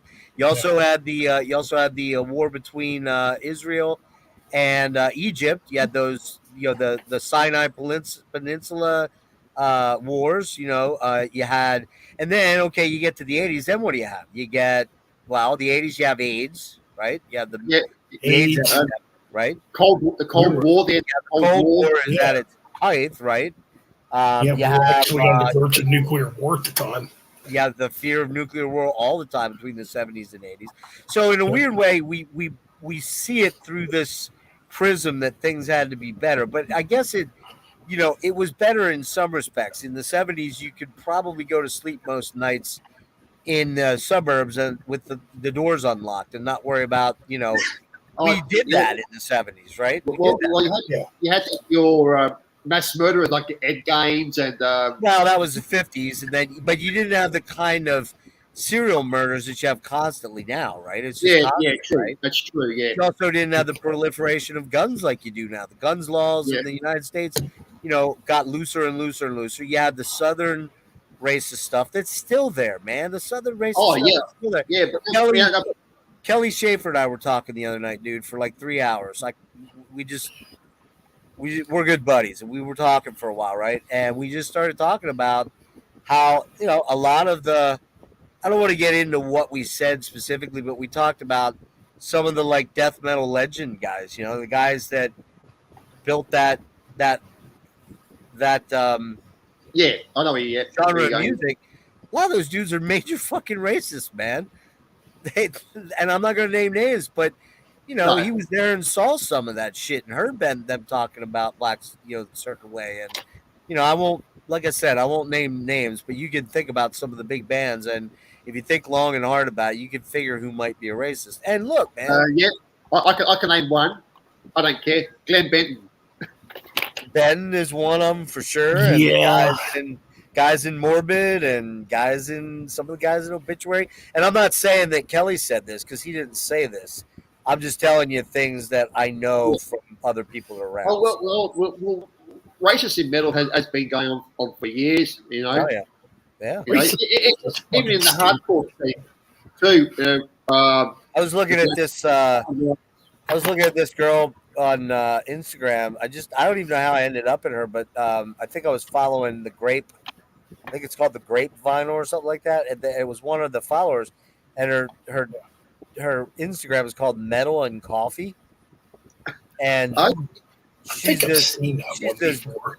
she's this gorgeous black girl, man, just absolutely beautiful. And she posts pictures of her holding metal albums and talking about metal. She does little reviews on her Instagram, and some dude is like, "What the hell do you know about metal? What does a black chick know about metal?" It's like, are you fucking kidding me, man? It's freaking Like, stupid. really, like people It's still like like, it's called. yeah. It's Well, like, what the black dudes and girls have been in the metal since the the 80s. But Yeah. you don't see them in many bands. The only bands I know that had that black people in it was Zotroop, Snow White, Black Death, Yeah. Chromax, Hyrax, Blasphemy, Hyrax. Death, the original Death from Detroit, the punk Yeah, band, were original all Death, black dudes. yeah. That's Um, true. Yeah. And Oh, yeah, I'd I had argue, that CD actually. I'd argue that fucking Jimi Hendrix was metal before metal was metal. I mean, I would yeah. actually agree with that. That's Yeah, I some was pretty totally agree aggressive with stuff for that time. so it's like the whole thing that if you're black you can't be into metal is just a joke. That's Right. like saying Yeah. saying if you're white you're not allowed to like hip hop or True. You can Or rap. you can like what you want. I mean, that's exactly. the way I look at it. Well, So Jeff, dumb. Yeah. Jeff, a lot of these hip hop dudes love metal. Yeah, Yeah, they Look, do. Ice-T, he's always been a Oh, metal yeah. fan. He never Yep. really Snoop. played metal back in the day until he formed Body Count. Yeah, Snoop has. Oh, yeah. What's the other dude? Dre. I think Dre was on some metal stuff. Yeah, Was Ice Cube ever on? Oh yeah, Ice Cube. Well, he did something with Korn back That's in the right. day. Yeah. So I mean, yeah, Booyah Tribe. that's just kind of a goofy thing to say. I mean, I think it's so dumb. I mean, you Yeah. got, guys like Phil Lynott. Now they weren't metal, but they were hard rock. I mean, there was a lot of hard rock dudes that were black, and Yeah, true. it's just kind of bizarre, man. It's just kind of Yeah. bizarre. Yeah, you know why I said America was good back in the day because the greenback back in the day was worth a lot back in the day, but now your greenback is worth shit now. It's it's not No, it's not, yeah, it's not it's getting- worth anything anymore. Like when I order from America a record, the record is cheaper, but the fucking postage is way too fucking high. The Yeah. greenback is no good anymore. Well, I'll tell you, I have not, because of my medical situation, because of my health, it's kind of pointless for me to buy a lot of stuff. But I was actually looking at I was looking at this Lustborn box set, and it's over in Germany. It's on Pelagic Records. And it's it's either a 9 LP box set or a 5 CD box set. And I think the CD box set's like €50. So what's that, like $60, something like that? No, be more. Nah, I think when I did the math, it was like $64 or something like that. Well, I'll give you my address. You can buy me the vinyl box set, and you can send it to me. Yeah, sure. I'll be jumping all over that, Frederick. In fact, let's just stop the stream now and send me your address so I can do it right this minute. But the fucking he was telling me. Well, he was telling me in that interview. Lustborn was telling me that the guy that owns Pelagic wanted to reissue all of his albums, his studio catalog, and he's got like 26 albums, right, or 27 albums. And he wanted to reissue it all on vinyl. And I'm like, dude, that would have cost like $600-700 for the whole set. And that's just for the fucking vinyl, maybe more. It probably would have cost like about $1,200 to ship it somewhere. Yeah. Well, you know, here probably cost about $3,000. Oh yeah, for you, yeah, for sure. Yeah. But yeah, it's just I just don't really go looking for stuff anymore because it's kind of foolish. I don't want to. If you note, one thing I don't do on my channels is I don't do the fucking Nick thing. God love Nick. I love Nick to death, man. But that boy has an addiction, and so do you. And it's I don't. Yeah, you do. Fuck you don't. Yeah, you do. What are you into buying music? Yeah. Well, I put it this way, Jeff. I'm not as bad as some of the other guys that do like Nick and Nick or the other big channels that buy 20 CDs a week. Oh, I know, that's crazy, man. I just don't even get. I mean, the problem I have with that is you cannot possibly keep up with that. If you buy all that stuff, you're listening to it once, and you're putting it away. And if you really liked it, you may, if something really grabbed you out of 20, like Nick, I think bought 100 CDs when he was in Florida in April. It's like, how the fuck are you ever going to, first of all, how are you ever going to listen to all that, number one? And I know Nick has the ability because he doesn't have to work. I know what his story is. I'm not going to get into it. That's for him to share, not me. But he's able to commit the time, right? And he's not ill like me. So it's like, for me to really focus on doing some of these projects it's a lot of work. It's a struggle because I don't feel well most of the time. But with him, he's got that time. But I will say this, it's rare that you're going to listen to 100 CDs and you're ever going to get back to most of those in a year. It's just not, especially because you keep buying. It'd be different if you bought 100 in April and didn't buy anything until December. But when you're buying, 20 a week or 10 a week or whatever, 10 a month, and you have those other 100 there that you got to get through, it's like, that's just crazy. Well, it's kind of like with the album reviewing thing. I mean, like, to me, to give a real review on an album, you have to really live with that album, listen to that album. You should. That's correct. And it's like, I don't know how some of these dudes do it. Well, they do. I mean, no offense to Nick, and again, I love that guy. It's definitely no offense. But the truth of the matter is, Nick, he wants to try to get his stuff up first or close to first, and he enjoys doing it. And I do think Nick, over a lot of these other guys, puts a lot of thought and effort into his reviews. He really does really dig into it. But the reality of it is that there's no way he's given it more than a spin or two or three at most. And a lot of albums that I find I really fall in love with, I've had to listen to numerous times. And it only starts to unfold with me somewhere down the road. You know what I mean? It's kind of like that's kind of the reason why I never got into like reviewing newer albums. Yeah, me neither. I mean, there's a few I have reviewed, but I never got like fully into it because it's like, man. Yeah, you just haven't made it your you haven't made it your channel's sole direction. Yeah, and it's basically back to, man, I really need time with some of these albums, before Yeah. reviewing Yeah, them. and then if you do that, Ben, if you spend time with it, and let's say you spend a week and a half or 2 weeks, I need some chocolate. Let's say you spend. Yeah, bro. Sharing let's say is you caring. spend- What's that? Sharing is caring. Well, you can have one, but I mean, I'm not sure I want to give it to you. Here, Frederick, open. Anyway, if you spend a week or 2 weeks with an album, right? Yeah. Guess what? By then, people have already moved on. They don't care. Yeah, And then that's they're not true. gonna watch your shit. Exactly. They're not gonna watch your shit. So if you don't do it right away, you're kind of fucked. And so I get why Nick does them right away or on release day or soon thereafter. But I don't see how you can possibly give. Now, when he only does that with the new releases, he doesn't do that with the shit that he buys when he's like Secondhand. or whatever. He takes a week or 2 or 3 to mess with them, but and then he's got like a lot of material to go through. But I just don't like, personally, the whole review thing kind of is sort of lame to me because it's just my opinion. And if you really got to listen to it yourself to draw your own opinion. So I like going through these old catalogs. And one of the reasons I do it, the main reason I think I do it, is because it forces me to sit with these albums I haven't in a while. You know what I mean? Right. Yeah. Yep. It's like, okay, so the Death catalog. Yeah, I've listened to that many, many, many, many, many times over the last 25 years.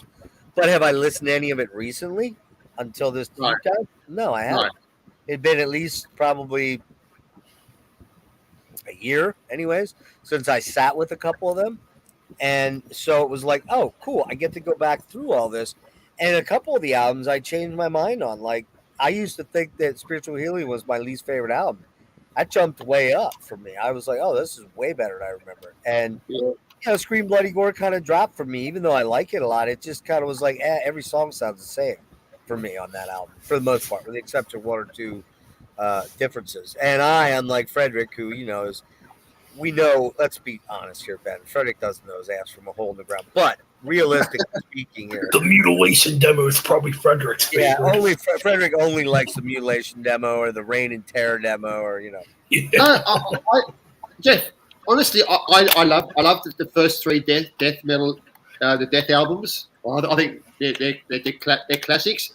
But when they went too proggy, I kind of lost interest with them. But they're not bad albums. I don't hate those albums, but they're not my favorite. I love the first 3. That's where I started. I started with Scream Bloody Gore. That was my introduction to death. right. And a lot of people like the later stuff because they grew up with that later stuff. Mm-hmm. Well, It's Yeah, not- that's- I mean, my first album I heard was Leprosy. And I liked it a lot, obviously. But oh yeah, you're being a guy that gets into prog and gets into the more tricky, more complex arrangements and stuff, I just really gravitate towards the human and on. But I really did enjoy Spiritual Healing, and that's where, as I say in the deep dive, to me, that's the album where they started to become way more progressive on Spiritual Healing. It's Yeah. there. I do agree with that. It's there. If you want to disagree with me, Frederick, fuck you. No. I agree with you. I'm No, busting. because The that's composite. healing. I'm You know, sorry. I- Go ahead, Frederick. Mate, you're both talking. But go ahead. That spiritual healing is like the Massacre from Beyond. Sounds like Massacre from Beyond's debut album. What were you saying, Ben? No, I'm just gonna say with Spiritual Healing, that's where the composition started to get a little longer, and you could hear More that complex. progression. Yep. Yeah. Way more complex. Chuck there's a lot more dynamics to what's going on. It's not just verse, chorus, verse, chorus, verse, chorus. Chug. I mean, I really like both those first 2 albums, but I just think that Chuck was kind of incorporating more into his sound by that by that time. Yeah. By Well, well, the first two albums, was early death metal. That was the style that was hanging around. So he had to follow suit. Of course, he kind of started it, yeah. But I mean, he also, got away from the gore lyrics by the third album, got into more social issues and, socially conscious and like existential things like that. So, it was, but it's. He was young, though. He was young, Yeah. And plus, Chuck was in Slaughter as well. He was playing with Slaughter for a while during that. That's right. Yeah, that's right. Sort of era. But I think that when the reason, like I said, the main reason I do the deep dive, it's always on bands I like, you know what I mean? And that's the whole, I'm not going to do a deep dive on a band I don't like. If somebody approaches me and says, hey, let's do a deep dive on Linkin Park, I'm going to go, yeah, no. How about you do it? I'll join you later on that, Can I ask you a question? Yeah. If ever you're still around, would you do a Blondie deep dive? Blondie? Blondie, yeah. Probably not. And the only reason, it's not because I don't like Blondie, because I do like, I only really know that one album that she had the hit on. Heart of Glass. Yeah. Yeah. I like the early, like the 70s, Blondie, where they were sort of punky, pre-punk sort of era. Mm-hmm. Blondie. Yeah, I honestly don't know him, Frederick. I hate to say that, I really don't. Yeah, or about Debbie Harry's solo albums. What about Debbie Harry? I don't know any of those stuff. I'm trying to think of that Blondie song. It's a hit too. Heart of Glass. Maybe it has like this, like high. Really almost Uriah Heep type of synth or middle section. Oh, really? Something like that. I can't think of what song that is. I think that's Heart of Glass, I think. Yeah, you might be right. I hear it all the time. Heart of Glass is very disco-y. What's with love without Yeah. The only other song I know by Blondie, I hate to admit this, is what the hell? Did she do One Way or Another? Is that her? We got Wyatt here. Wyatt. The Bird Man. Hey, Wyatt, there you go, bro. We're almost at 5 hours. Holy balls. I thought I'd just jump in. Yeah, the only other song I know by Blondie there was two. They did that one, "The Tide Is High, but I'm rolling up." Yeah. And then the other one was that One Way or Another? I'm gonna get you. Oh, that's a big one way or another. Yeah, those are the only three songs I know from Blondie, to be very honest. And I was around during that era. I just don't. It was just one that I didn't. I love a lot of '80s music. Love a lot of music. But I just didn't. Huh? Duran Duran. Love Duran Duran, man. Love Duran Duran. You need to do a deep dive on that band. The problem with that, here's the problem with some of the 80s bands. I know like that one big album where there's that one big song. For example, do you know Modern English? Yep. They do that song "Melt with You." Do, do, do. Let's go. I'll stop the world and melt with you. Yeah. Yep. I love that song, man. Great album, After the Snow. But I don't know any of their other shit at all. I never had any of it. A couple other. Hungry Like a Wolf? What's that? Hungry Like a Wolf? No, that's not. What are you talking about? It's Duran Duran. Yeah, Duran Duran. Yeah, Hungry Like a Wolf. Yeah, Duran is a band that I could probably do maybe a deep dive on, but I don't own a lot of their stuff. I own Rio and I own. Debut. This is Mother Earth. No, I own. What do I own? I own the one with the reflex on it. What was that called? Seven and the Ragged Tiger or something? Or Wild Boys. Wild Boys. Yeah, Wild Boys is on there. The Reflex. Hungry Like the Wolf. The Reflex. Yeah, but that's about it. I have like a greatest hits, and I had somewhere. I think on cassette I have the one with Ordinary World. It's an ordinary. What about Girls on Film? Girls on Film. Oh yeah, I have that. Yeah. Like I have the greatest hits CD, so it's like that's the thing. But like there are '80s bands that I could maybe do a more effective job on. Things like Tears for Fears. I own all their shit. Cure, I already did. Yeah, I already did. Wham? What about Wham? I used to love them as a kid. I don't really Tears know. for I Fears. don't really. Wham only had one album, didn't they? No, I think they had a couple. You sure? I thought they had Yeah, I three. think they had 3 or 4. Oh, okay. I didn't know that. And of course, I know, Careless Whisper and Wake Me Up. Yeah. Your favorite song, Frederick. Your favorite song when you're out trying to pick up dudes. Wake me up before you go. That's kind of weird. It's kind what of weird. about- What's that, Ben? Sorry. No, I'm just Okay. saying it's kind of weird. Before I got introduced to Metallica and all the extreme metal, I mean, when I was a kid, I was really into like Tears for Fears, Wham, and all that '80s. Sure. Sure. We all were. I just thought That's it where it was all started. You know, you gotta remember something. I mean, Frederick, you're what, 53?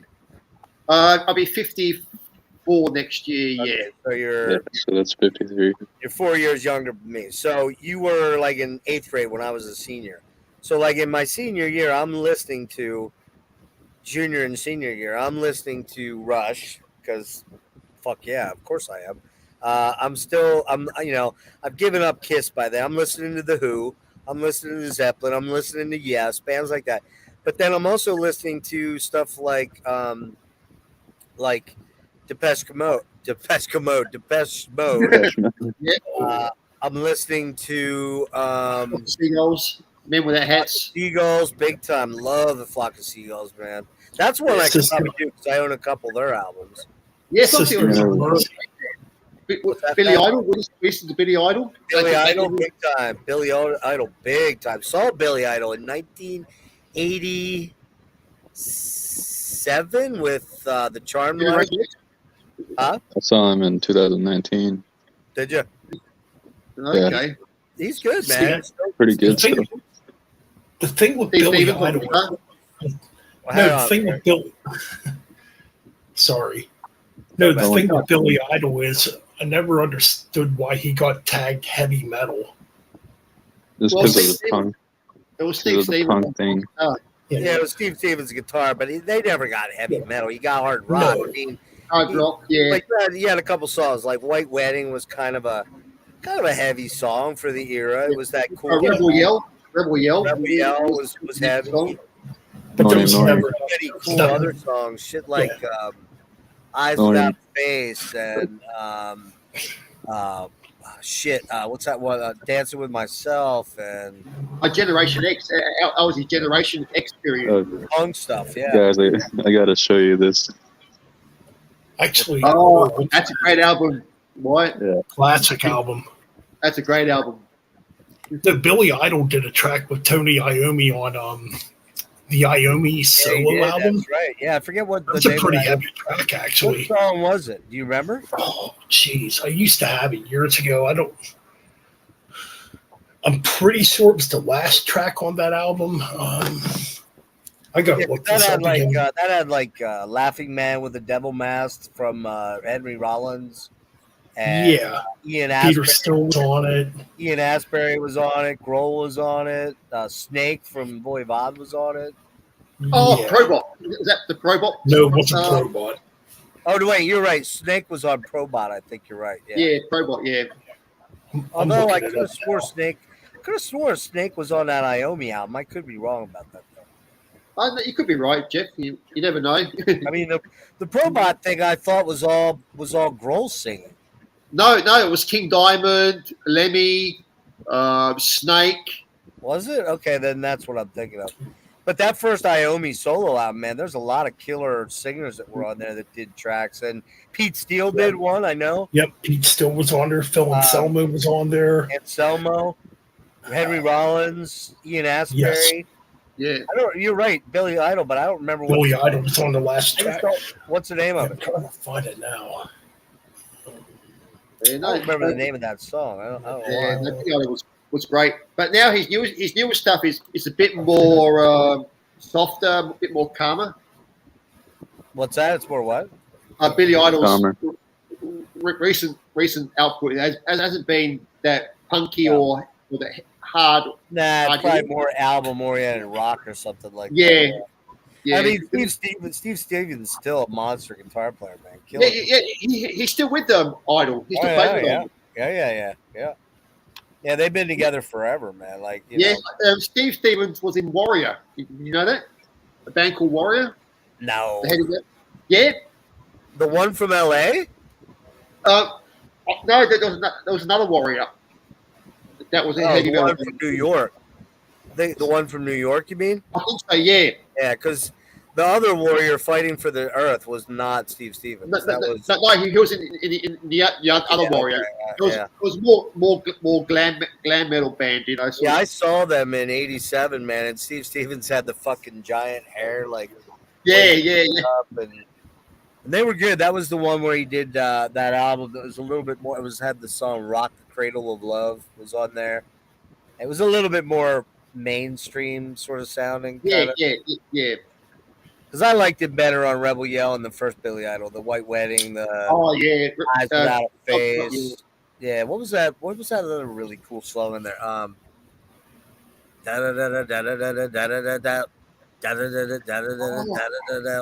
Fuck, let me look it up. I You can't know, Running remember.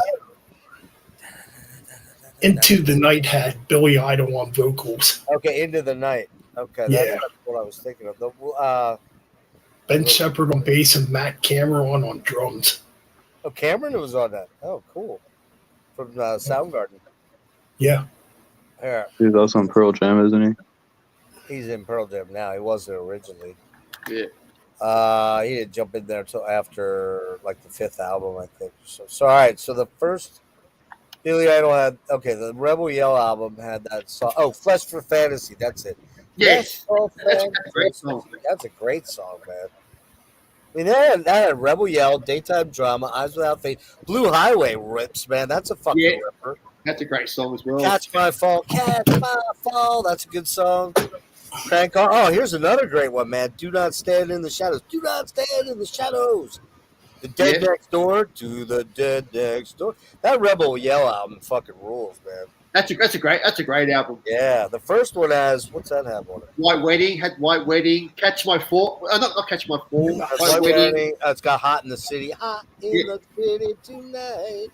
Yeah, they were the two hits. I don't remember that one. Love Calling, Shooting Stars, Conga. I don't remember some of those. The one, but I really did like. Whiplash Smiles, one I'm thinking of. That had Soul Standing By. Got to Be a Lover. Don't Yeah, Need that a was Gun. the hit. That was the hit for "Got to Be a Lover." Was the Got to hit Be a for that Lover. album. Yeah. What's the other one here? Man. Yeah, not a great album overall. Now that looking at it, kind of. No, I think that was that was a bit more mainstream for Billy Idol with that smile. Yeah, that second album was more the rock album. Yeah. Then he did that cyberpunk album. Good. Yeah. Cradle of Love was the album after that. That's right. He did that Cradle of Love in '90 in Charm Life. Rock the Cradle of Love. The thing that was cool was, let me look here. Was this song? I think White Wedding did that. Is it the one that had? Trying to find Dancing with Myself. What was that on? Oh, that was on Generation X's album. Yeah, but he did a remake of it though. No, I think that was just a single. It wasn't on any album. It's here. It's on. It was on the EP, the Don't Stop EP from '81. Yeah. That's got good tunes on too. That has Money, Money, Money, Money. Baby Oh, Rock, yeah. and then Dancing with Myself. Yeah, I think Money is good. Fun. was redone again on the debut album, I think, wasn't it? Which one? Money, Money Money. Money. Could have Yeah. been. I didn't. No, I think That it was was just a single actually. That was a cover, wasn't it? Yeah, that's a Tommy. I don't know. Oh, I thought that was a.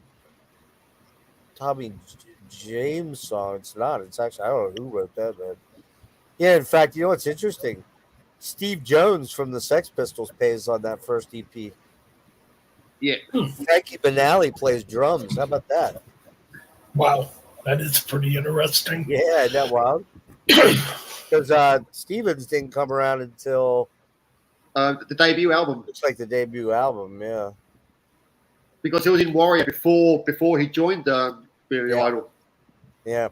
I didn't know about that Warrior band. I'd never heard of them before. I've heard of Warrior Soul. You're right. You're right, dude. Oh, wait a minute. Hold on a minute. It says 3 singles released from the album. Dancing with Myself was already released in '81 as the Idol debut single, but now I'm looking at the songs on there and I don't see it on here. That's kind of weird. But I thought, like you, that it was. Oh, it's on the reissue, '83 reissue. That's why they added it on the reissue. That's Yeah. why, because they knew that was a pretty big possibility for a hit song. So Yeah, but if you get the Generation X album that song was on, it's on Yeah. that the debut yeah, I Generation. don't honestly. I've heard that album way back, but it's been a long, long time. I never bought it. But there Yeah, that was some good times. That there was a lot of great '80s stuff, and I was, of course, into the '80s hair metal at that time. The early Crew, the early Rat, Warrant a little bit. This is all pre 1986 when Metallica kind of comes along. 85, 86, and starts dropping. Well, 84 really, but I mean, actually 83 now that I think of it. But we didn't really know about that until like right around the time I got out of high school. Metallica and stuff like that, because that was still in my senior year, '84. It was Maiden. Maiden was kind of the big thing. Maiden and Priest were kind of the big bands, right? The metal bands. And we were still getting shit from Queen, because Queen was still releasing albums then. And Oh yeah. so you listened to a lot of different things. You didn't just listen to one genre. No. Wasn't that Hot Space with Queen or something? What's that?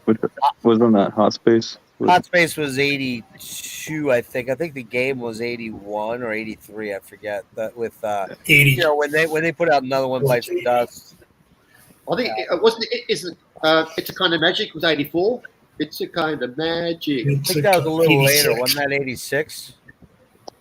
'86. Yep. I think that was Yeah, 86. because that was on the Highlander Yeah. Yep. or soundtrack or movie or whatever.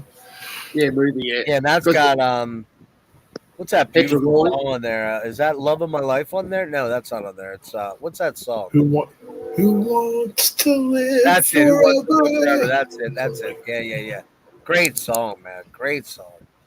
One of my It's a great favorite tune. Queen songs by far. Yeah, I that think means my, there was. Yeah, it's kind of weird. I feel bad for Wyatt to a degree because he was. A lot of these bands just you're getting them long after they're okay. Yeah, Queen's still around, but they're not really Queen. They're No. Queen, but they're they're not Queen with whoever. Lambert or whatever his name is, and they haven't been Queen since 1990 when Freddie. Freddie died. So, and you get I mean, you're lucky you still have some bands that are still around, but a lot of those big bands like Zeppelin were happening when when I was alive and was younger than you, Wyatt. Obviously, I was in my preteens and teens, but I got to see that and hear that stuff when it was happening. So I mean, there's very few bands or musicians that I didn't get to kind of absorb because I was there in the 70s. Yeah, Hendrix was dead. He was the only one that died. Like I was alive when he died, but it was he was before I wasn't aware of him when he was alive. But I mean, I bands went to like my first. What's that? I went to my first show when I was 14. What was that? I went to my first metal show. What was it? Scorpions, Oh, really? Okay. And what year was Yes. that? 2010. 2010. Their farewell tour. See, here's Yes. the fun. Yeah, their farewell tour. Hang on, Fred. the Scorpions, I've only seen them once, strangely enough, as much as I like them, and that was in 1988. So it's like, I mean, that was kind of when they were on the way down in a lot of ways, That's because when they kind of Savage Music came out. was it? Yeah, I think it was Savage. Savage Amusement. Yeah. And they were kind of overly poppy at that point in time. They'd kind of peaked at like Blackout and Love at First Sting. They kind of peaked at that point, you know. Yeah. So it's just funny when you say, yeah, that was your first show. It's cool, but I'd already seen them and written them off by long before that, you know. Yeah. Go ahead.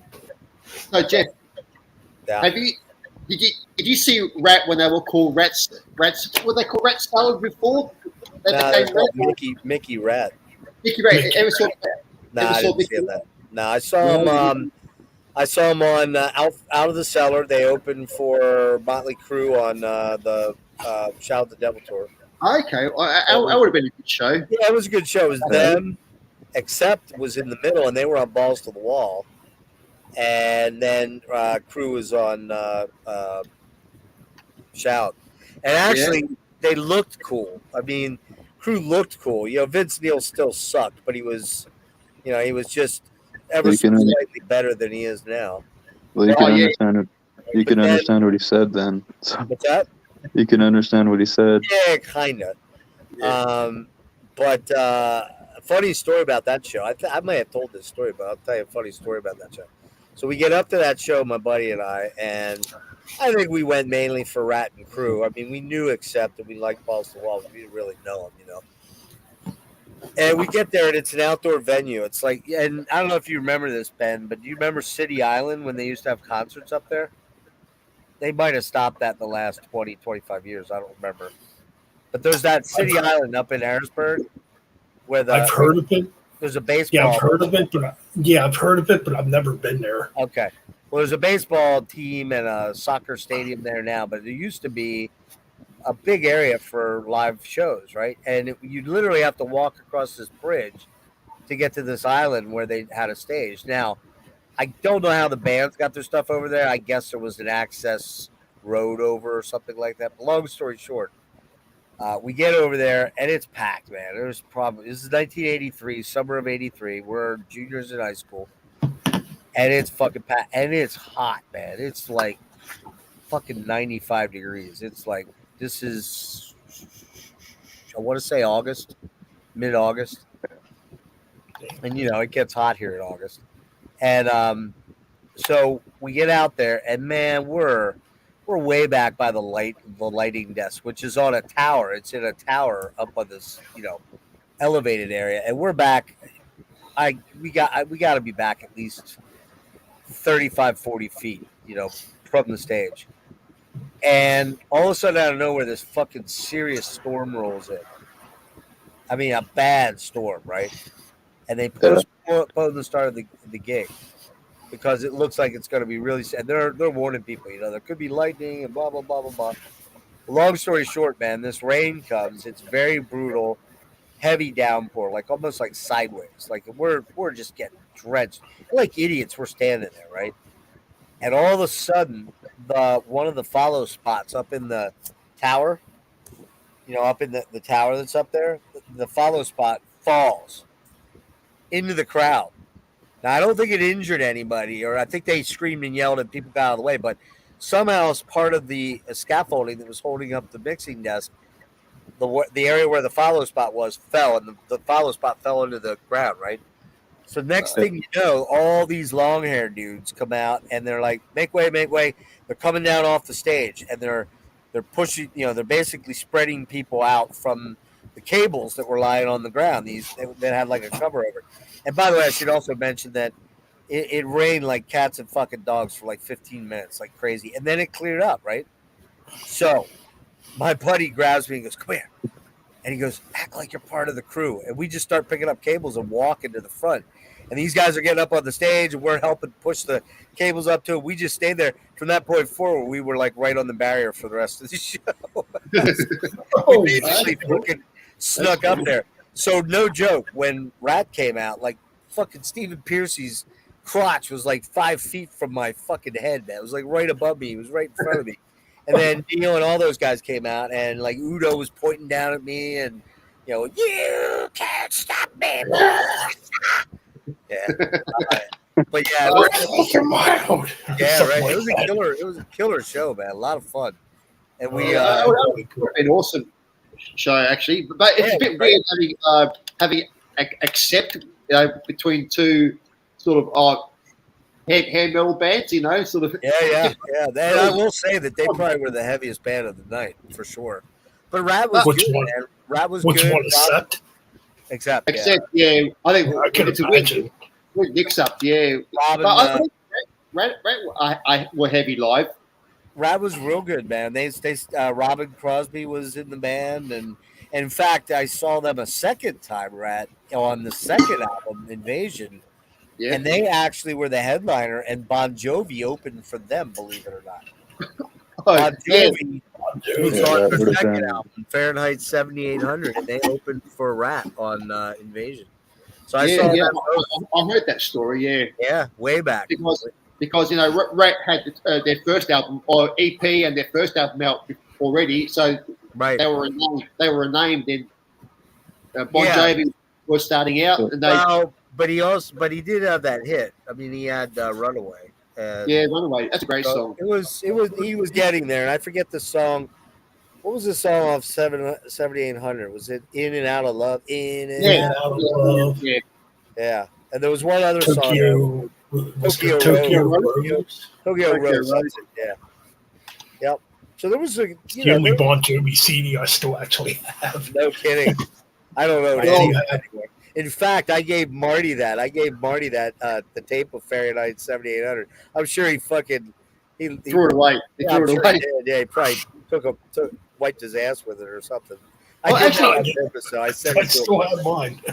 Yeah. Well, I the first don't Bon listen to Jovi. it. I still have it. Yeah, the first Bon Jovi was a good album. I The never first- had it. The only Bon Jovi I ever owned was Slippy Slippy When When Wet, Slippy When Wet, and that 7800 one. I didn't even own. What was a really big one? New Jersey, was that it? Yeah, New Jersey. Bad Medicine. New Jersey is not a good album. Nah. Not a good album. Oh, it's horrible. Is That's it? the one. Because Bon Jovi, the first three albums was his hair day. Now he disowns that. He doesn't want ever play Yeah. those songs. It's funny. I actually own the Young Guns soundtrack, though. I did have That's that. a great soundtrack. That's a good soundtrack. Yeah, it was some good stuff. I on did used to actually have that at one time. Yeah, it's kind of weird that, I mean, if I really like Bon Jovi, I'd still own his stuff. It's just not my thing that much anymore. No. Now his voice is starting to deteriorate. Now he doesn't sound good anymore. Oh, he sounds awful, man. Oh, Actually, I got to tell you a story about this. I'm at the bar one night, just hanging out, and this girl I know walked in. She wanted to hear some Bon Jovi, and obviously she wanted to hear "You Give Love a Bad Name." Yeah, you told me that before. I did tell you want to this. hear? You give love a bad Oh. name. You mean you So- playing it? Ben, were you No, playing it, or were you playing it on the? No, it was on the jukebox. Oh, okay. She was at the jukebox, so she played "Shot Through the Heart" instead from Ah, the first album. yeah. I'm like, well, this track's actually better. Yeah, That's not a bad song. I kind of like that song. Yeah, that's actually not bad. I'll tell you the best Bon Jovi album is probably the Richie Sambora solo album. Stranger in This Yeah. Town. That's a good album, man. There's some good guitar playing on it. Richie actually has a good voice. He still can sing. Oh yeah, I heard his voice. Yeah, he sounds good. I heard they're talking about maybe him rejoining the band when they get next year when they do the Hall of Fame, Rock and Roll Hall of Fame thing or whatever. Oh, fuck the Rock Hall of Fame. The funny thing is Rock and that roll Bon shit. Jovi has fucking Phil X in his band, and Phil X can sing his ass off. He could easily cover Bon Jovi's shit. Yeah. Be his own. It's kind of weird. I saw a video quite a while ago What's Guys, this is that too loud? Is YouTuber? that fan too loud? I can't hear it. Can't hear it. All right, okay. I'm just. It's very warm in my room. It got warm here in PA. You know, Ben. It got pretty toasty today. Oh my god, it's gonna be almost 100 I heard today. it's gonna be 95 today. Yeah, Yep. It's I'm gonna not. be I'm not brutal. thrilled with that at all. No, me either. It's too early to be that fucking hot. I agree. It's But only then for one day. It's only for one day. It was a 2-day Yeah. sort of heat wave for us. But my room, we don't have air, and it's like the heat is really tough on me, man. Like it's the worst thing. But go ahead, Ben. I'm sorry. Oh no, but yeah, I just got my little fan too. Since my I'm actually thinking- broke last year. I'm actually thinking whether I'm a little confused whether I actually, I have a pretty good memory for shows I was at, but for some Yeah. real reason, it feels like I saw Bon Jovi again one more time, but I can't say for sure. I definitely saw him with Rat, but I don't. It seems like I saw him when he was bigger, like because I was dating a chick that wanted to go, but I don't know if I shut that part of my memory off because it's like I can't remember if it's imagining that or if it's real. You know what I mean? Yeah. What's up, Snowy? What's up, Hey, Snowy? Good morning, man.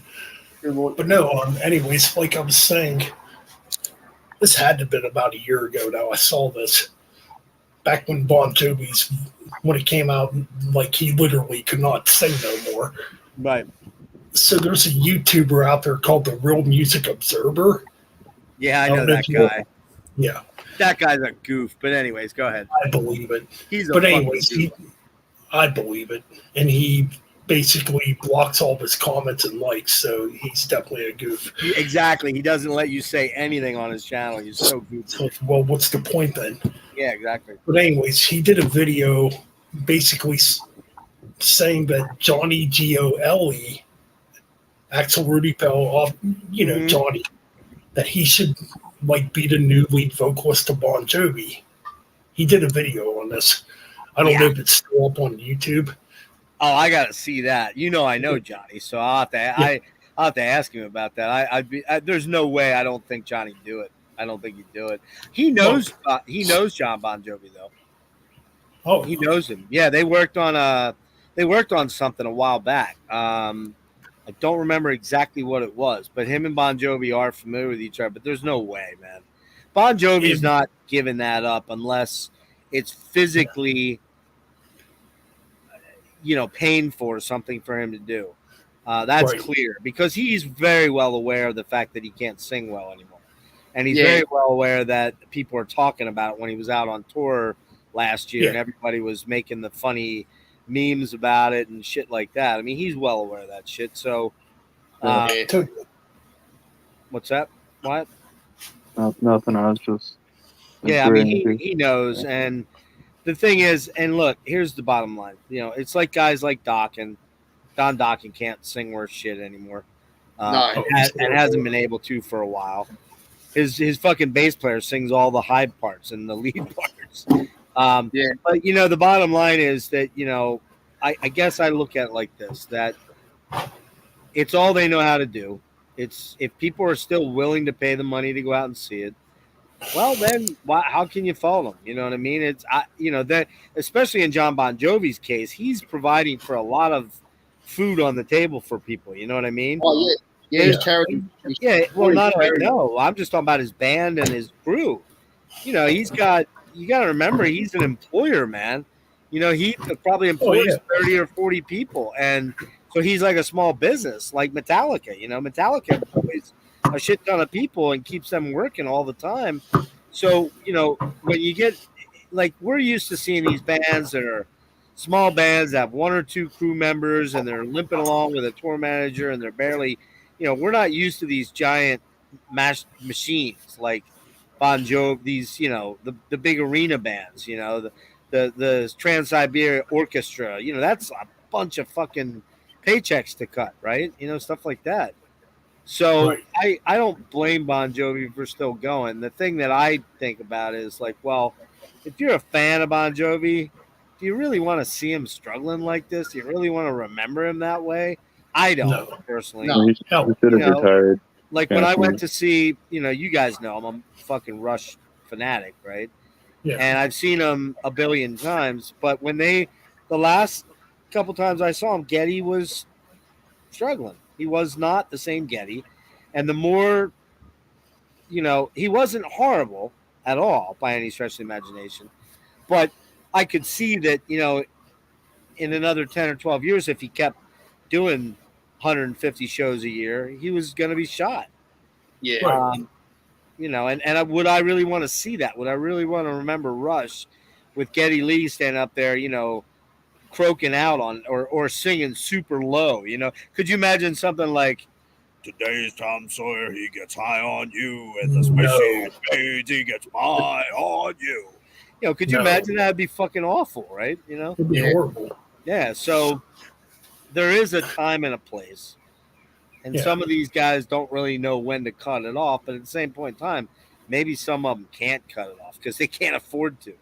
No. They need that. Yeah. I would imagine that when Dokken plays a club, they're gonna probably sell, 300 to 400 tickets, generally speaking, based on reputation alone.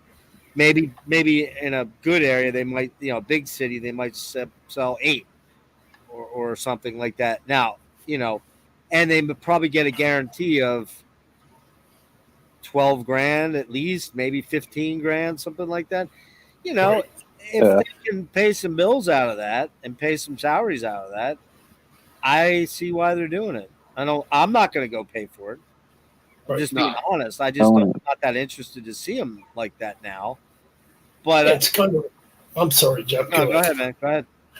No, I was thinking like I don't know if it's on your. I'm pretty sure it might have been on your stream where you're talking about Michael Ackerfeld from Opeth. Yeah. About that vocal thing.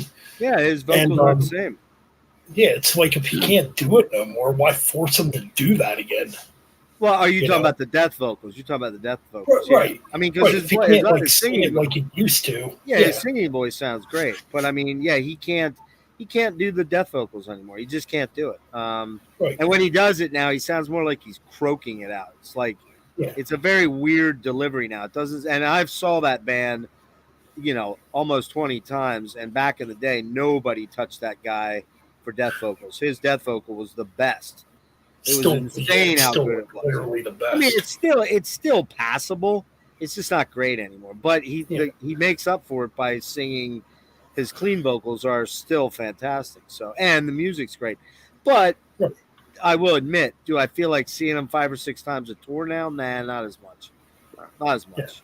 And that's just we're all getting older. What's that? We're all getting older, and our voices change, and plus, like all these bands have been touring, and they're touring, they're drinking, they're smoking their guts out. When they're younger, they do, but I think as they age, they start to realize you got to be in shape to do this. You've got to minimize the excessive party, and I don't see that nearly as much as I used to back when. Like for example, when I saw Opeth back in 2003, they were young guys. They were late 20s because I was in my late 30s because those guys are like your age, Ben, your age, 44, 45, 46. I think Michael just turned 45 actually, or maybe 47. He might have turned 47 actually. Actually, you know what? I think he's 47 now that I think of it. But he can't fucking party like he used to. I don't know about you guys. I sure as fuck can't, man. I can't party at all anymore. It's too intense on me, man. I have 1 or 2 beers. I'm kind of shot. I'm kind of done. I haven't smoked. What's that? I'm the same, like I can't, drink now. Like I don't want to be hungover. I feel shitty enough as it is. I don't need that, man. No. When I was 20, it was different, I don't even smoke hardly at all anymore. It's been, I bet you it's been 4 or 5 months since I've smoked. 4 months since I smoked weed. And I enjoy it occasionally, but I don't enjoy getting fucked up all the time. It's just not there for me anymore. So let's see. It's been 7 months now since I've had a cigarette. Nice. I've been staying away from it. I know my voice still sounds like shit, but Nah, but you have a gravelly, deep voice. I don't think that's going to change a Yeah. whole lot. But I mean, I'll tell you, man. Like, you know, I have somewhere I have some demos, and I actually just unearthed an old track. I'm a little embarrassed by it, but I have my first, what I'd call my first real prog opus called October Skies. It's like an 11-minute song. It's kind of lame. I'm trying to decide whether I want to post it and have people make fun of me or not. It's got great keyboards on it. The guitar's okay. It's not great. It's a real proggy, very Porcupine Tree Opeth sort of thing. But the bad part of it is this. I had to cut these vocals to submit this track to a friend of mine that was doing a compilation CD that he was sending off to some labels. And I basically cut the entire track, guitars, keys, bass. There's no drum on it. There's no drums, which is kind of weird. But I didn't really know how to work a drum machine back then, and we didn't know anybody we could get drums. So it's kind of one of those tracks that it's mainly acoustic with some heavy electric during the chorus, and then it's got some soloing in it, and it's got a lot of keyboards. And the keyboards kind of drive it, but the vocals on it are rough, and here's why. So I wouldn't exactly say I'm the world's greatest vocalist, but I'm not bad. I did a lot of vocal work back in the 80s, sang in a couple bands as a cover. We did cover stuff. I did a lot of Lane Staley, did some Chris Cornell. I could actually do Steve Perry. I could sing that shit. However, this was 2000. 2000? Yeah, 2000, I think. Maybe 2001. Yeah, it was the summer of 2001. We cut this on an 8-track Fostex, Ben. So it's it was a digital 8-track. So yeah, but you had an actual tape. You didn't have an internal hard drive with it. It was still tape. So it was that stuff. It was the DAT, digital audio tape. So we cut this. A buddy of mine had an 8-track, and we cut it at his place. And I didn't have, ideally, you'll remember this maybe, Ben. Do you remember the pod? The kidney bean looking thing, the red thing that was the first modeler? Okay, yeah. It was the first amp modeler. It was the very first amp modeler. Right. And I had one of those. And now looking back, the sound is fucking utterly terrible. But I was the only thing I could use for distortion. Because the only other thing we couldn't set up an amp at my friend's apartment. He had people around him, right? And we couldn't easily take this 8-track thing and get it all set up at my house where I had an amp. So I ended up just taking my pod, my chorus pedal. I think I used I had a wah and a compressor. I think I had a Boss compressor. Anyway, so the day that I thought I had like 2 or 3 weeks to cut this track, and my buddy and I were kind of sorting out how we would figure out how to track it and get a drum machine and all that shit. Well, long story short, I get a call from this other guy he's like, "Hey, how far are you along on your track?" I'm like, "I didn't even start." He's like, "Oh man, well you got like till tomorrow night at like 7 o'clock to get the track done and send it to me via a zip file." I'm like, "What the fuck?" I'm like, "Oh, dude." And he called me. Here's the part. I was at a Porcupine Tree show when he called me. I got a text. It was 2001, so I had a Razor phone back then, right? And I had been to, get this, I had been to the New York Porcupine Tree show, the Philly Porcupine Tree show, and I was at the Baltimore Tree, 3 shows in a row I was at for Porcupine Tree. And I get this call in the last show, and my buddy's like, "Hey man, you got to record that thing tomorrow and get it to me. Get it in the mail." I'm like, because it's like, I got to send this compilation off. I got to I got to collate all the tracks and finish the artwork. I'm like, dude, I don't think I can do this. But I had been drinking like a motherfucker every one of those shows, like just getting hammered, right? And what happens when you drink a lot? What happens after?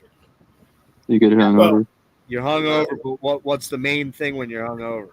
Your voice is You're dehydrated like a mother, right?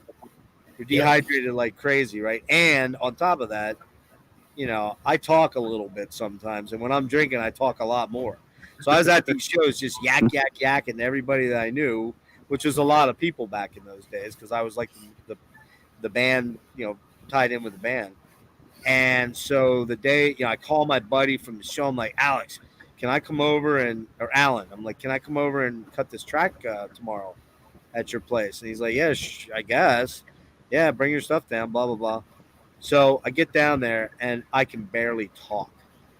Like it literally sounds like I have fucking laryngitis because I'm so close from, yakking and drinking and being dehydrated. So we cut all the basic tracks and then I start trying to cut vocals. And we have no vocal processing, nothing at all, not a thing. It didn't dawn on me to run. Well, that was an XLR, so we couldn't run the XLR through any boxes. We didn't have any processing, so my vocals on this song, 100% completely dry. No compression, no reverb, no nothing. They're just super fucking dry. So when I heard this song back, it had been a long time since I heard it. I'm like, oh God, these vocals, man. They're not awful, but I'm singing very softly throughout, so I don't roach. I don't hit the puberty moments. But on the one section that's the very Opeth section, I ripped it off from Opeth for sure. I get to this part, and the vocals are. See if I can do the melody. It does something like I'm seeking solace now from the darkness of the night. My voice breaks up like 8 times. Every fucking time I try to do these high notes, I'm like, oh God. And it's rough. That section's rough as hell. But I might share that on my channel just for shits and giggles so everybody can make fun of me and shit all over me. And I don't care. Fuck them. I mean, I did that thing 20 some years ago, so I was 36 or 37, and I did it in a fucking living room with an 8-track DAT tape. With virtually no effects stuff, no ability to mix down really good.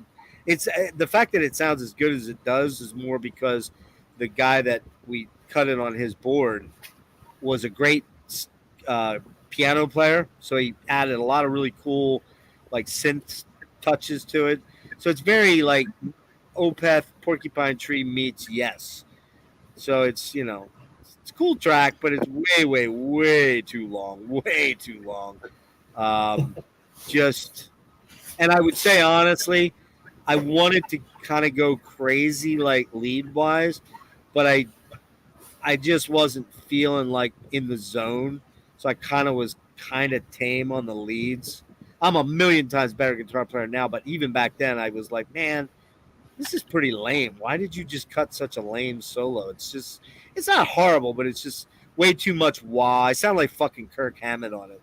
I'm like, God damn it, man. It sounds like fucking Kirk Hammett. Yeah, exactly. Wah.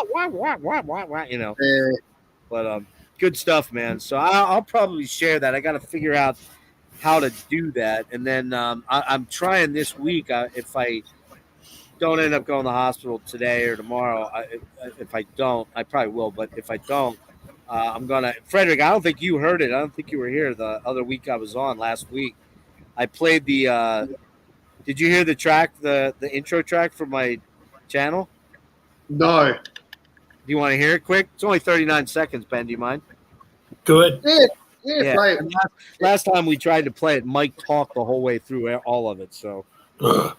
Well, I never heard most of it. You can ask Rick. Rick might know how to zip your music onto Facebook, YouTube. He might know what? How to rip your music onto YouTube. I think I know how to. I think I know how to do it. I'm just not.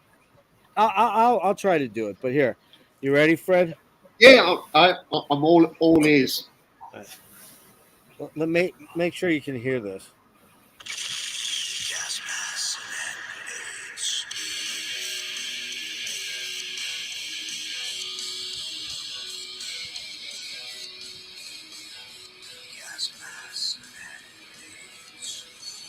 That's cool. Yeah, I like it. It's kind of thrashy. It almost reminds me of Overkill.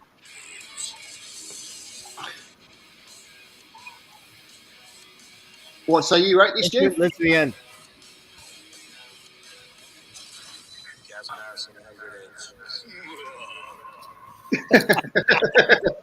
I think I'm even going to cut it a little bit more. I think I can cut 2 bars out of each one of the 3 chord sequences and make it just, instead of 4 bars, make it 2 bars, 2 bars, and then 2 bars. And I can probably cut about 15 seconds out. And then if I do that, it'll run in the 25-second range, which will make, and I can lead the ending on. I was talking to Lustmore about that, and he's like, I would suggest you take out these bars and these bars. I'm not very good with computer software like Ben probably is. And I actually cut it down from 2 minutes. The original version is quite a bit, is 2 minutes longer. That's only 39 seconds. So Okay, that's cool. pretty cool though, huh? Yeah, I like it. Yeah. And actually, just to be upfront, Andrew Lyles did that for me. The guy that I interviewed 2 weeks ago, 10 days ago. Oh really? Yeah. He said, I want to write you a song, and I said, well, would you think about writing the intro? He's like, sure, let's do it. And he's like, what do you want to hear? I'm like, he's like, you want something progressive or something metal? I'm like, well, I want it to be metal, but listen to what I got here. So I sent him basically kind of those chords, not exactly. They were a little bit more.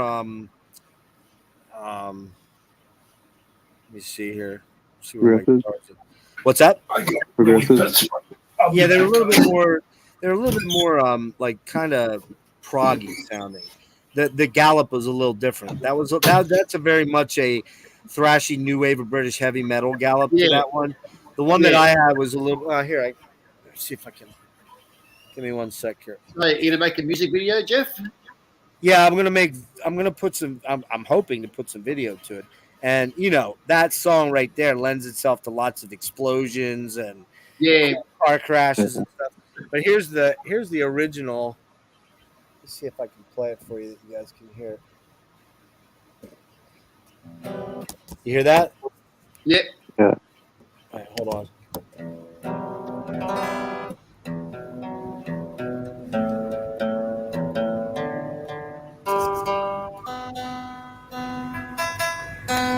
So the original was this.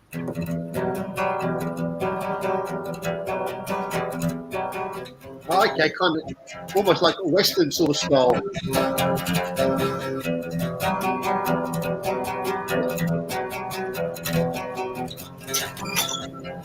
And then it does this sort of. Wait.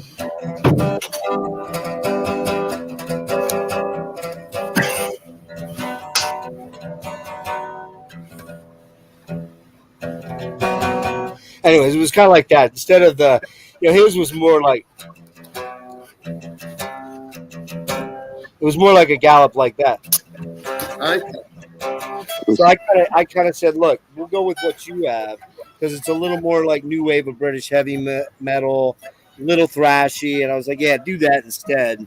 And yeah, I dug it, man. I love it. I think it's so cool. I want to try to make it happen. So, what you got, Ben? Well, that's cool. What are you playing? What actually playing? Now you're playing that acoustic thing, and I was just thinking of something behind it. Oh yeah. Well, actually, it's funny. That acoustic thing I was playing was the original thought behind what I was going to do for the channel.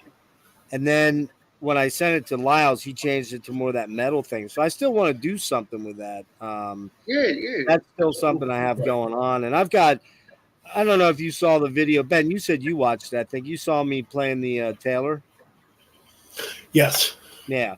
So you saw the finger pick, the finger pick thing that I did on there. That's all. Everything on that video is all original stuff to me. I wrote all that stuff. So there was one thing I was trying to work out live that was a little sloppy because I fell into it. I'm like, oh, that's a cool riff. I want to work on that a little bit. But by that time, I'd already been playing 3 hours, and my hands were driving me.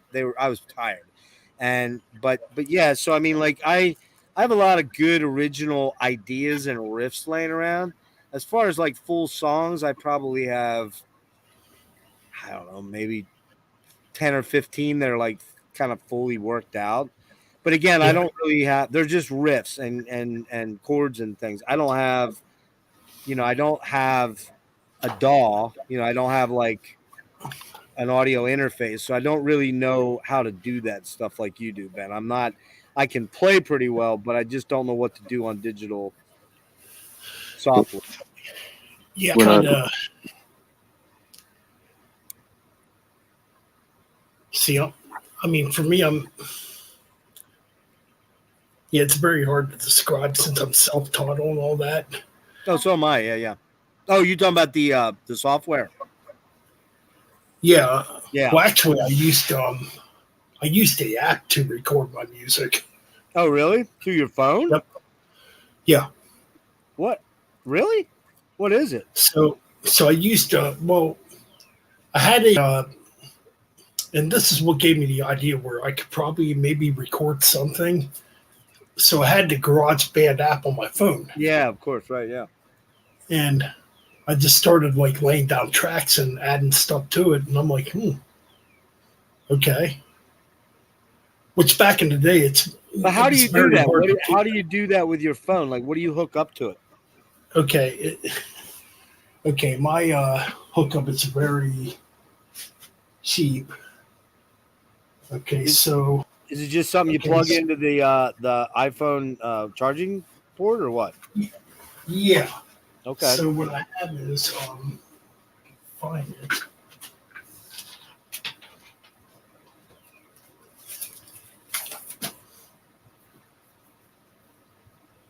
So all that Holocaust stuff is on your phone, and you didn't do it through your computer?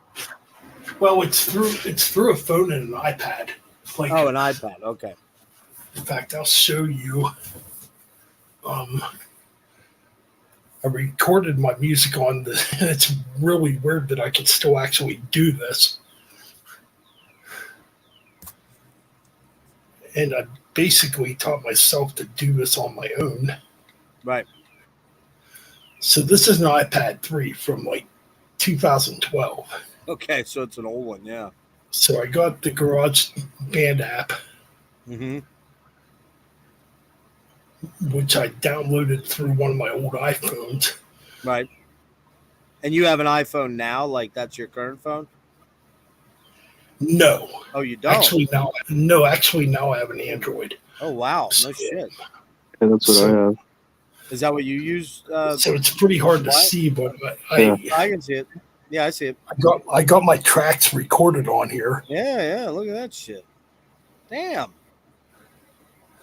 and That's cool, man. so how I did it, and it feels very cheap because I obviously didn't pay money to do this. I guess in a way it's kind of the new way of demoing, or It is. It definitely is. Yep. And you're not the only guy that does that. So there's a lot of people doing it. So where did I put it at? Wyatt, Ben What? was Ben was sharing some of his crack with us there. What? You're looking at You my- got up your ass was hanging out. You were sharing your crack. With us. Well, I want that- to smoke that some of that crack. That might get banned from Facebook. He's giving us a strip Yeah, tease. Mike. Excuse me. So, okay, so what Oh, I have there's your here is interface. There it is. Okay. yeah, Yeah. the interface. So Yeah. yeah, I recorded all my music through this. No shit. Yeah. Jam. Oh, the jam thing. Yeah. Yep. Is that Apogee? Yeah, Apogee. Okay, got it. Yep, So wait, and it that- works perfectly. I mean, what do you plug your guitar into the Apogee thing? yes, I Okay. plug it into the Apogee thing into the iPad.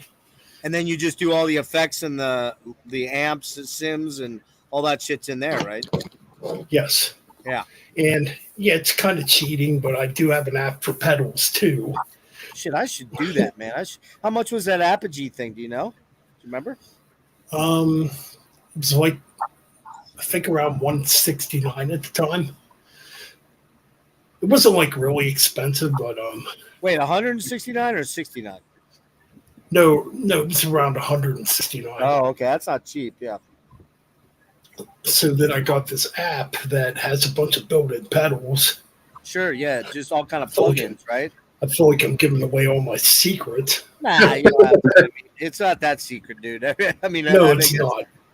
And really to is. be honest with you, you don't have to show me. I'm guessing though that as far as what you're using, but I would imagine they're all plugins. You're using plug-in amps, you're using plug-in amp simulators, you're using plug-in distortions, plug-in delays, all that kind of stuff, right? Pretty much. Like you don't plug into any pedals and then plug into that thing, right? No, not that's at what I all. thought. Yeah. It's like straight, straight through the iPad, basically. Yeah. So you're using all the virtual stuff. Yeah. Yeah. Yep. So that's pretty much how I did it. I mean, I do have pedals. I used to actually Oh record no, I the know. old You know, it's funny. What's funny, dude, is I don't know if you knew this, but I had a metric fuck ton of guitars. I had two PRSs. I had a PRS custom 22 and a custom 24. I had an Ibanez RG 7. I had a Fender Strat Plus 94 Fender Strat Plus. I had a Taylor 614C, and then I also had a CE, and then I also had a D28 too. So nice. I had a bunch of stuff, but I had to sell everything when me and my old lady split up. My ex fiance and I split up in 2015.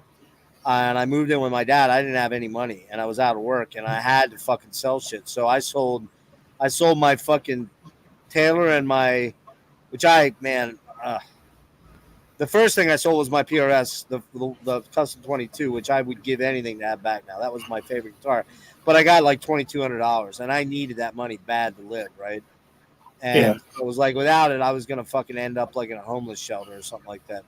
But so yeah, I sold all my guitars. But weirdly, Ben, sold my amp. Well, strangely enough, you know what I still have though? I have almost all my foot pedals and my rack gear. Strangely enough, I have a Lexicon digital delay. I have a Behringer compressor rack mount. Yeah. I have those Behringer compressors. I need to get that from my kid because that I'm probably going to sell.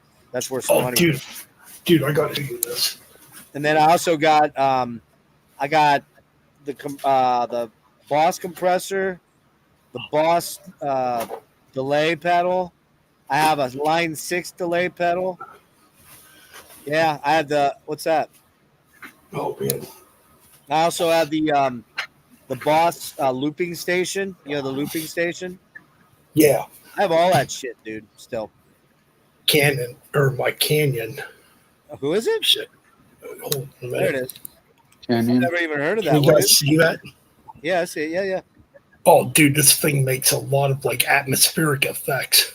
Oh, is it like a chorus? Yeah, it's like a chorus, reverb, flanger. Yeah. Yeah, it's basically Nice. yeah. I've never heard of kind that. It's kind of like the sound effects Devin Townsend uses. Okay, yeah. Yeah. All that delay and chorus and reverb and shit. Yeah. Right. Who makes that? What company makes that? Shit. I've never heard of that before. Are we boring you, Fred?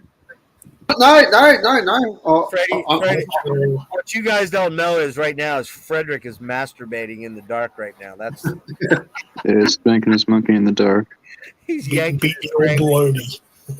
It's all this guitar talk, you know. It's making me it's all the horny. guitar talk's getting you all hard. Who makes it? No, I got the case. It should say on the back plate. Hold on a minute.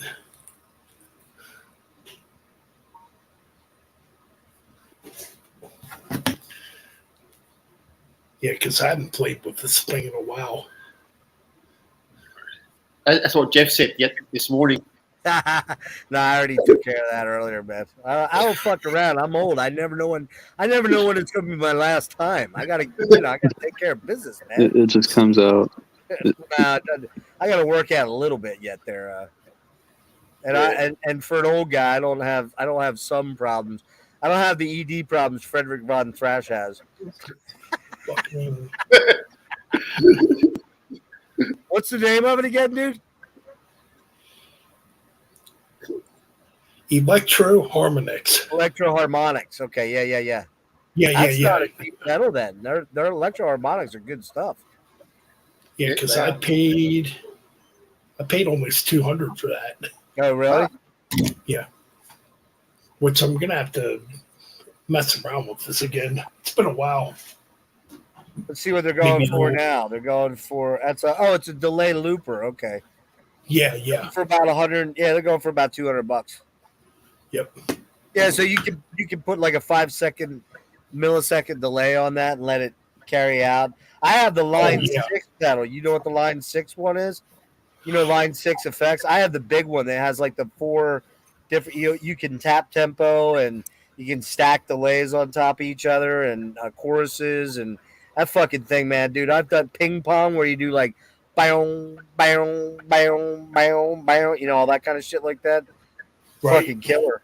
And then what I have, what's funny is the looper that I have, which my kid has right now, my oldest daughter, because she's the real guitar player in the family. Like, well, that's not true. She still has ways to go to catch up to me, but to be honest with you, but she's a better finger picker than I, but not by much. And she's just she can't play solos like I can, but she can jam, man. She's fucking good. But she has all my gear and never uses it because she uses all plug-in stuff. And I'm like, you know what? I want you to dig that stuff out and bring it to me because I think I need to see what I have there. I might be able to either sell some stuff or give some stuff to my other daughter because she's recording now and doing live shows and stuff. So, That's good.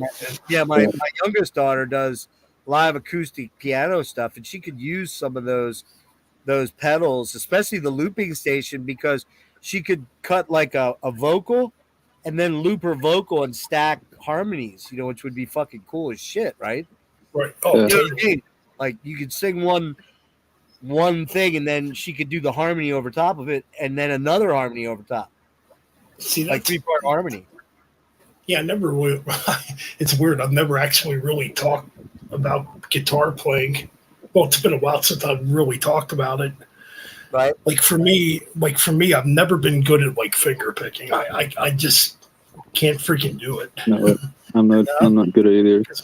because my You know what, fingers are man? big and I'll be fat. honest with you. It's one of those things that you really have to practice it. You have to make yourself do it. I mean, it's not easy. Yeah. Hold on. I mean, I could play chords, finger picking, but Nah, it's definitely not easy. Yeah, so I don't know if you can hear this, but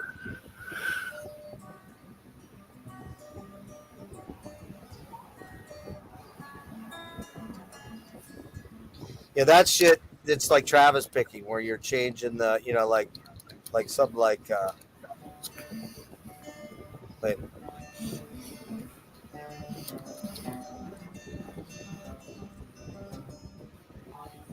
Do you hear that or no? Yeah, I can vaguely hear it. Yeah, this old man can hear it too. What's that? I said this old man can hear it. This old man can hear it. You can hear it. Your old man. Yeah. Can hear it.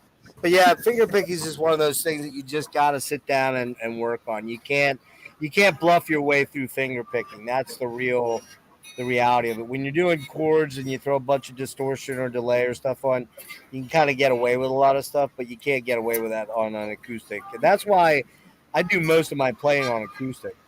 It's how I play. But so Ben, you play a lot of. You're lefty, but you play stuff upside down. Yep. Because you can't find any right or lefties, or do you have to order them? I guess. Well, the thing is, I mean, for me, I kind of got used to playing that way, and Oh, okay. I mean, You it's restring obvious them? the way Hendrix played. Do you string them different? You don't string them like they're still like the top string's your heaviest string, right? Not Yeah. You don't do it backwards, right? Okay. Because there Nah, are dudes that do it backwards, and that's the weirdest shit ever, man. Well, Like it's where kind they of play weird. the lowy on the bottom to top. In other words, the dude in Atheist, Rand Berkey, used to play upside down like that. Eric Gales, the blues player, plays upside down like that. I have no. When you learn it that way, that's all you know. Then that's fine. But you get what I'm saying. Like Yeah. they string their guitar where the high E is up top, So you're doing your leads up high, up on the top of the guitar neck, not the bottom, right? Which is so fucking weird to me, right? Yeah, which looks it looks very awkward. Yeah. The only time I ever tried that was when I was 15. I'm like, and at the time I didn't feel right doing it. I'm like, yeah, I know that's probably the proper way to play a guitar, but I'm like, I don't want to play a guitar like that. You know, Yeah. rather than play it upside down like Hendrix did. What do you got right there? Is that an Epiphone or what is that? Well, this is actually not an Epiphone. This is a it's like a knockoff of an Epiphone. Corna. It's yeah, not familiar with it. What do you have, Wyatt? What's your guitars? I have 7. Yeah, how many? 7. 7? Yeah. Jesus balls. What do you have? I have 2 sectors, one a 7-string and one a 6-string. A couple Jacksons. You have a PRS, don't you? No. I thought you had a PRS. Yeah, I don't. But I have a couple Fenders. A Gibson What Gibbs do you have? SG. Oh, that's G. Okay, cool, man. Shit. Or not an SG, a Studio. Les Paul Studio. Les Paul. Okay. Nice. Well, how long have you been playing? Going on probably 19 years. That's how long you've been playing? Yeah. When did you start? You were a young kid then. Yeah. Wow. Damn, man. Did you see that video I put up? That short? Wait a minute. Hold on. Wait. Ben, make a G chord power chord. Let me see you make a G power chord. let's see. No, a G power chord. A G Like power chord. Like a G power chord with like a 6-position bar. I want to see you do a bar chord. I want to see Probably do a bar. Probably gonna fuck this up.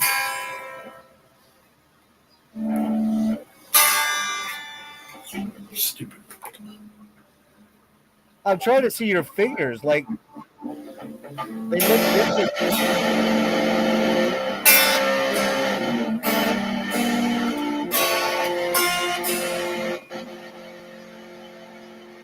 Okay, there's a G. All right, so let me ask you this, just so you understand what I'm saying.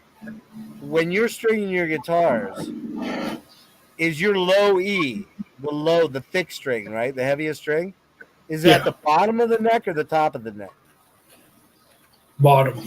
Oh, so you do play it backwards like those dudes. Yeah, that's so weird.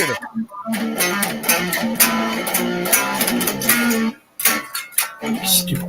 Yeah, you do play it like those guys then, upside down. Like, here's what I meant. Let me show you real quick. Let me see if you can see this. What I meant was when I said a G bar chord, what I was talking about. You see the neck? Yeah. So for me, a G bar chord is like fuck, this is hard to do. Lay it down. So can you see that? Yeah. So my on the top of my neck is my fat string, and my high G is down here, right? So a G bar is like, shit, that is so fucking. Hold on. You fucking asshole. You did? I cannot get this fucking thing down. There it is. See what I'm doing there? Good. Oh, you son of a cocksucker. Are you serious? There we go. See that shape? There's my bar, and then my G is like that. That's a G bar chord. That's what I was talking about. But you would do it upside down then, right? Yeah. Yeah, you do it upside down. That's so wild, man. That's crazy. So you do play it like Like, yeah, you play it like those guys, and yeah, you play it backwards. That's crazy. I've never seen it like up close and personal, except for Eric Gales, who I watch live do everything backwards. I'm like, how the fuck is he doing that? That's so crazy. That's neat. That's neat. Now, what are you playing through right now? Right now, I'm just playing through a practice amp, and I've been. Oh, you have just a little. What do you have? Like Katana or It's something? just a little Ibanez. Oh, Ibanez. What do you have? What do you have? What? IBC Ken. Okay. What do you have? What amp do you use or don't use that? PB Viper, I think. PV Viper. Yeah. Nice. I think. Frederick plays his skin flute in the dark.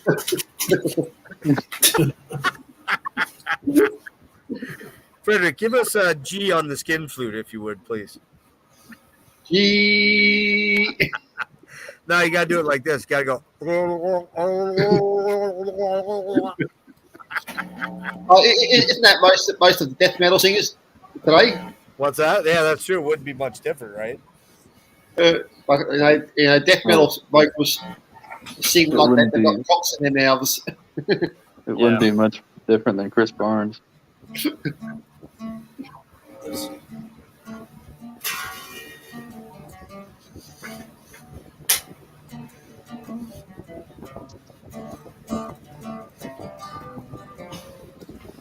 It's kind of weird playing your guitar on your back, and it's very hard to play an Ovation on your back because of the round bottom. You know, the Ovations have those round backs, so you always feel like the guitar is falling off your side or off, pain in the dick.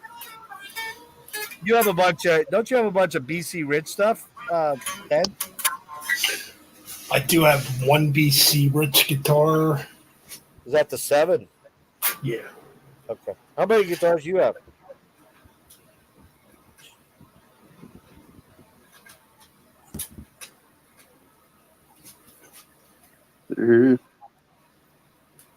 Is that them behind you?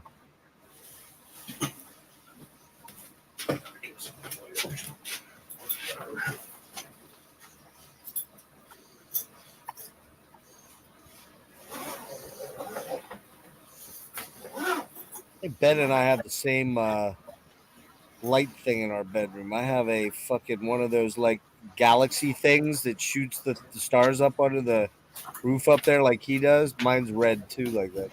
Oh, there you go. Yeah. There we go. Nice. And that's a 7. Yeah. And I can't. I struggle with 7 strings. I don't know what the hell I'm doing with them. So,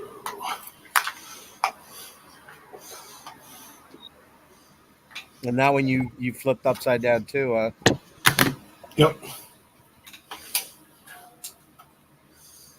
No.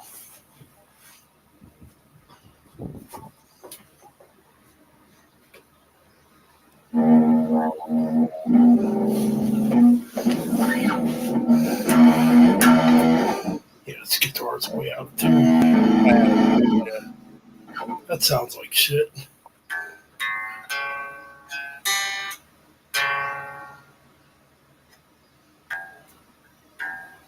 Oh.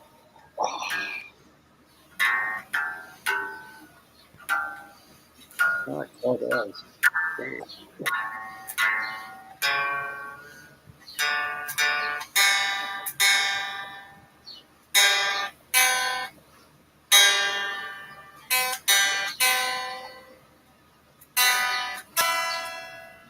have you not picked that one up for a while?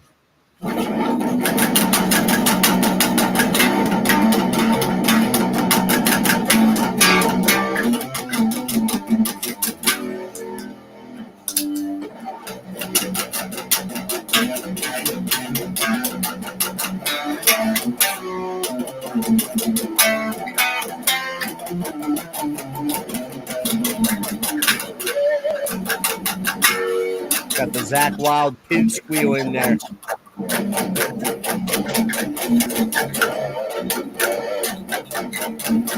little Morbid Angel.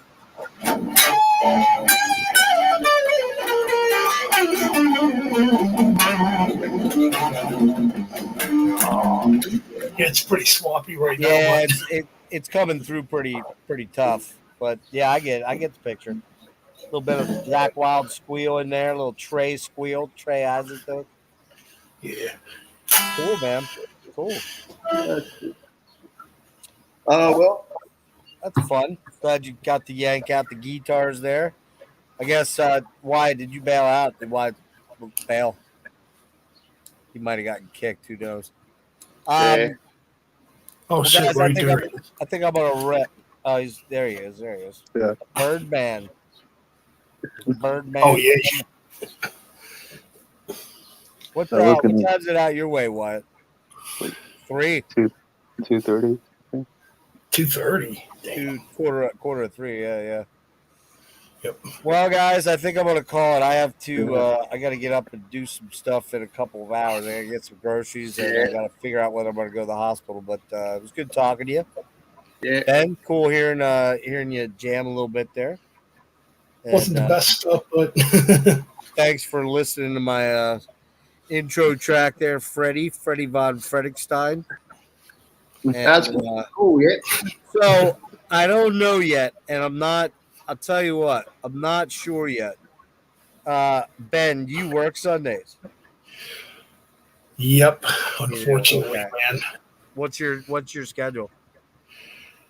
I mean, I'm off every Thursday and Friday. No, but what's your hours on like when you go in? 9 to 5:30 in the morning. So you go 9 in at p.m. 9. You go at 9 at night. Yeah.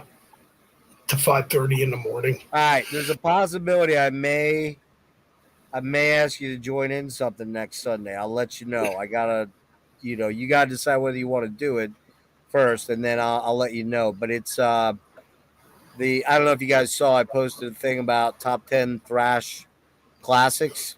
Oh, yeah, I saw that. Yes. Yeah. Yeah. So, unfortunately, Dennis had to bail out. He got a new job, and he can't do it. And fucking Devin bailed out too. I'm not sure what's going on there. I think he said his brother's birthdays that day, and he didn't know they were doing something. Now he's not definitely out. I think Dennis is.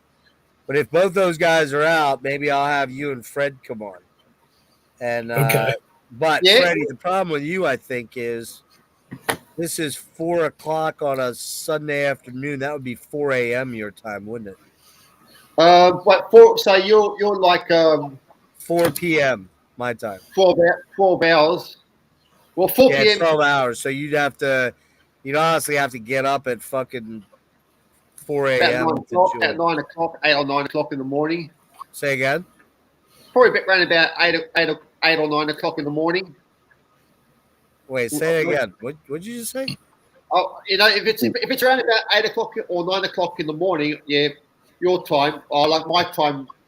So now No, here it's 5:44 p.m. So what time is it there now? It's 5:44 a.m. Yeah. So in order to Oh, yeah. join us, you'd have to come in at 4 a.m. your time. 4 a.m. So- That's 4. It's 4 in the morning, or 4 p.m. in the afternoon. All right, listen to me. We here in the States, on my channel, it starts at 4 p.m. That 4 means it would p.m.? start at 4 a.m. your time. So in order for you to join, you'd have to be up at 3:30 to join in or something, right? And Probably like wait. Here it's 5. So to wait. So it's 5. Fred, 4, do me a 3, 2, favor. 1, 12, Freddie, 11. Freddie, hold on. Do me a favor. Do you have any light around you? You're like completely dark. Well, that's what I am. I'm a very dark person. Yeah, right. Okay. All right. So here's the deal. In order for you to join this thing, if I have a spot, and I'll let you know in a couple days, Yeah. like 2 or 3 days, you'd have to be up at 3:30 a.m. and join us at 4. Do you think you could do that with Mom, or would she hear you talking, or what? No, I probably could do it. Yeah. Okay. So what the premise is this. I don't know if you saw it. Let me show you. Hold on. I saw the ad. It's Thrash Island. Yeah, it's Thrasher's Island, and it's going to be pick your top 10 favorite thrash classics. Frederick. What's up? What the hell happened? Here, so here's the thumb. God damn you, fucking cocksucker! You little fucking. So here's the artwork for it. It's pretty cool. Why? Yeah, I called it Alcatraz Island. Yep, Escape from Thrasher's Island. I love the pizza for the Yeah, Rick threw that in there. I didn't tell him to do that. He did it, of course, because I don't even know that album. But he's like, "Yeah, you gotta have a pizza death in there." I'm like, "Okay, whatever." So the thing would be, it would be this. So it's me. It's Mark G with a C. Do you know Mark G with a C over in UK? Yeah, I know Mark. Yep. It's Johnny Mac from Rock and Metal Plus from the UK. Yeah. And then also Cloudy Milder, Andy from Cloudy Milder. Yeah, I know Cloudy. So those three guys and me, and then if you two guys want to do it, we'll have you two on. And basically, you got to use the best camera that you have. So, Frederick, you use the laptop, right? Yes. Yeah. Ben, you have a laptop or not? I'm on my laptop right now. Yeah, you're on your laptop now, so use that. And I would send you a link probably next Saturday or next Friday, one of those two. And the thing is this. No offense, Wyatt. I got to cap it at 6 people, and I kind of thought these two guys would be best because they were live when the draft was going on, right? We'll get you one of these days, promise. But you guys both got to know this, that there is easily a chance I could say on Wednesday or Thursday, I'm too sick to do this. I'm pulling the plug, and you just have to be okay with that.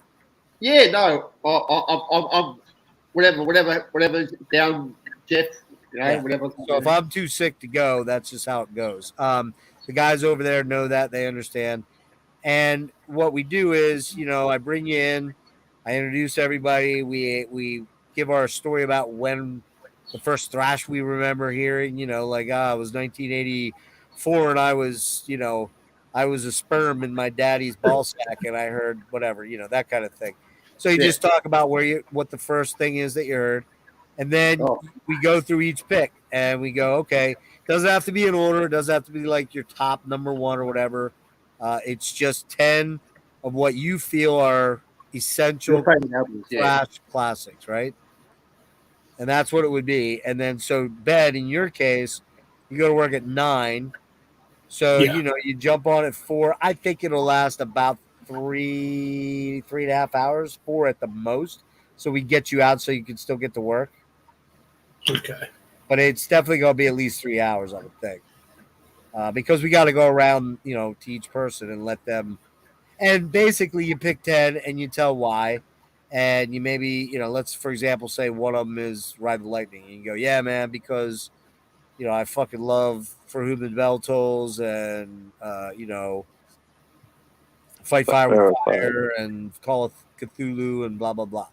And then, you don't have to get into a whole fucking breakdown of each album. We don't do that on this series. We just do kind of, more generalizations, right? Yeah. So it's like a shortened version. Can it also be some speed metal? Could be speed metal as well. Doesn't have to be just. Nah, try to stick with thrash. Yeah. Okay. I mean, some of those bands like fucking Sodom are kind of in that vein, anyways. So I guess Destruction. Yeah, I guess you could say yeah. If it's a pure speed metal band like Vulture or Ram, yeah, something like that, I would keep that out. I'd try to at least be like, Exciter's pretty speed metally, but they're also kind of thrashy too. So yeah, and like Anvil as well, it's speed metal, thrash.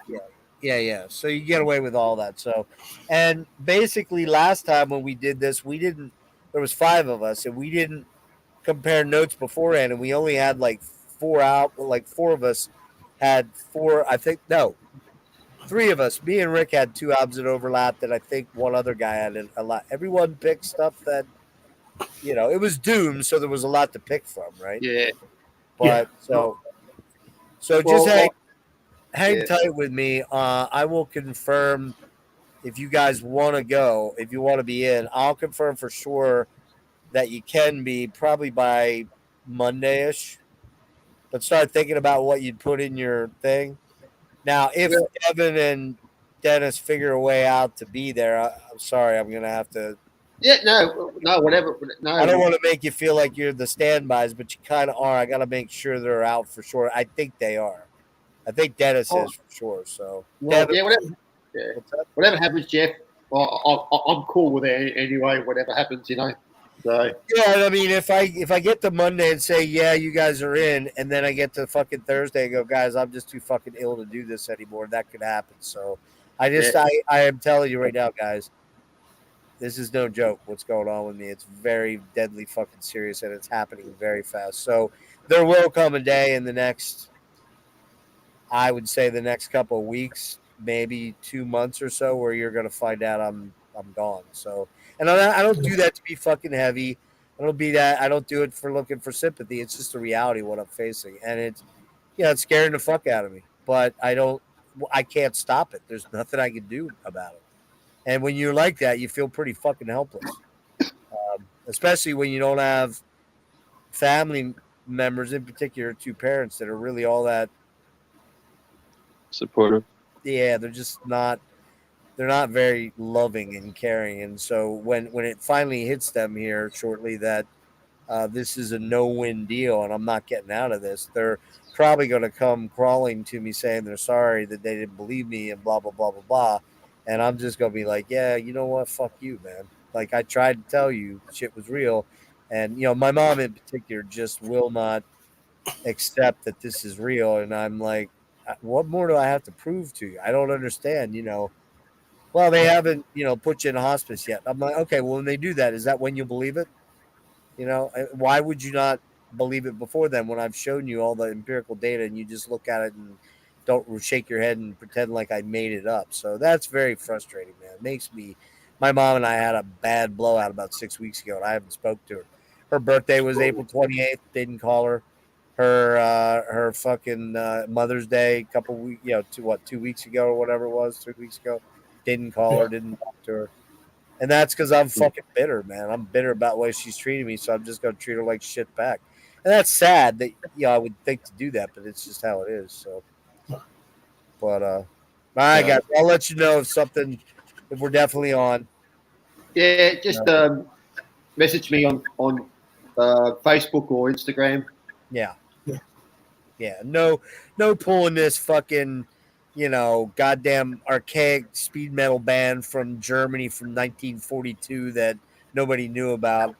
Frederick von Hitler and the Nazis. Don't be pulling that album out.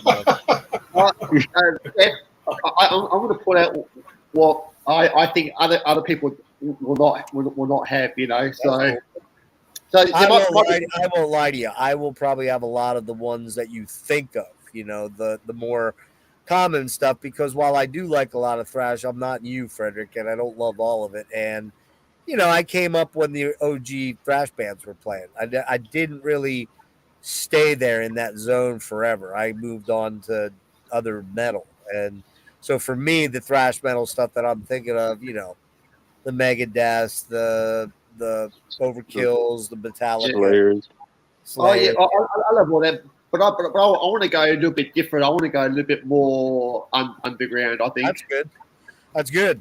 That'll be good. That'll be a good thing. Because I know everybody's going to be showing Metallica. Everybody's going to be showing Overkill. Everybody's going to be showing Megadeth and Creator and maybe. Yep. Probably, and that's okay. That's okay. There's a lot of thrash out there, though. There's a lot. Oh, yeah, there is. So, how about Death Angel? Some Death Angel for sure. Newer contemporary stuff, Forbidden. There's all that stuff. Yeah. So. Well, Forbidden the speed metal, but I'll let you. Forbidden thrash. What the fuck are you talking about? Jesus Christ. Well, Russ Anderson's vocals are more of the speed metal type of vocals. They're more of the new wave of British heavy metal, actually. But the riffs are fucking thrash, dude. Get out of here. Hey, Ben. kick this fucker out of here, will you? Yeah. All right, I'm Oh, gonna go. what the fuck, man? I'm gonna go, guys. I gotta All right, I think I right, am guys, too. yeah, I'm out. It's been 6 hours, so good hanging with you guys. Yeah, it's been the longest stream on the channel. I'll be in touch with you guys, Frederick and Ben. yeah. On Just let us know on what's Messenger. happening there from the. Well, I have your Instagram and I have Ben's Messenger, so I'll be touching base in a couple days. And go watch Definitely, some of those. Go watch some of those interviews and leave a like or a comment or something so that bounces my thing up. Yeah, for sure. All right, boys. All right, good night, guys. Take it easy. Thank you, Jeff, for joining, man. Yeah, man. Thank Peace you. out. Yeah, I'm gonna head out too. All right, See you, Wyatt. Peace out, guys. Peace. Peace out. Much love. All right, we're out.